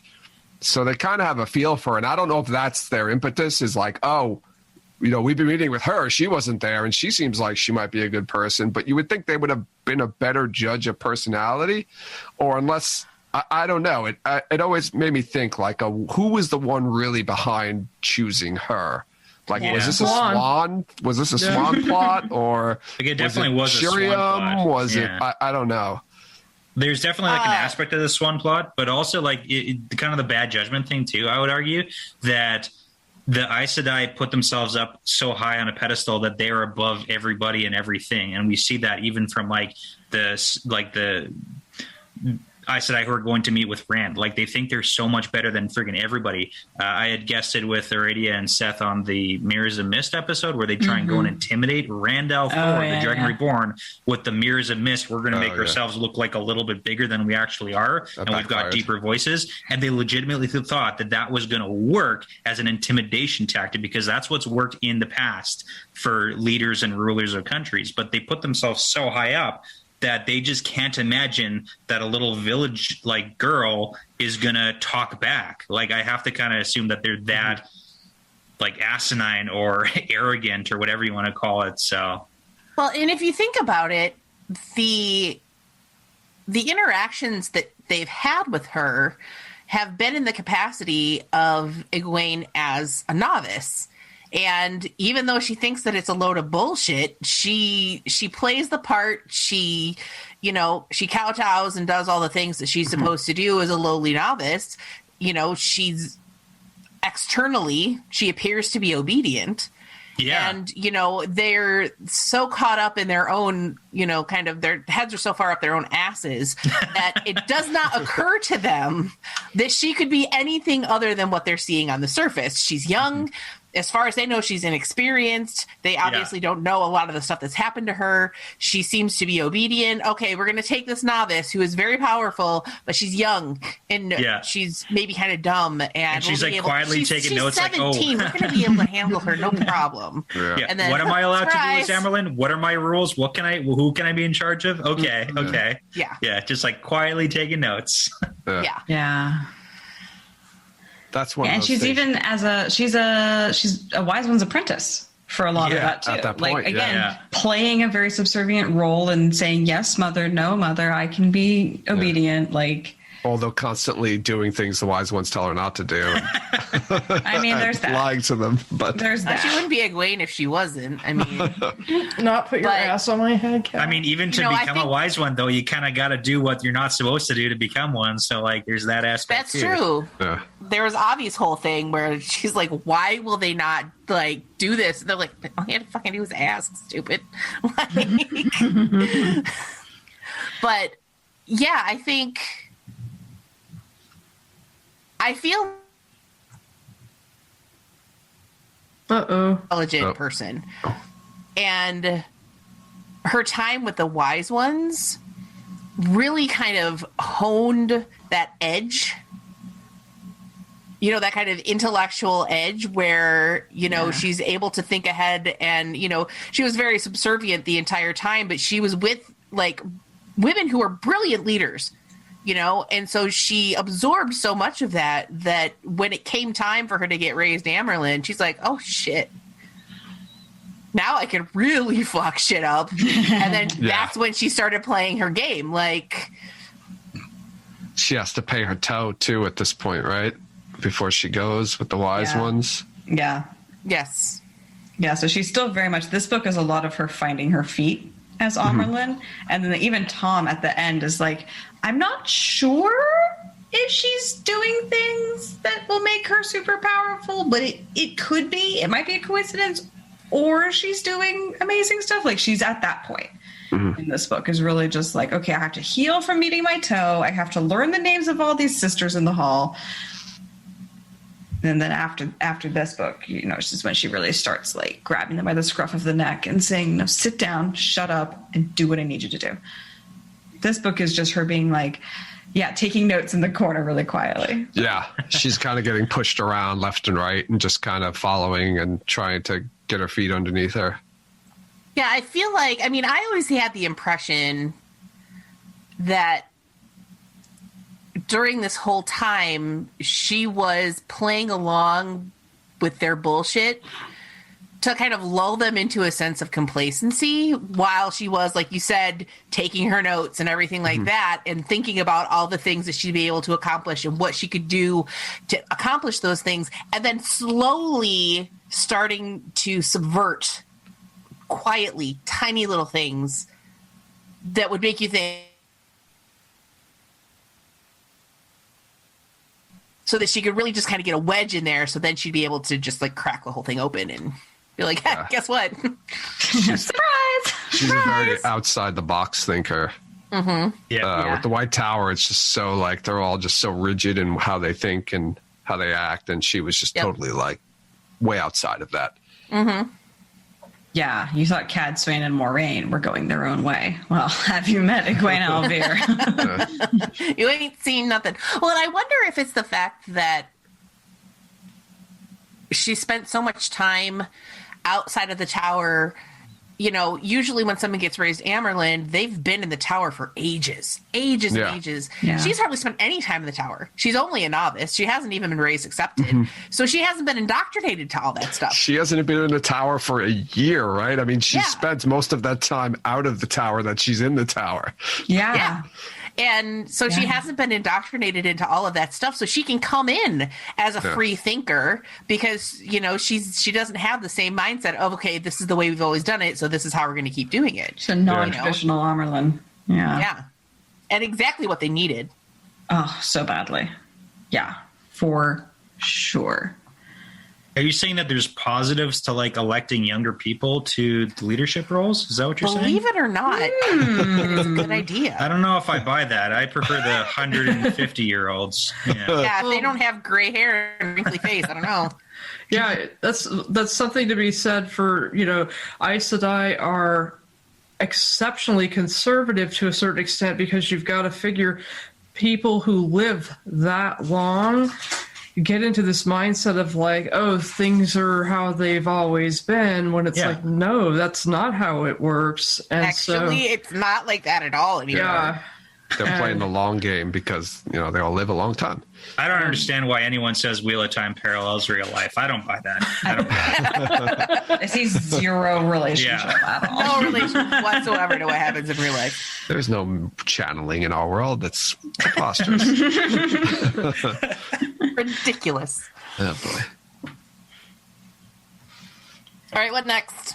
I saw something that I wanted to talk about. Yeah. And this is like one of my pet peeves of the entire series, and one of the things probably the thing I hate most about Rand. Ooh, wow. Okay. So this is, you have a note here about Leah being lost in Shadow Logoth. Oh yeah, the list. Right. This is when the list starts, right? Is she the first person on the list? And this is what sets it off, isn't it?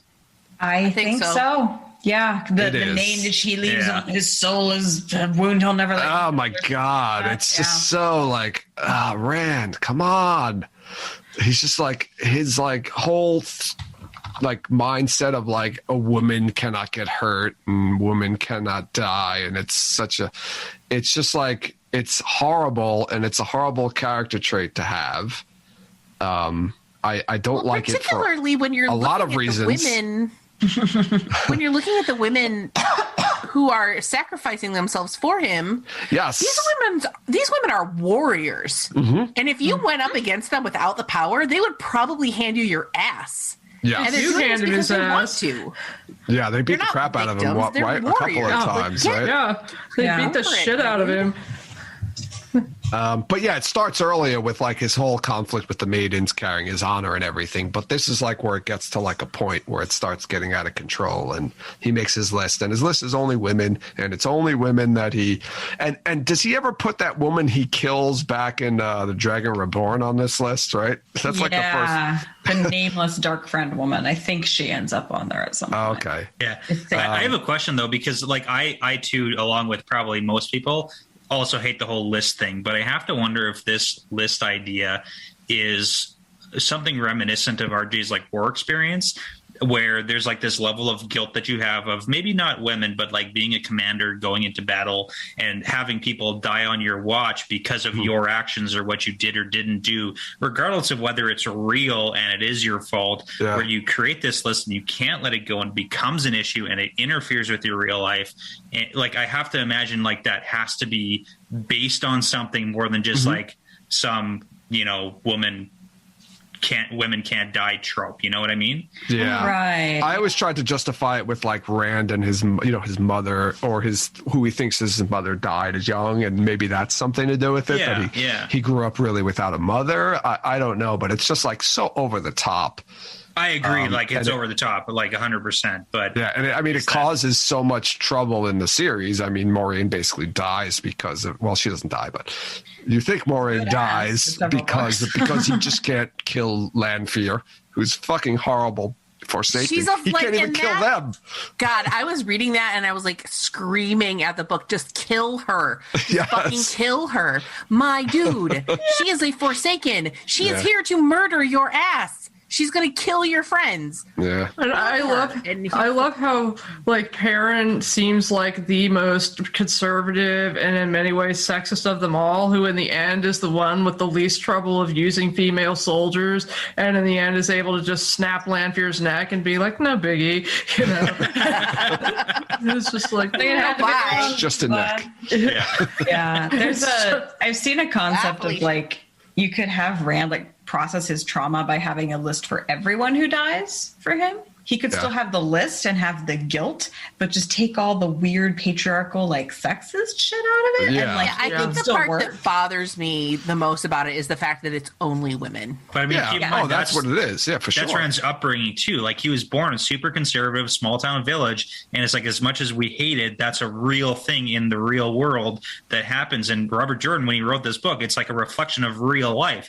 That shit happens, and it makes sense that our main characters are going to have those like patriarchal, terrible notions because that's how they were raised. Yeah, and it's Rand bad, is just but that's taken real to the life. extreme though, and Matt and Perrin have it too, but it's just so like Rand's list and his constant battle with the maidens back and forth until they finally come to a point where they he's like, all right. I honestly feel like this was a plot device that was not very well written or very well explored. Robert Jordan was too heavy-handed with it. Yeah. And the whole purpose of it was that that Rand gets to the point where he is officially too far gone when he's decided, no, it's okay, I can kill women, because he's hit that darkness at that point and he's seriously fucked up. And it was like that was his plot device to do that. Like he had this one line that he would not cross, and then once he was willing to cross that line, that's when you know that the world is probably better off without him, and you don't want the dragon basically to hit the last battle at that point. But it was not executed in a very good manner. It was too heavy-handed. You could have done it much more subtly, but hopefully they do that in the TV show.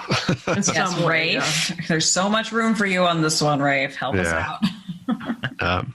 And that's a really good Actually, that's a really good point, and I kind of hadn't made that connection that he was in a very heavy-handed and poorly executed way, illustrating that final line, so that you knew when he crossed it that okay, now it's seriously in the shit. So I hadn't thought about that. Yeah. Yeah. But yeah, Leah getting lost in Shadar Logoth is tragic for him, for her, for the Aiel, for a lot of reasons. It's, I mean, just Shadar another Logoth.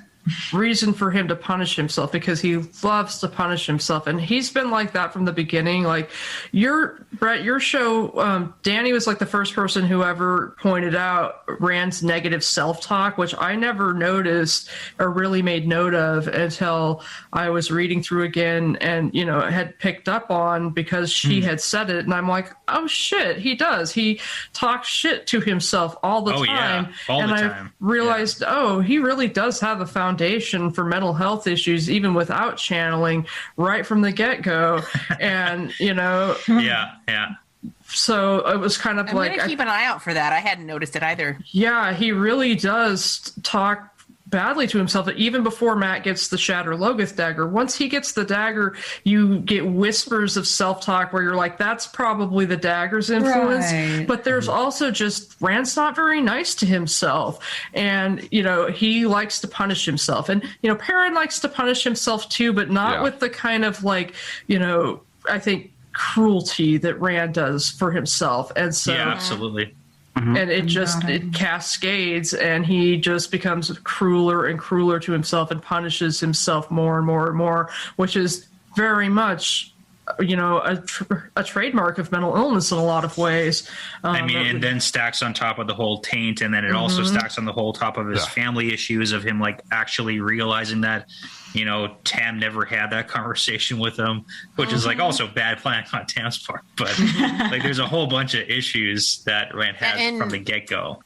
In the chat, Seth calls out when Rand assumes that he raped Min when actually they had enthusiastically consensual intercourse. Yeah. Which is just like, because he's just like, wow.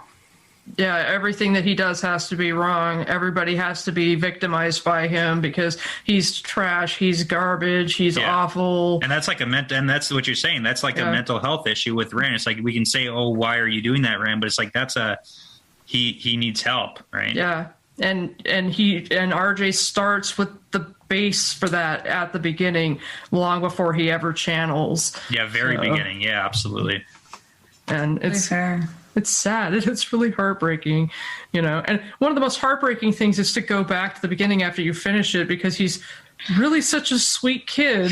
And then you're just kind of like, and then what's going to happen to him. And it's just like, it just kills me. It always just kills me. So, But remember, at the end, he's got his pipe and he's a happy guy. Just got to remember that. As he walks away from his wives and unborn children, he meets back up with them. Yeah, because I'm sorry. If I were one of the women, the fact that he was ghoulishly inhabiting this other body that presumably Shadowspawn stole from somebody in the Borderlands, that would creep me out a little bit. Like, I wouldn't want to be a dick about it, but I'd be a little skeezed about it. I'd just feel it might be a gots to go scenario. Yeah, I might be like, I love you, man, but like I made my peace with the loss this of whole thing.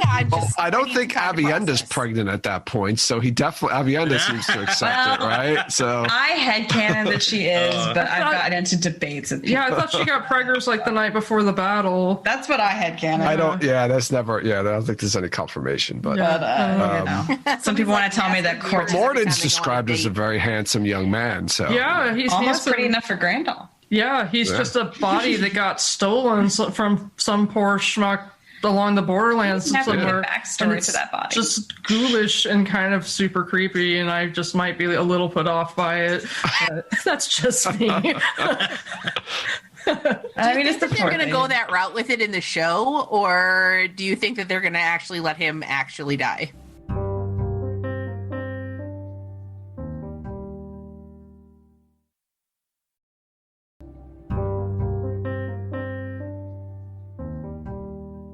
For the body. Oh, that's a good question. Are they going to do the body swap? Ooh, that's or like any of the transmigration reviving stuff. Like, you know what? You're right. They would have to do at least the initial, like earlier stuff to set up the Rand part, right? Possibility of it being a thing. Yeah. Mm-hmm. Like they can't just spring that us on us at the very end. They got to give us an instance of it being a possibility. I don't see how they work around the Ishamael Moradin part.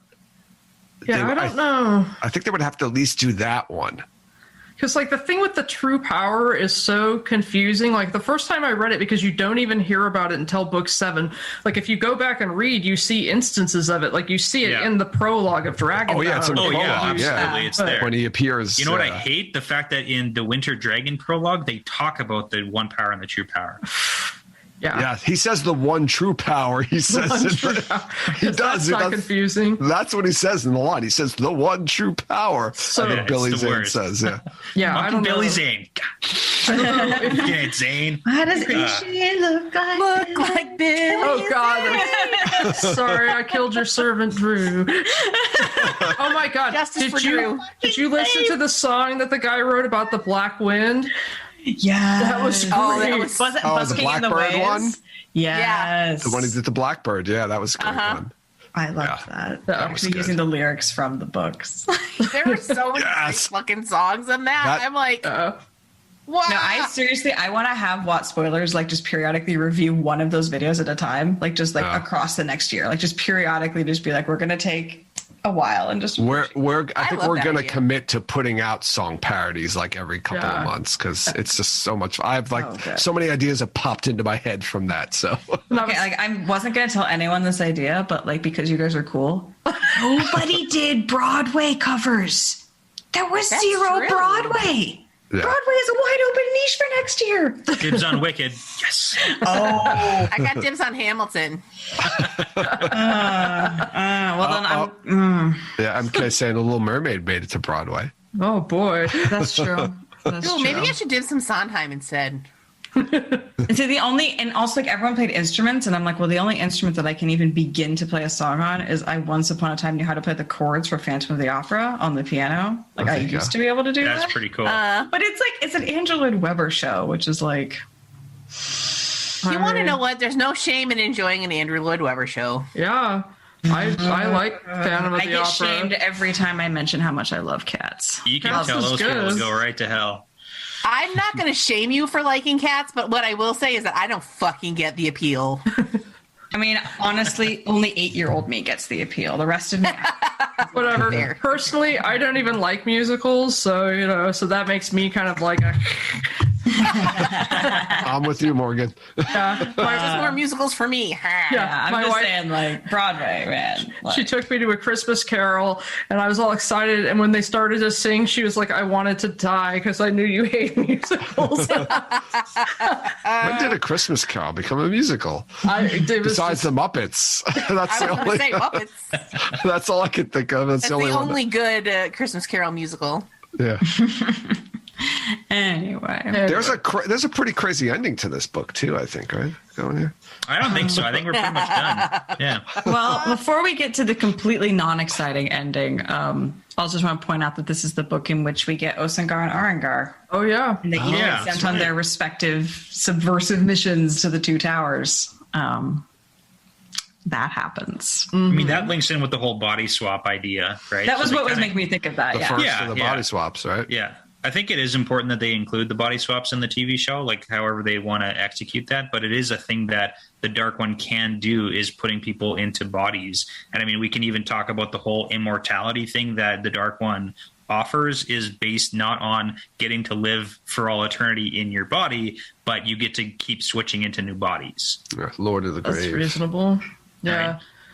Like that's the concept of him pulling you back. When you, sorry, my cats are like freaking out right now. They're fighting each Mine's been being a shit this whole time. Speaking of cats, but yeah, that's the whole thing of like the Dark One. He pulls you and he puts you into a new body. That's like the immortality thing. Like I never really thought that it's just like Ishi would get to live forever as Ishamael, because even from Age of Legends, like he was who he was, and that body is the same body that he's had. But it's like it doesn't necessarily mean he's going to get to live forever in that same body if he hadn't have died. In that body. Yeah. And it's always been interesting to me that like the Lord of the Grave is a bad guy, and yet death is a natural good thing, and immortality is like the thing he offers out. It's just like death has a very interesting place in their cosmology. Yeah. Yeah. And he's the only one that we know of. He's the only I was going to say you meet, but he's the only one you know of, or the entity besides the wheel or the pattern that has control over souls, or has some sort of control over the souls. But I mean, he obviously doesn't have full control to the extent that he likes to brag that he does, because if you think about any hero of the horn, any soul, anybody like that, it's not like he just gets like pick and choose any old soul. No, I feel like they have to swear to him. It has something to do with like oaths or swearing to him or something like that. It's like if you give in to that side, then you are susceptible to it. But then there's also the whole entire concept of no one is so far gone in the shadow that you can't return to the light. So that really builds into the whole Christian ideal. And we know that Robert Jordan liked to pull a lot of like, you know, Christian mythos and everything like that about if you, as long as you swear before you die and give yourself to Christ, then you can be saved, right? It's the exact same concept. I imagine it's a choice too. If the Dark One wants to bring you back, it's probably a choice. Like if you say no, then you're gone for good. But it's not like, I don't think he could bring you back if you didn't want to come back. If you hadn't signed up before. Yeah, I like to think of it that way. I agree with like, you. Yeah. It's a lot of showboating from the Dark One saying, oh, I get to own everybody when you die. But it's like, not really. That's not really how it works. Yeah. Yeah, and it's like, I think that the thing with, I mean, Halima is obviously, or Arengar is obviously problematic for a ton of reasons. And it's like, purely from a tactical standpoint, like, she's a really good plot device, but really it's like you should be using male pronouns and stuff, because it's almost like a perfect example of there is a male soul in a woman's body who is using the male half of the power, and so it's almost like proof that your body does not dictate your gender. And so if you did it properly, then you could do good trans representation that way. And obviously RJ did not. And, I'm not trans, obviously, so I can't I cannot speak and don't want to speak too much as to how it would be proper to do that. But if they had someone that they could consult so that they could do that in a sensitive fashion, they might be able to pull it off really well. Yeah. But I don't know. It feels like there's an opening there, but it has to be handled so delicately. Yeah, I agree. Yeah, I think you're 100% right though, Morgan. It is more of a plot device, right? I think he was like, let's have a female character that channels Sidene, so and she's, or he, whatever, is in Saladar where none of them can sense it. So it's kind of like a great plot device, but you're right. It's more of like how they handle it. I think I would like them to keep that plot device because it's really interesting and it's really sneaky and great, but you're right. They have to like handle it and approach it in a proper way, I think, to make it, if it work. Hadn't been like a punishment, or if they hadn't been talking about how it was a joke so much, and if Arengar's inner narrative had continued to be, a male inner narrative, that might have been a more reasonable trans representation. But yeah, I think that they could do that well in the show if they consulted people who can give a proper idea of how it would be best to go about that, because it is a really good plot device for some serious sneaking around and serious potential for betrayal, and so yeah, I think that they definitely should include it, but like kind of just reiterating those points. But I also think if they choose not to, I think that would do a disservice to it, because then you're just trying to like pretend it never happened. But I mean, it happens in the books, right? Just trying to erase the fact that this is a thing isn't good either. I know, and I think Arengar comes to enjoy her new body a lot. Yeah. And I don't know if it's from like that old thing, the old man, if men saying, "Oh, if I had boobs, I'd be playing with them all day," kind of thing. Yeah. But yeah, I think it's a great plot device. I think it's something that they should include, but yeah, I think they just need to approach it maybe a little bit differently, tweak it a little bit. It's like the list. It was a heavy-handed, inappropriate tackling of a very important discussion. And I mean, it makes sense to send 2 sneaky agents to each of the towers or each of the groups of channels. Yes, exactly. That makes tactically, total sense. it makes so much sense. And he didn't have a female Forsaken that got killed off in book 1 to work with. So that's a great way to change it, though, Aradia, that you bring that up. Like, they could change the way the Forsaken, maybe the 2 Forsaken who die in the beginning are a male and a female, and then they switch them. I mean, Lanfear's a choice that's like right there for the taking too. Yeah, but I mean, I guess it doesn't make sense because Deshiva is a male channeler in the Black Tower, and that's how he's recruited. It kind of doesn't make sense, but they could work it somehow into that. Let's talk about the worst part about how the fact that Aegonor is not Erengar, and you're calling Osengar Aegonor and Erengar Balthamel. I hate that so much. It's so difficult. I constantly forget. Yeah, which one's I can't keep them straight. Just remember, Aegonor is not Erengar. The A's do not match up. Yes. I might be able to remember that. It's opposite. It's opposite what it, For me, the really hard one is remembering which Ashaman is Osengar. I'm like, is it Deshiva or Narishma? Oh, Narishma. I don't know. I can never remember. Narishma's bells, The right? bells. He's the one who gets Kalendor, right? They're 2 dudes with similar names. How many Ashaman are they going to wipe out from the show because no one can keep the names straight? Well, how many Aes Sedai are going to get wiped out too? Oh, yeah. I remember like posting like a list of all the Aes Sedai that's name starts with S. Like Sian, Siane, Celine, Sian. Well, even the fact that Alana's already cast is like Alana's going to have a bigger role, obviously, in the TV show because she's cast, and it's like they're going to combine. And again, I get it. Just hurts. Yeah, it does. It hurts. Yeah, for sure. I'm talking about other annoying female things. Can we just yell about how Min has a really, really crappy plot arc in this book? I'm going to show up and just have the vapors. I need a fainting RJ did her so dirty. And people don't like when I call Min a sexy lamp, and I want you to understand that this is not a reflection on Min herself. Min is a badass. Min did dirty. This is RJ's fault 100%. He took this amazing, badass, super cool character and then turned her into this simpering whatever the fuck. And I was just like, how dare you? Yeah. Like, couldn't even let her land a shot when she was like throwing knives at a Forsaken. Like, you couldn't even give her one. One win. Give her 1 W. Couldn't even do that. Well, they get her to do the book learning. That starts this book, doesn't it? This is the book in which she picks up a Herod Fell. Is this Herod Fell's first appearance in this book? His first and his last. That's right. That's right. I forgot he didn't make it for an entire book. He doesn't make it. Which is funny because he does have such a big influence, and it's like everyone remembers him. Herod Fell. Yeah, that note, that bookmark that she's got forever and ever. Yeah, so I think this is the book where she starts to read his stuff. Yeah. I get really fascinated with it. I personally don't like the sexy lamp thing just because I'm like, you don't have to be a badass to be a badass, right? Like, she has a bad month or something. It's not great, but like, she ends up being so underrated, so taken for granted, and she's so confident in herself that she doesn't need to be in the center. She doesn't need to be told how important or not a liability she is. She's just like, aside from the whole super flirty makeup thing, which I will never understand and I choose to pretend doesn't happen.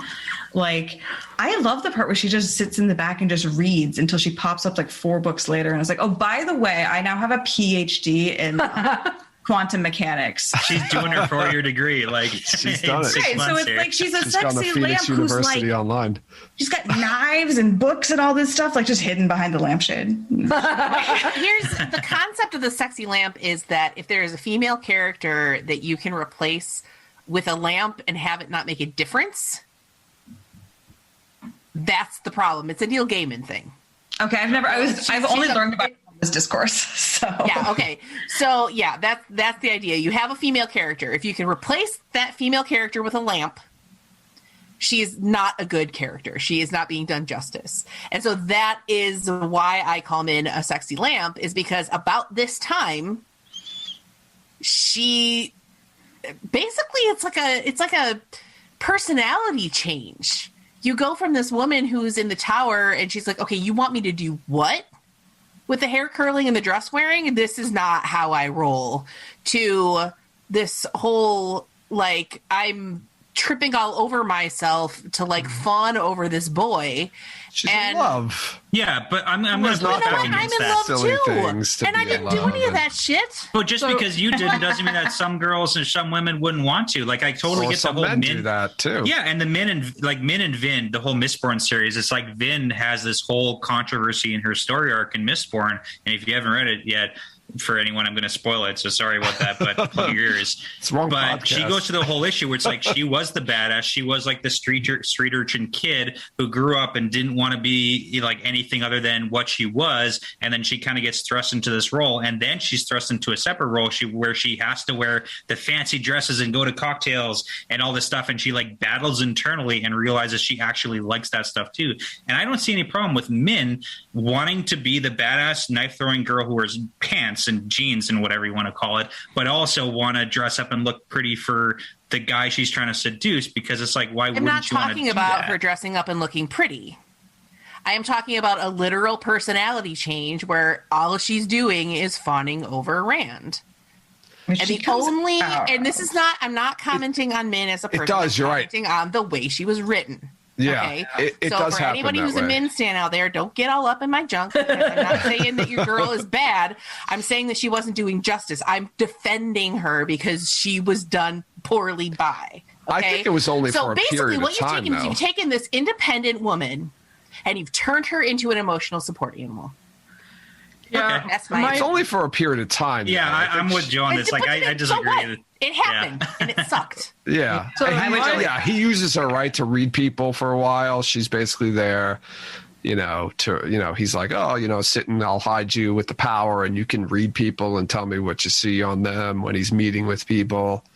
I feel like that's kind of just like a time in their relationship, when you first start a relationship with someone, Yeah. and all you want to do is be with them and do whatever they want. And, I get that. Like that shit Yeah. happens. Yeah. From an outside perspective, that's frustrating to see even a friend go through that with a new boyfriend / girlfriend. It's like they become a different person almost in your own brain. But it's like they're right. Yeah. Like yeah. And no one's saying it's good, but No, I'm not saying it's good, but Yeah. it's like I get it. yeah, I get it too. And she changes. She gets out of that. She grows out of that. My issue with Min is that I think she's a shitty emotional support animal. And what I dislike about her so much is the fact that, Rand, she's like basically the only one Rand talks to, and she will not talk to him about like his impending death. When he wants to talk about his death, she like stomps her feet and is like, don't you talk about that. And I'm like, Oh, yeah. You're basically leaving him alone when you're the only person that he can talk to you about that. Mm-hmm. And it's like he's got these two other women who live in reality, and it's like Avienda is like, he's gonna die, and I'll have this time with him and then he's gonna go die, and that's sad, but it is what it is. And you've got Elaine who holds on to some hope and is like hoping that he doesn't die, but understands that that's a real reality and possibility. And then Min is just like, she won't hear it and won't hear when he wants to talk about it and everything, and that's an act of emotional abandonment, and it really pisses me off. And it's just sort of like, he deserves, if she's going to be there all the time, to have a partner who lives in reality, and however hard it is, to shut up and listen to him when he wants to talk about his impending death. She's being selfish at that point. She wants yeah. she wants to live in her like fantasy of we love each other and we want to be happy together. Yeah. And she doesn't want to hear anything that's going to bring her down. And that's realistic, but it really annoys me because I'm like, that's cruel. You don't think you're being cruel, but you're being cruel. Your boy's in a hard place and he just wants to talk about how he's going to die, and it's sad and it's hard, but you got to listen, so. Yeah. but that's my beef with Min. And yeah, also she annoys me in book 6. She really does. And I feel like he was writing her because he felt like she was going to want to compete with Elaine. And the one thing that I will say is that Rand never wants her to change. Like, he's never thinking in his head that he wishes she were anything different. Yeah. And that's good. Mm-hmm. That's a great point you made there, because you're right. I think she's very she's self-conscious. She's very self-conscious, and she's thinking like Rand's in love with Elaine, and Elaine's like a beautiful woman, and she's trying to compete with that, and she's trying to overcompensate, and that's probably where that whole like, you know, wanting to be pretty and kind of being a little bit more forward with him is because she's feeling very self-conscious, and she, you know, she's like, how can I compete with these other two women? Which is funny, because out of the three of them, she's the one who's in bed with him every night. I know. Well, that's like, that girl, happens. what are you competing again? You're there. Well, that doesn't Where the happen fuck though are they? until Like- you know, that doesn't happen until like the end of this book, or it's right. Is it? Does she even get? Is it in this book, or is I it in thought it's the next book. I thought they were. I thought they were already shaking. Yeah, not until Fell dies. Yeah, they it's- bone down in book 7. Yeah. So yeah, and then she's with her. Yeah, and then that's when she kind of changes. I think is obviously when they're sleeping together all the time. But I think that's where a lot of it comes from, though, is just literally her self-consciousness, her insecurities. You know, when you're trying to compete with Elaine. Being a sexy lamp almost seems like a good strategy. Yeah, and I feel like his logic in writing it was, you know, understandable, but I think he was a little heavy-handed with it, you know, because I feel like, she's just a little bit too simpering. And I mean, I almost feel like she's doing it over the top on purpose to make fun of him, because that's kind of how she rolls, is to, like when she's telling him that she can just, when she's viewing the nobles, she can just drape herself on his lap and feed him grapes and be her little honey lips and stuff like that. And he's like, no way, he's not having them think filthy thoughts about her. She's like, but I am such a sexy lamp. I mean, look at this.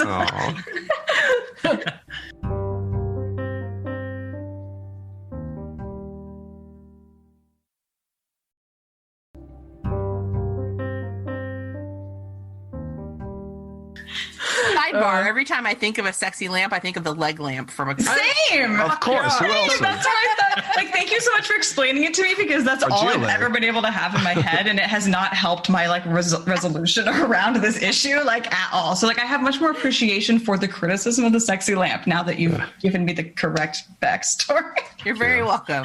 I guess I just assume that people know what that is, and I shouldn't assume that people know what that is. I mean, at this point, I've talked about it. You'd think I know what it is, but I was just getting smoke out of my ass. So whatever. Yeah, I only recently learned about it, and I was like, that's honestly really cool. I think that's a really cool statement. And, you know, it's important to have, you know, to be aware of that kind of stuff when you're reading a book where a man is writing women. I'm actually interested, you know, my wife is younger than I am, and so having her as a, you know, member of a younger generation reading a book like this, hearing her insights about it is interesting. And so because she's early enough in it that it's like they're just leaving Emmons Field, and so she's just having this perception of Emmons Field women and how they're, you know, really assertive, and she feels like he wrote them almost aggressive instead of assertive, and like he crossed over that line. And she's like, so my judgment about whether he can write women well or not will depend upon whether all of the strong women in the book are, you know, aggressive. And, you know, so I'm like, okay, well, just keep reading, because obviously not all of them are like that. No. Read and find out. Yeah. And I mean, I guess you also have to bring up, I mean, his editor was his wife, and she read all of this stuff and gave him notes and tips, and I'm sure stuff was changed because of her. So, If you want to know what's funny, is at JordanCon 2019, I sat in on the Team Jordan panel, and somebody asked Harriet something related to what it was like to edit for him, and she said he was a tiger, and if he wanted it in, it went in. Oh, wow. So he took her advice to a certain extent, but if he was really attached to something, RJ apparently would not kill his darlings. If he wanted it in, it went in. Oh, wow. I didn't know that. So, that's great insight. I mean, that makes sense too, because he described himself as like the Old Testament God of it's my fist going into this book. So like, I understand that. Yeah, like they will do what I say. They don't, because he was asked about like, oh, do you let the characters kind of like explore themselves and like let it happen the way you want it to, like the way the characters want it to happen? And he's like, nope, they're my characters, it's my story. What happens is what I want. Like they're my puppets. Yeah. But, he is so good at getting into their heads, and I feel like he does like a massive empathy exercise with each character that he writes. And in that sense, it's like he makes himself into them, or, he lives inside them in that way. And so I feel like at that point, you get to be both God and your creation as you're writing. And so that's like, you've got to steer at that point. Yeah. Well, and I think that, I mean, given the level of detail that he put into this entire story to the point where shit that happened in book 1 is paying off in book 14, I mean, it isn't unreasonable to expect that he knows all of his characters so well that he already knows what they would do. It isn't a question of, writing and letting them explore the space, because he already knows them well enough to know exactly what they would do. Yeah. So, I mean, even just for a lot of readers, just because you don't necessarily like something that a character doesn't mean that it's a poorly written character or scene. It's just like there's people in real life that I don't like the things that they do, and it doesn't mean that they're any less of a real person. It's just like I just disagree with what the person is doing. It doesn't mean that it's a bad, like, know what I'm saying? Like the they're bad people. People think things that we don't want them to do. Yes, people try to pin, exactly what you're saying. People try to pin like the characters on the author, like the author condones everything that they wrote. Like, because I wrote this happened, that means I think it's okay. Yeah, because the Shanshan have slaves that condone slavery. Fucking no. It's like that really happens in real life. So like, and that was the thing. He took stuff from real life. Even the fact that like Rand makes an agreement with the Shanshan to let them keep slaves is a direct parallel to like United States history. Like, unfortunately, that shit happens in real life, and that's why it's so relevant. And that's why when you read it, you should look at it and think, oh my God, this is terrible. That's a good thing that you look at it and think but don't it's think terrible. that the author think that that's okay. Yeah, of course not. But it's like how you would have people the worst do. book. People do that though. Well, those people are stupid and shouldn't read the book. I agree. You should listen to our podcast collectively. Well, you shouldn't, because you're going to hate what I have to say. People are bad and they should feel bad. Yeah. So much of what he does isn't like, making a moral judgment so much as just being like, what would realistically happen from this? And that's what I love so much, is that he uses so much logic and reason to determine, if A, then B, what would happen from C. And many of the frustrations I've heard from people who either give up on the series because they're like, it's fantasy. I want the fantastical, to use the fantasy medium to affect a happier ending. And it's like, but, realistically, that would not have happened. So, but I mean, and you kind of like made a huge point there. It's like, what would happen? A lot of the things that happen in the Wheel of Time, he has historical evidence that when people are in this situation, this is what they will do. If people are put into a life or death situation, they will make the wrong decision and choose the bad option and do the wrong thing to save their own butt. Like, that's what happens. Yeah. Whether or not you agree with it, it doesn't matter. That's right. But by the same token, the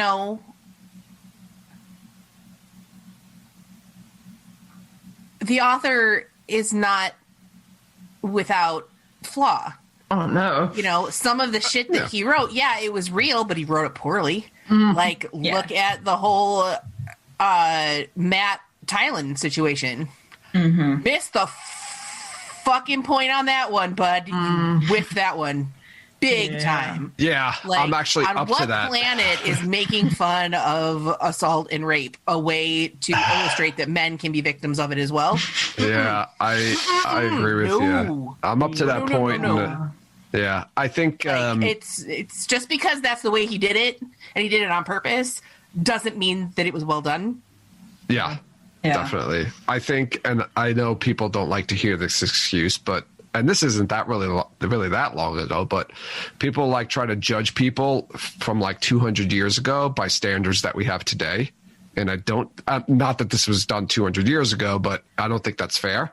Yeah, I agree. I agree.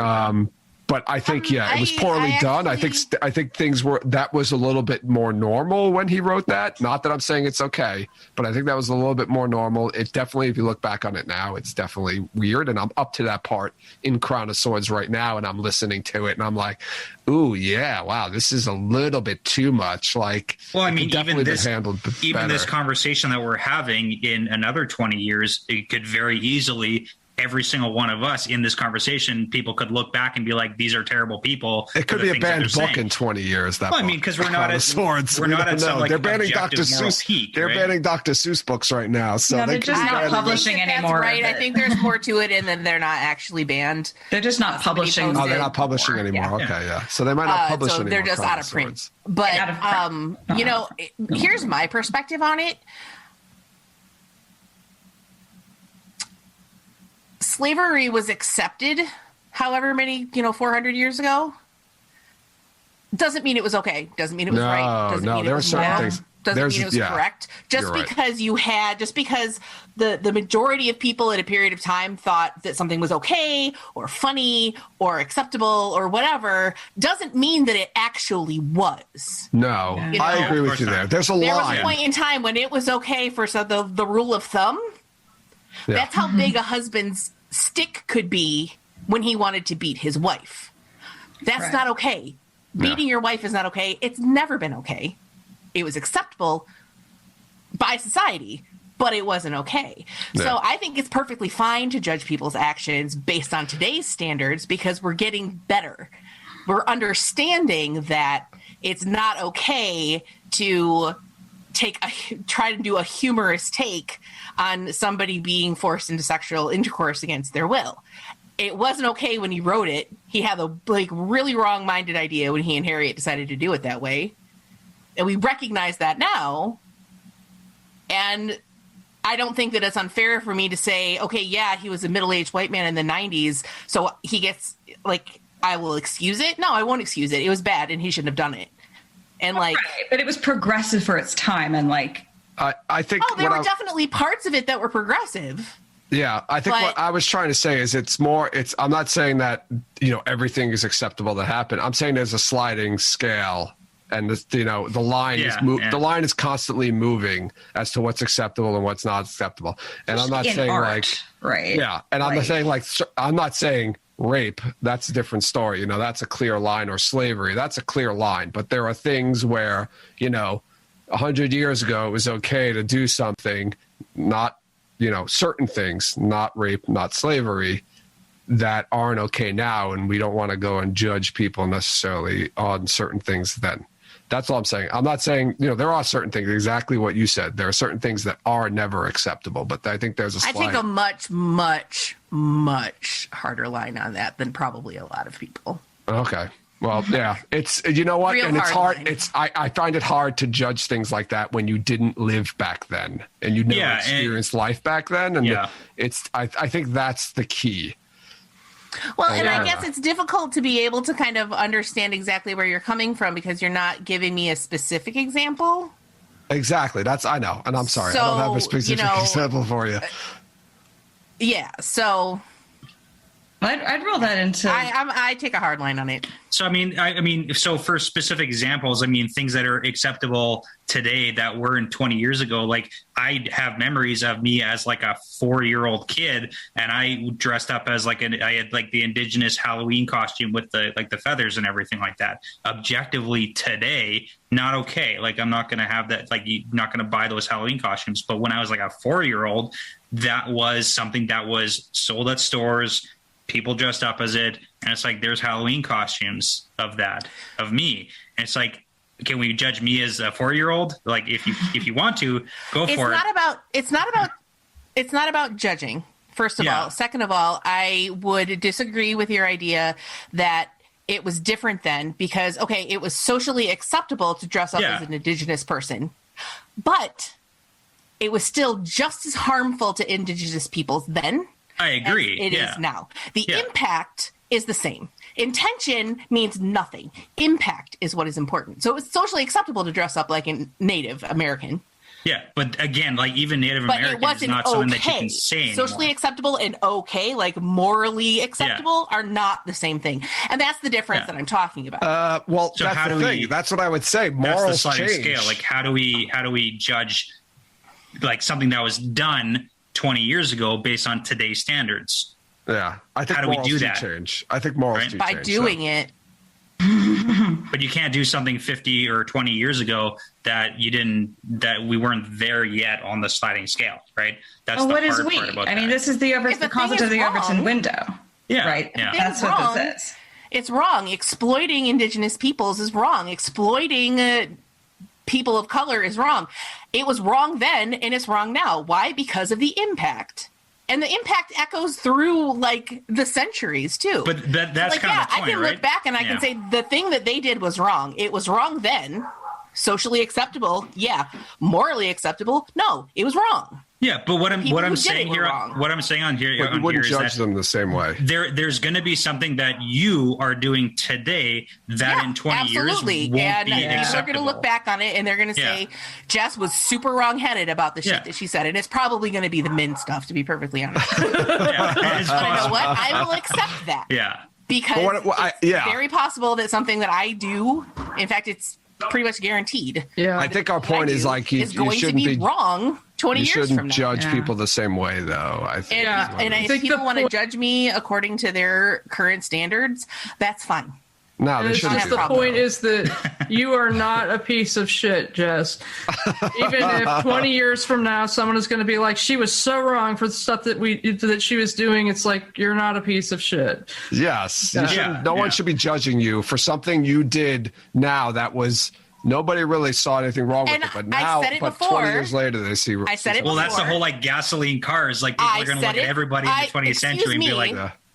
Let me defend myself. I didn't say judging. I never said judging. This is not about judging. This is not about judging a person. This is about looking at something that a person did and saying that was wrong. Okay. Okay? Yeah. We're talking about actions. We're not talking about people. Yeah. Okay? Yeah. Yeah. I think there are other things though that people. I think there are other things that weren't wrong or aren't wrong now that will eventually become wrong. Oh, absolutely, because that's the way things evolve. Yeah, and I Especially- don't People are even probably gonna necessarily look think back and that's be correct. Yelling but- at you guys and be like, God, that fucking bitch. Yeah, I No, don't they- necessarily even think that's correct. I think that's a slippery slope. But what was it? Lord of Chaos. What was that? we talking about? War crimes. right in if line I with ever got a breath, war crimes. War Ran in the crimes. box, being tortured. War crimes. Oh, we Yay. didn't talk about Rand in the box. The power dynamics of Rand in a box and Kneel or You Shall Be Nil, I feel like is the logical place to take that do my as wells of a debate.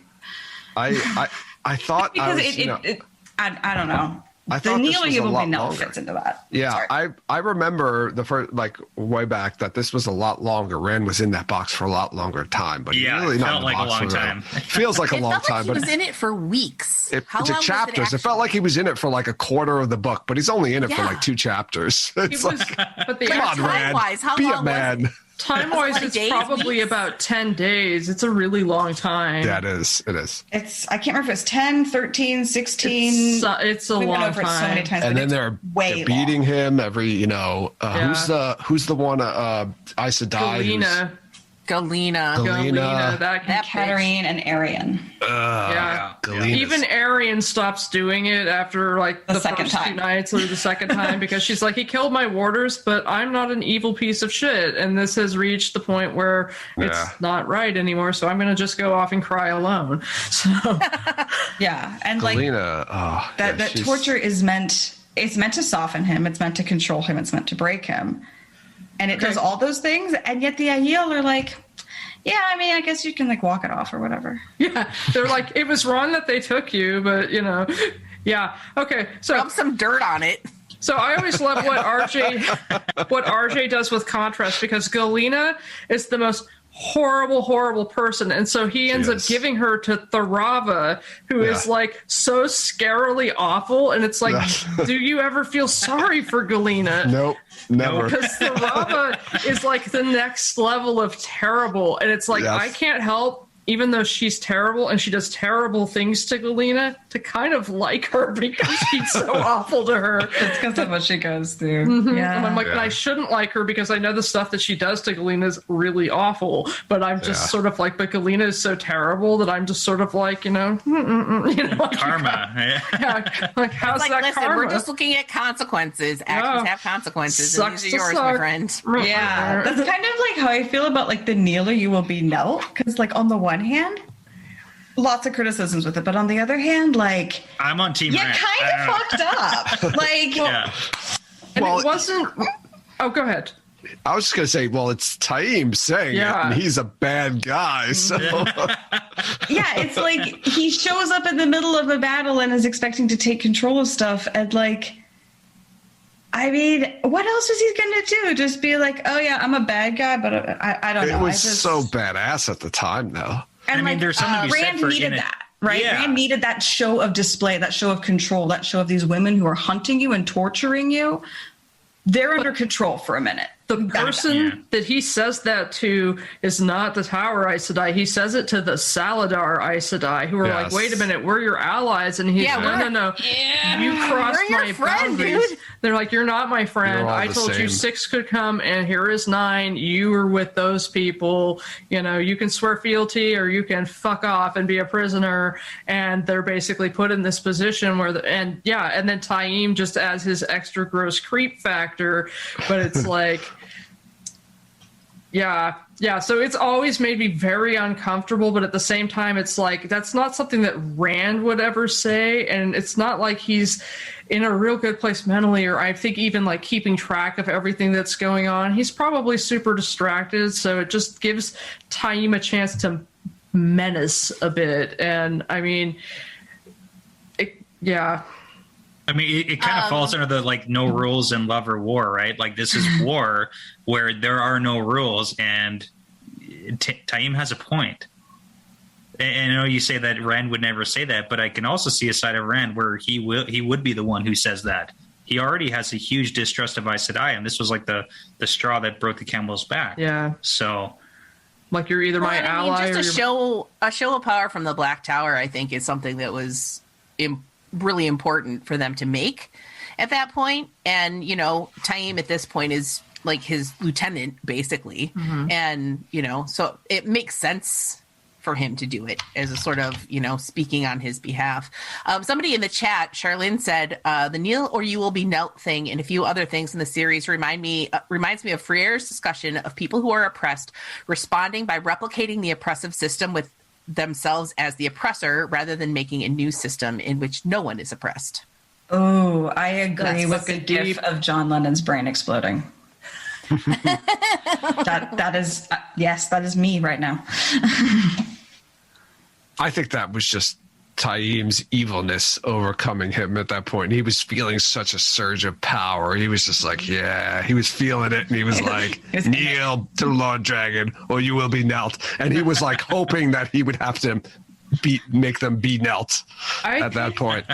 I think please fuck around. He's like, please test me. Just go ahead and test me. Because I wish a bitch would. I think that he thought that they wouldn't do it because, of his understanding. If at that point he was still Taim and not Taim Andred, he thought that they would not do it. And so he was expecting to be able to engage in some force of coercion and have these Aes Sedai prisoners. And so the fact that Teviran worked on them because it's describing them kneeling and just with utter expressions of disbelief on their face as they're swearing fealty, and him being like, oh, well, I didn't expect that to work. Just like, okay. Yeah, you know what? Is that maybe a sign? Is that like the point where Taim thinks, is Taim doubt that Rand's the dragon until that point and thinks like, oh, wow, was this Teviran in his presence that he's like, shit, I wasn't expecting that. But maybe this guy really is the dragon reborn. I don't know. I mean, I never even considered that. He might not think it. And then you're right. They do treat them, the two separate groups of Aes Sedai, as the same, right? They keep them prisoner or, contained at the same place. And they're, and the Saladar Aes Sedai are always trying to separate themselves from the Tower Aes Sedai at that point. But Rand's just like, you're all Aes Sedai to me. Yeah, and then he sends them honestly, I don't blame him. I don't blame him either. The Aes Sedai exceptionalism, their utter sense of arrogance and exceptionalism, is their downfall in so many ways. And it's just kind of like they seem to have to fall off their ladder and hit every rung on the way down for them to be able to kind of get it finally and realize you're not nearly as cool as everybody, in your little group told you that you were. And I know that's hard to get your head around, but I mean, do they ever really get it though? Like, I even think back to the tower being attacked, right? And Egwene throwing fireballs from the rooftop, which is like the, pinnacle of coolness. But even at that point, they don't get it. The Green Aja can't form battle units. Nobody has a plan for defending the tower. They're playing at being Aes Sedai. In my mind, even in the last battle, they're barely functional on the field of battle. They just don't have the experience. Yeah. They get taken apart by the Sharans. Yeah, for sure. I seriously don't understand why the Green Aja was not continually sending groups of sisters to the blade.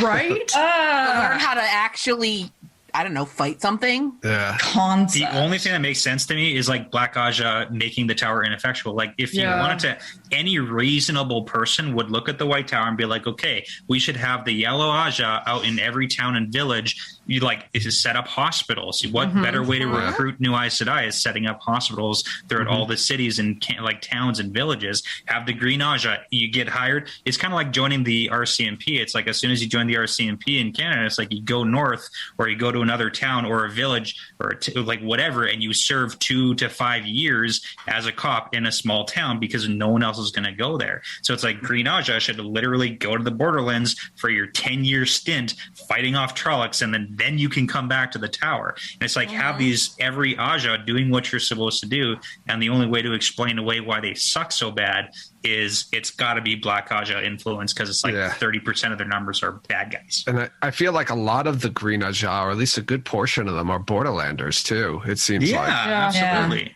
Why wouldn't you go home and serve and defend in the Borderlands for 5 years and then recruit people? Browns should set up schools, and Brown should be setting up schools all over the place. Are you kidding me? Here's a question that I was wondering, because depending on power and general skill, it takes Aes Sedai longer to become full Aes Sedai. So some of them, can become Aes Sedai really fast. Moraine became an Aes Sedai at the age of 22. Some of them aren't, don't become Aes Sedai until they're almost 40 or whatever. Do you think that depending on the age at which you become Aes Sedai, that influences the Aja that you choose? If you have more wisdom, then the older and the wiser that you are, and you're studying and everything, do you is it maybe younger, more impulsive people want to become greens or blues? Yes. Ask me what I took in university and what I chose that degree. That's perfect. Brett, ask me what I would go into now as a 30-year-old. I think your mind changes over that time. Yeah, 100%. Yeah. Well, I mean, that's my whole deal is if we want to get tangenty, if Egwene was born in any other timeline, she would be a Red Aja in my brain. She would be the Red Aja who brought the Reds back to what they were supposed to be. I mean, looking at her character development from the get-go, she was always in her own brain, someone who was can we trust Rand? Can we, what should we be doing? I mean, look who she picked as her keeper, right? Yeah. It's right. If you had in a regular time frame had Egwene brought up in a relatively stable tower, she would get sucked into the Reds, I think, and she would be the one who corrected the course. for what they were I like supposed to that be. so much. I mean, That's I think really- that's her really choice interesting. for the keeper, though, I think was more of a political move than anything. And It also was, just pure but she also respect. really respected her. Yeah. No, And no, she her did. opinions. Yeah. I agree, but I think it was also Egwene was thinking of it politically as well. I'm sure if there were, she had a choice between a couple of different people. She was like, Sylviana's good and she's Red Ajah. Yeah. I'm going to pick her because she's red and that's going to help unite the tower. Well, you got to think too. It's like a lot of times when you're young, you make choices for yourself based on what you think you should be, and then when you get older, you accept what you are. So it's like, I'm sure if I were a young person, I would be like, oh, I should be green because, I want to be cool and powerful in battle and everything. And now I'm, 43 and I'm like, I'm a white. I'm lazy. I want to be in the Aja that requires the least amount of effort. I want to sit around and think about shit. And, I like reading. I want to spend my day in the library. I get it. When I was in my 20s, I absolutely would have been like a brown because, I would feel like that would be the place that I would need to be. I'm almost 42. I have no fucks left to give, and I just want to blow everything up. Green Aja for me. Well, I mean, even the concept of Ajas is like, it's a terrible idea because, again, people change over the course of life. What if I choose? Can I switch? Yeah. Like, we have that weird thing with Swan and Liana, or Liana, or Liana, or Liana. But, like, they get to, like, re-choose their Aja after they get And still they choose in different. the field. Well, Liana Leanne does, yeah. Yeah. she goes green.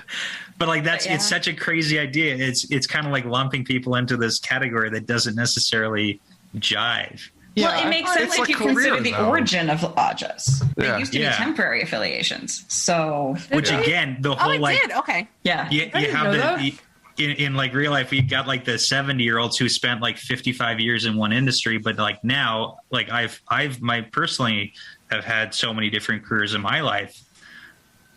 But that's the whole point of like old versus completely unrelated jobs at my current company. I've been there 7 years and I've done like 4 different. Yeah. And I mean, that's what I'm saying. Like Unrelated. your career can change. So why couldn't you switch Ajas? Why don't you have all the hot shots in the green and then they get a little bit older and like, actually, I want to reevaluate. I am ready to retire. Yeah, right? Totally. Like maybe you're like a yellow and you're out there doing a bunch of clinical research and then you're like, I actually want to come home and like work on data models. I'm going to go be a brown.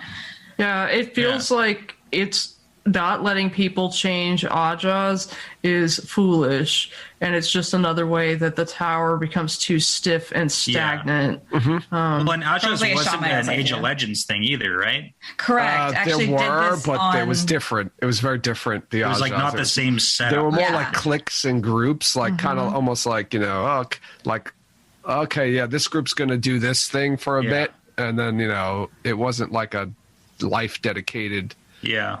Yeah, I talked about this on Dusty Wheel recently, actually. yeah. We did an Aes Sedai deep dive, and there was Well, even like originally- power structure being based on how strong you are is a terrible system. Yeah. Plus, none of the other None of that was channeling groups originally there have in the Age of none of Legends. the other channeling groups have Ajas or any kind of like, this is your role and this is what you're going to do for the rest of your life. Yeah. None of them do. It's only the Aes Sedai. Yeah. Because So- Black Aja and Ishi and stuff. Yes, absolutely. That's the only thing that Shamael makes created sense. Ajas. I Shamael did really everything. haven't ever given that much thought to the impact that the Black Aja actually had on the structure of the White Tower. It's but every bad. time Brett brings it up, I'm like, I mean, that's the point is they're That's the not deep what they state. should be. Yeah. They're not what history- they yeah, should and be. honestly, history's like I kinda- knew the Black Aja was there, and it literally never occurred to me that the reason it's such a fucking shit show in there is that because They want it to be a shit show. Why would you want a strong, cohesive No, you group? Like you wouldn't. If especially like I get it. I get Ishamael knows what he's doing. Like he's a smart guy. He's not stupid. Yeah, no, academics and people are bad, but we're not that bad. Point of order. How long do we know how long the Black Aja has been active in the tower? Since- Because the Shamael Well, they weren't was only organized very until they weren't Since the organized. Trolloc Wars. Yeah, the until Trolloc Wars. Trolloc Wars. That's Okay. when Ishamael organized all of like the evil Aes Sedai into like the Black Aja. But that's like before. still 2,000 years to do some. Yeah, I mean, there were bad Aes Sedai before that, but they weren't very organized or like didn't have like an official kind of organization. Yeah, I would bet that he found whoever the Black Aja was and made them formal. I don't think that he. Yes, exactly. Yeah, they were That's your initiation. Organized everything. Yeah. So, I was just kind of wondering, like, at what point did they show up? I think it was 1,000. I think it wasn't even the Trolloc Wars. It might have been. I think it was after the Trolloc Wars, to be honest with you. Because then you think, okay, how long did it take everything to break down? Assuming that they were, a sort of healthy organization when the Black Aja first got there. Like, realistically, how long do we think that it would take for them to subvert everything to the point that we're at now? Do we feel like that's something that would happen quickly, or would it be like? I feel like shit like that can happen really fast. I mean, it can, and it's just being like, it's the whole, like, all they have to do is be ineffectual. They don't have to do anything like nefarious. They just have to not be competent at what they're doing. They have to be ineffective. So it's really more of like a long con. It's a long con, and that's the whole thing. And I think there was like a couple of scenes where we got like Ishamael talking to some of his like peons in the dream or whatever. And he was like, if we don't figure it out in this life, we'll figure it out in the next. And they're thinking like, wait, what? I thought I was going to be, I was going to be like the new. Yeah. It's kind of like, I thought this was like yeah, it's like she's thinking long game and everyone is just being used as an object on the board. So, yeah. So are we finishing up? We're getting on 4 or 3 hours. Oh my goodness. Oh my God, we're getting on 3 hours. We've gotten through everything I had on my list.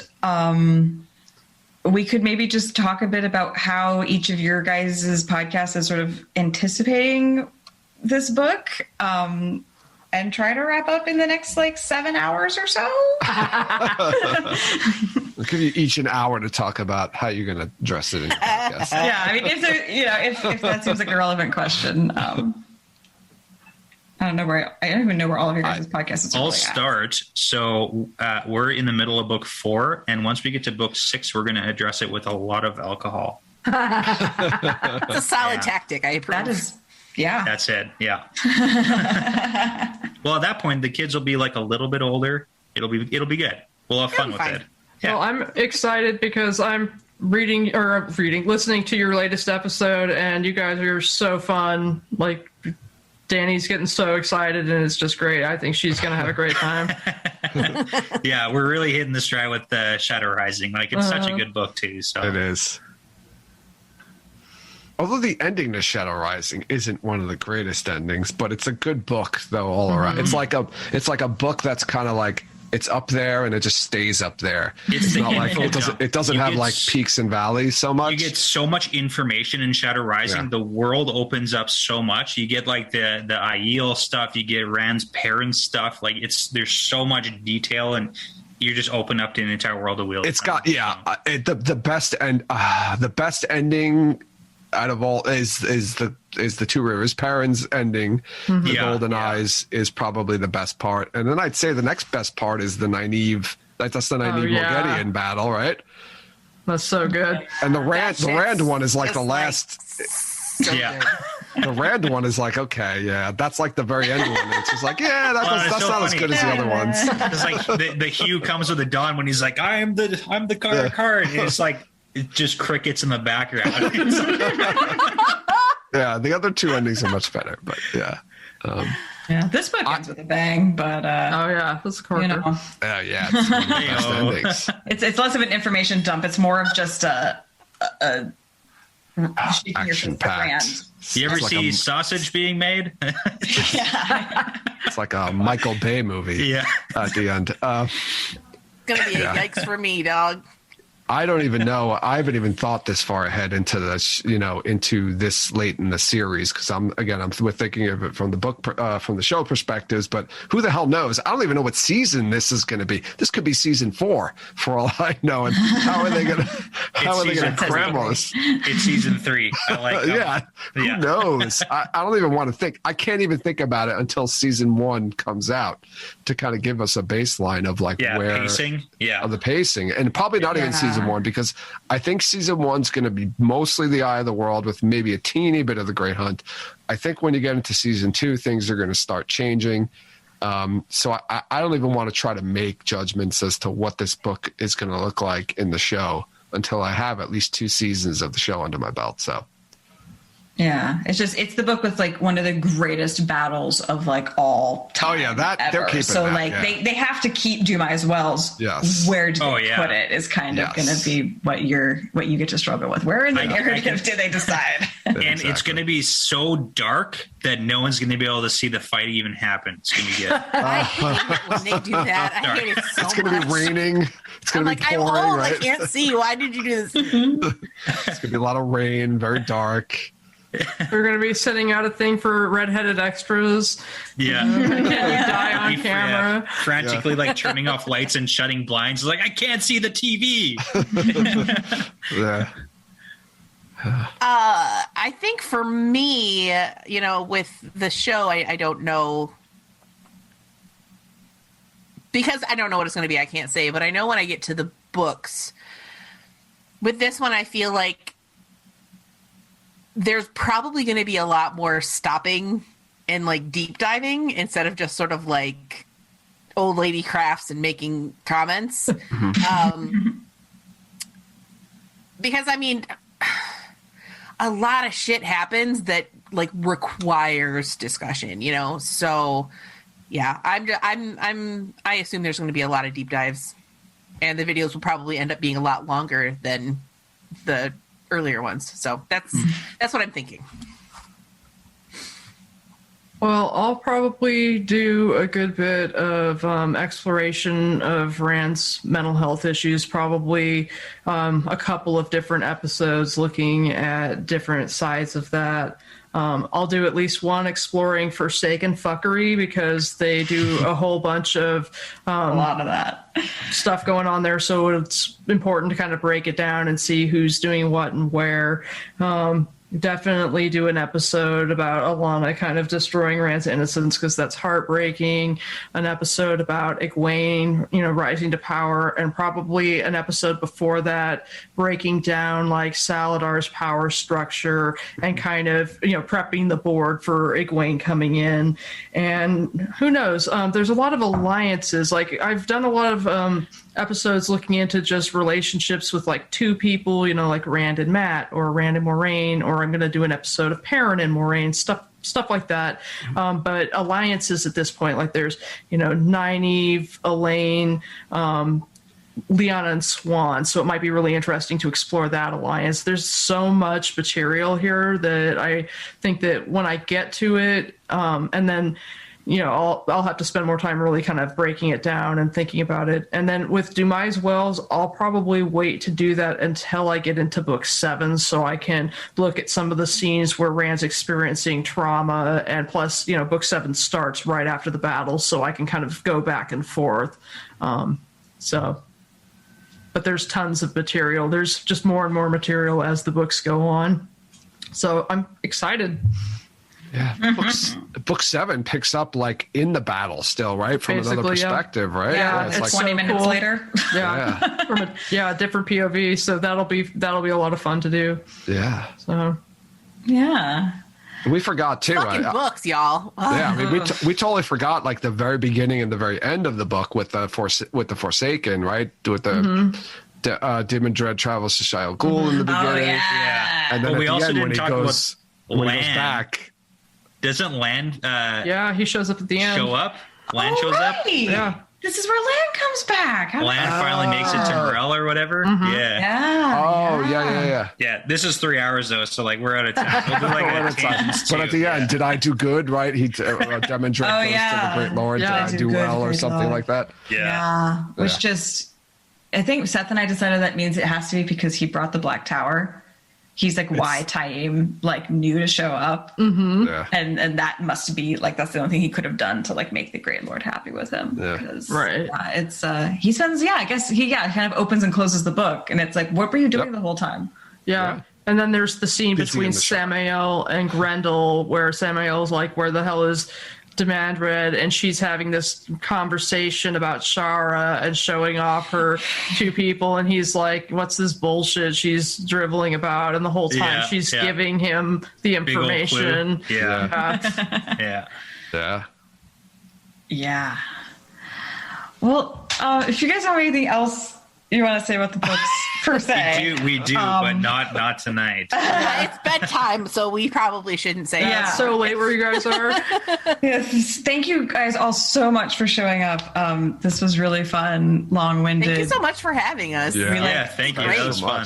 I had no idea what we were going to get into or how this was going to go. I'm still getting really used to running meetings or whatever. So you guys were all great sports. Really you were great. Thanks. And I mean, what a freaking community. Like, all of us getting together, like how many of us put parodies into that song contest that just blew all of our minds? Yeah, I mean, it's more than half of us put in parodies. There's so many podcasts. There's so many communities that we talk. Like, how many servers am I in that don't have a podcast but have a robust community associated with them that's associated with all the podcasts? Like, everyone here's so great. I mean, especially podcasts that interact with each other. Like, there's so many fandoms that have podcasts, but it's like, what's the overlap is crazy in Wheel of Time. Yeah. Like, I don't even understand it.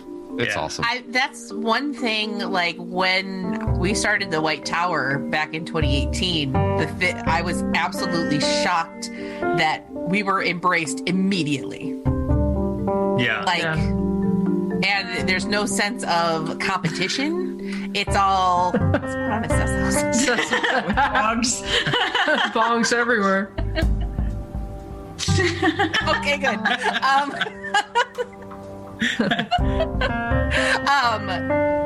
There's such a sense of community. There's no sense of competition. Everybody is like promoting everybody else's shows and content, and it's such a great community to be a both in. I feel like I'm competing with Joe and Seth's beard though, because I can't grow. They are both really good beards. This is like literally months of like that's I can't. It's just I have genetic. a friend just like you, Brett, who's it's like check out my beard, and it's like he's got a little bit of hair, and he's like, well, shaving sucks. Like, it's the worst. Oh yeah, that's why I envy you. You don't have to shave as often though, right? Yeah, that's true, but it's also like not full or robust like yours. So. Yeah, that's a great thing. We only compete on the things that don't matter, and the only debates I've ever doesn't seen matter to you, maybe. Right? Yeah. The only debates I've ever seen in this community where people have actually like pulled knives and died on hills was over like pineapple on pizza. Thank you for listening to the Wheel of Time Spoilers podcast. Rate us in the Apple Podcast app or support us on Patreon. Is that good enough?